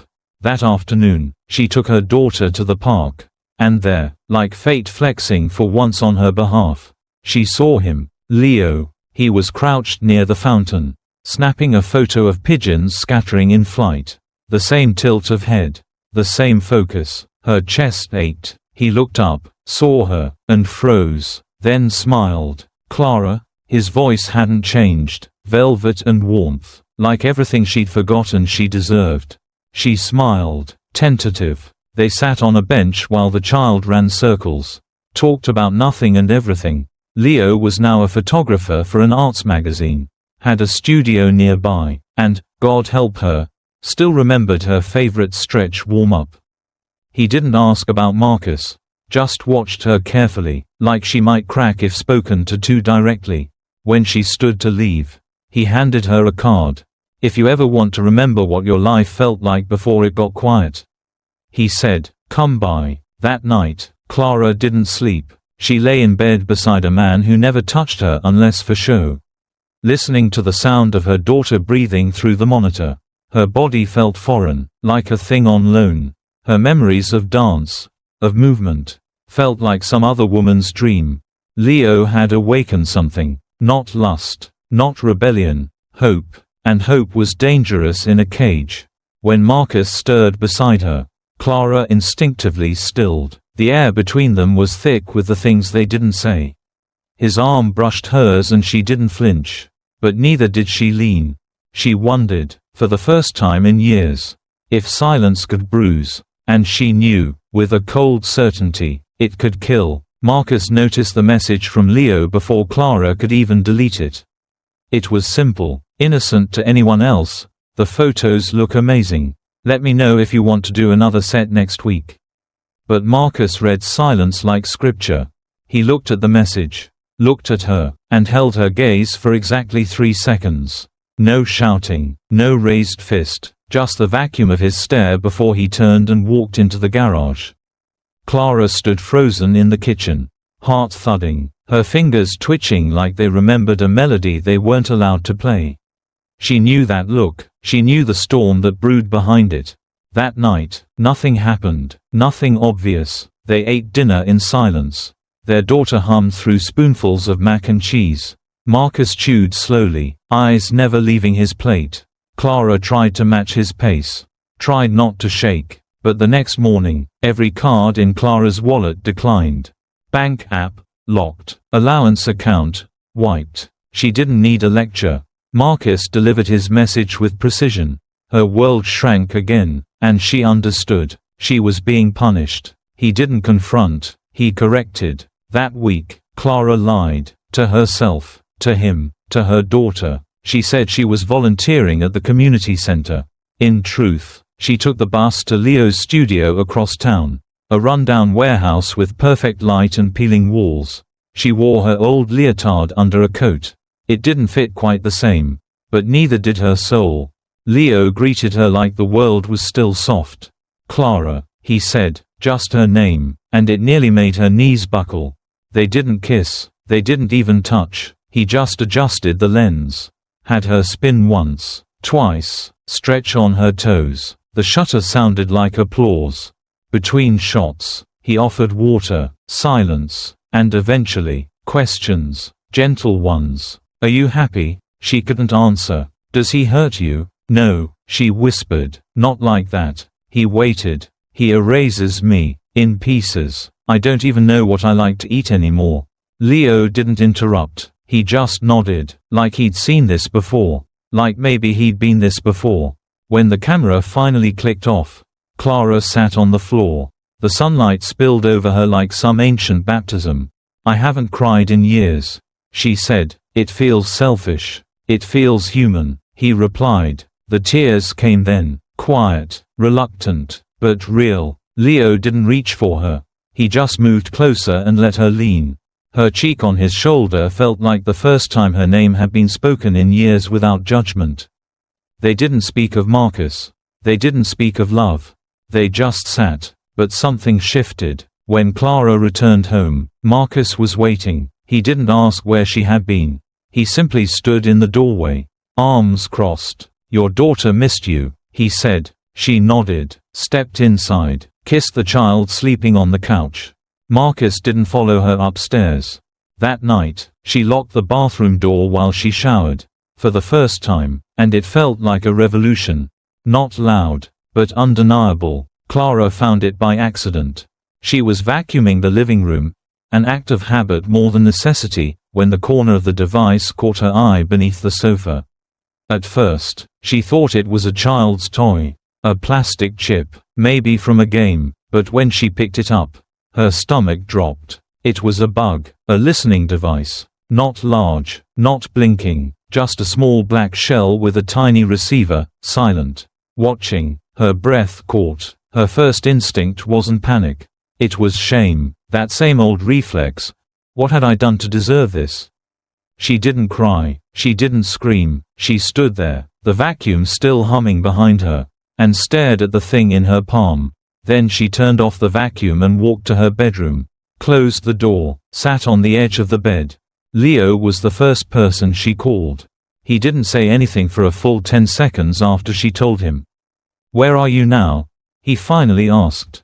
Home. Is he there? No. Gym. Okay, Leo said, calm but coiled. Check your phone. He might have an app installed. I'll guide you. He walked her through it. Hidden apps folder, permissions, background access, and there it was, a location tracker masked as a calendar widget. Clara's hands trembled as she uninstalled it.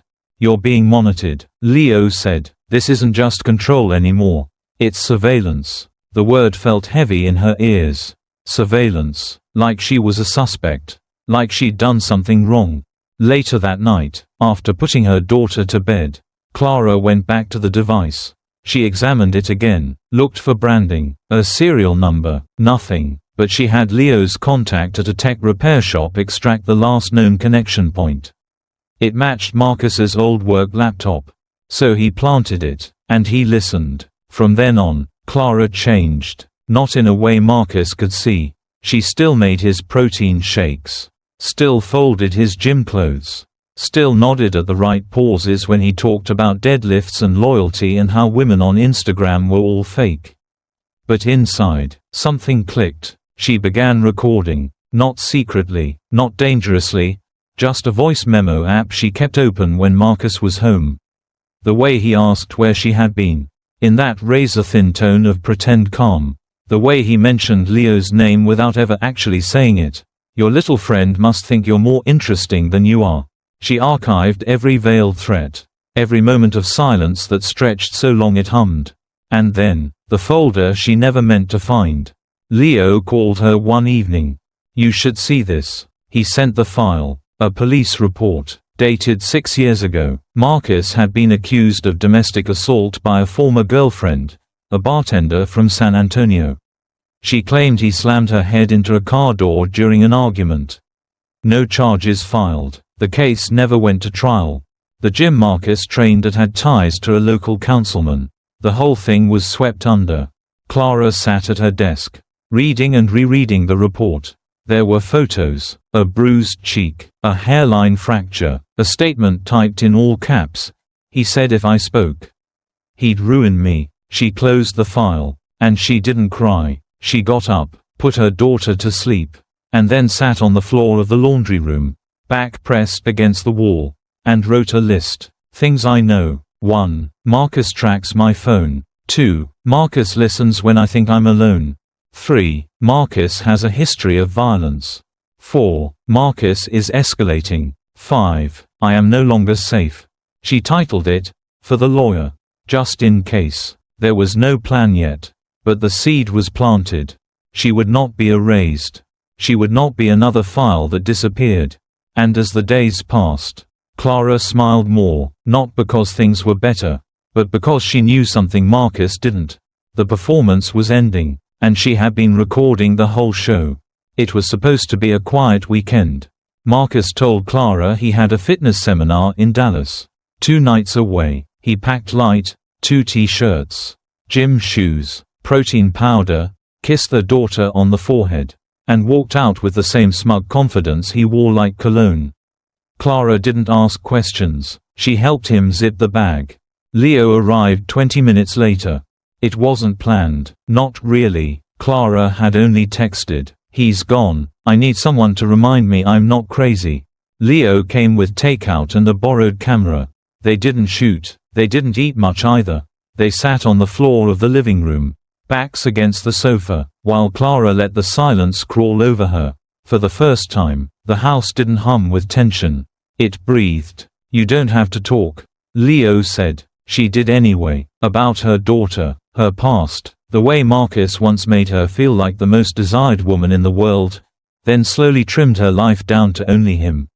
Like bonsai pruning. Leo listened, really listened. She cried once, not loudly, just one of those tears that escapes despite your best effort to pretend you're strong. Then the front door opened. Too softly. Leo reacted first, straightening like a soldier caught off duty. Clara turned her head, and froze. Marcus stood in the doorway. No bag, no keys in hand, just him, eyes locked on Leo, then on her. "So this is what you do when I leave." Clara stood quickly. "You said Dallas." Plans changed. His tone wasn't loud, it was colder. He stepped inside, shut the door with a calm that made Leo tense. "Get out," Marcus said. Leo didn't move. Now, still, Leo stood his ground. "I'm not leaving her alone with you." Then it snapped. Marcus lunged. A fist, a yell, chaos. Clara screamed. The coffee table shattered beneath Leo and Marcus as they slammed into it. Glass and wood splintered. Leo hit back, but Marcus was trained, bulkier, angrier. Clara grabbed Marcus's arm, tried to pull him off, but he shoved her away. Her head hit the edge of the counter with a sickening crack. Time warped. She heard Leo shout her name, but it was muffled. She tasted metal. She couldn't move. And then, somehow, her body found the kitchen. Hands, drawer, steel, a knife. Marcus turned. She doesn't remember the scream, just the flash of his face before the blade met it. Blood sprayed, red against the white walls. A mural of every suppressed emotion she'd bottled for years. Leo rushed to her, grabbed the knife from her hand. Marcus lay slumped, unmoving. Sirens. How did they come so fast? Maybe a neighbor, maybe the gods. The door burst open. Clara was on her knees, hands trembling, face wet with something, tears, blood, she wasn't sure. Officers shouted commands. Leo raised his hands. Clara didn't move. She just kept whispering something to herself. Again and again. It was never just me. One officer knelt. "Mom, are you hurt?" She looked at him, through him, then to Marcus. His chest didn't rise. Leo was crying now, not sobbing, just leaking grief in silence. Clara blinked slowly, not shock, not relief, just emptiness, like she'd finally shed the final layer of skin he wrapped around her. The police didn't cuff her immediately. Maybe they saw the bruises that had never made it to her skin. Maybe they felt the weight in the room. One of them called it in as a domestic assault gone violent. Another muttered, "It could have been her." Clara heard it, didn't flinch. She wasn't afraid anymore. She was done. The courtroom was cold, but Clara felt nothing. She sat still, hands folded in her lap. As the verdict was read, her lawyer whispered something, confirmation, maybe, or a breath of relief, but the words dissolved before they reached her. All she could hear was the echo of that night. The crash, the scream, the silence afterward. Not guilty, self-defense. It should have felt like release. But justice didn't taste like triumph. It tasted like metal, like breath held too long, like blood. Leo waited outside with their daughter, her small hand clasped in his, eyes too wide for her age. Clara kissed her child's forehead and didn't say a word. Instead, she looked up at the sky, unusually blue for Houston, and made a silent promise. We start again, but not by forgetting. They left the city the next morning. No fanfare, no announcements, just a moving truck, a long drive, and Leo's fingers tapping the wheel in quiet rhythm. Arizona felt dry, but honest, a place with nothing to hide. Marcus's face was on the news for 2 nights. Then it disappeared, just another domestic tragedy buried under headlines. But Clara never buried him.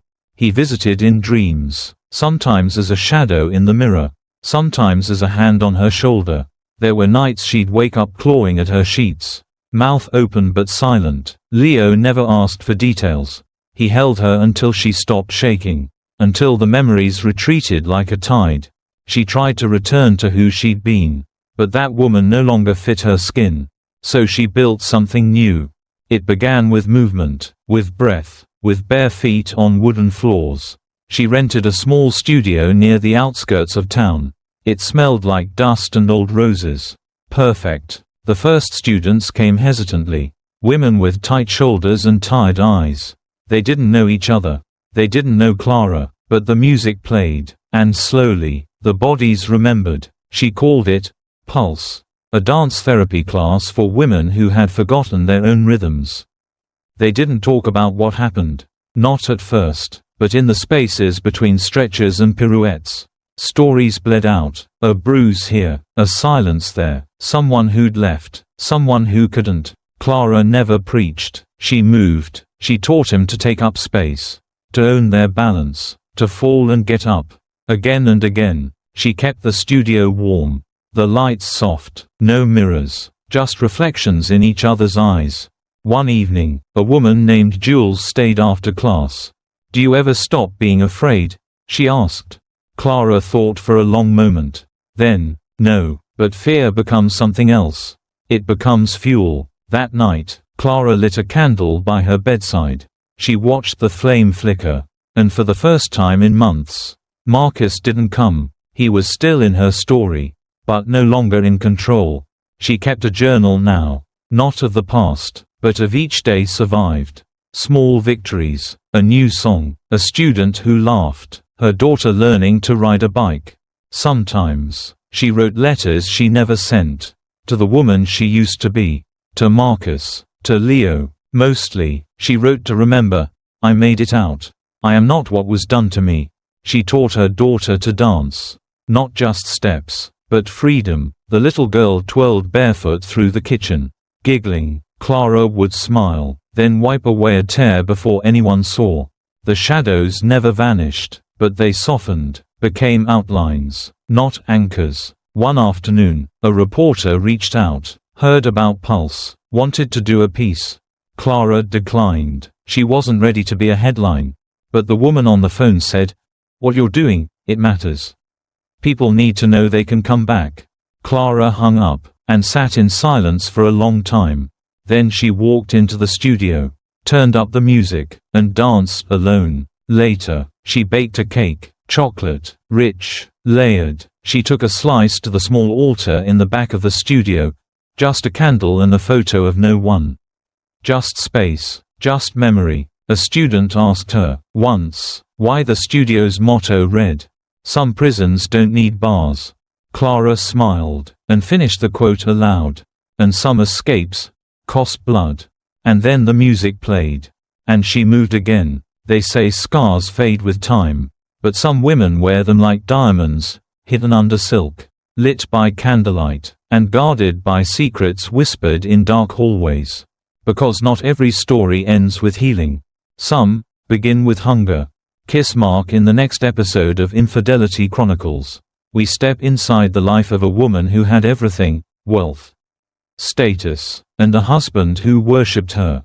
But when desire turns into a game, and pleasure becomes power, how far will a perfect wife go to stay young, wanted, and in control? Subscribe now, because next time, the affair isn't about love, it's about dominance. And someone's about to lose more than their marriage.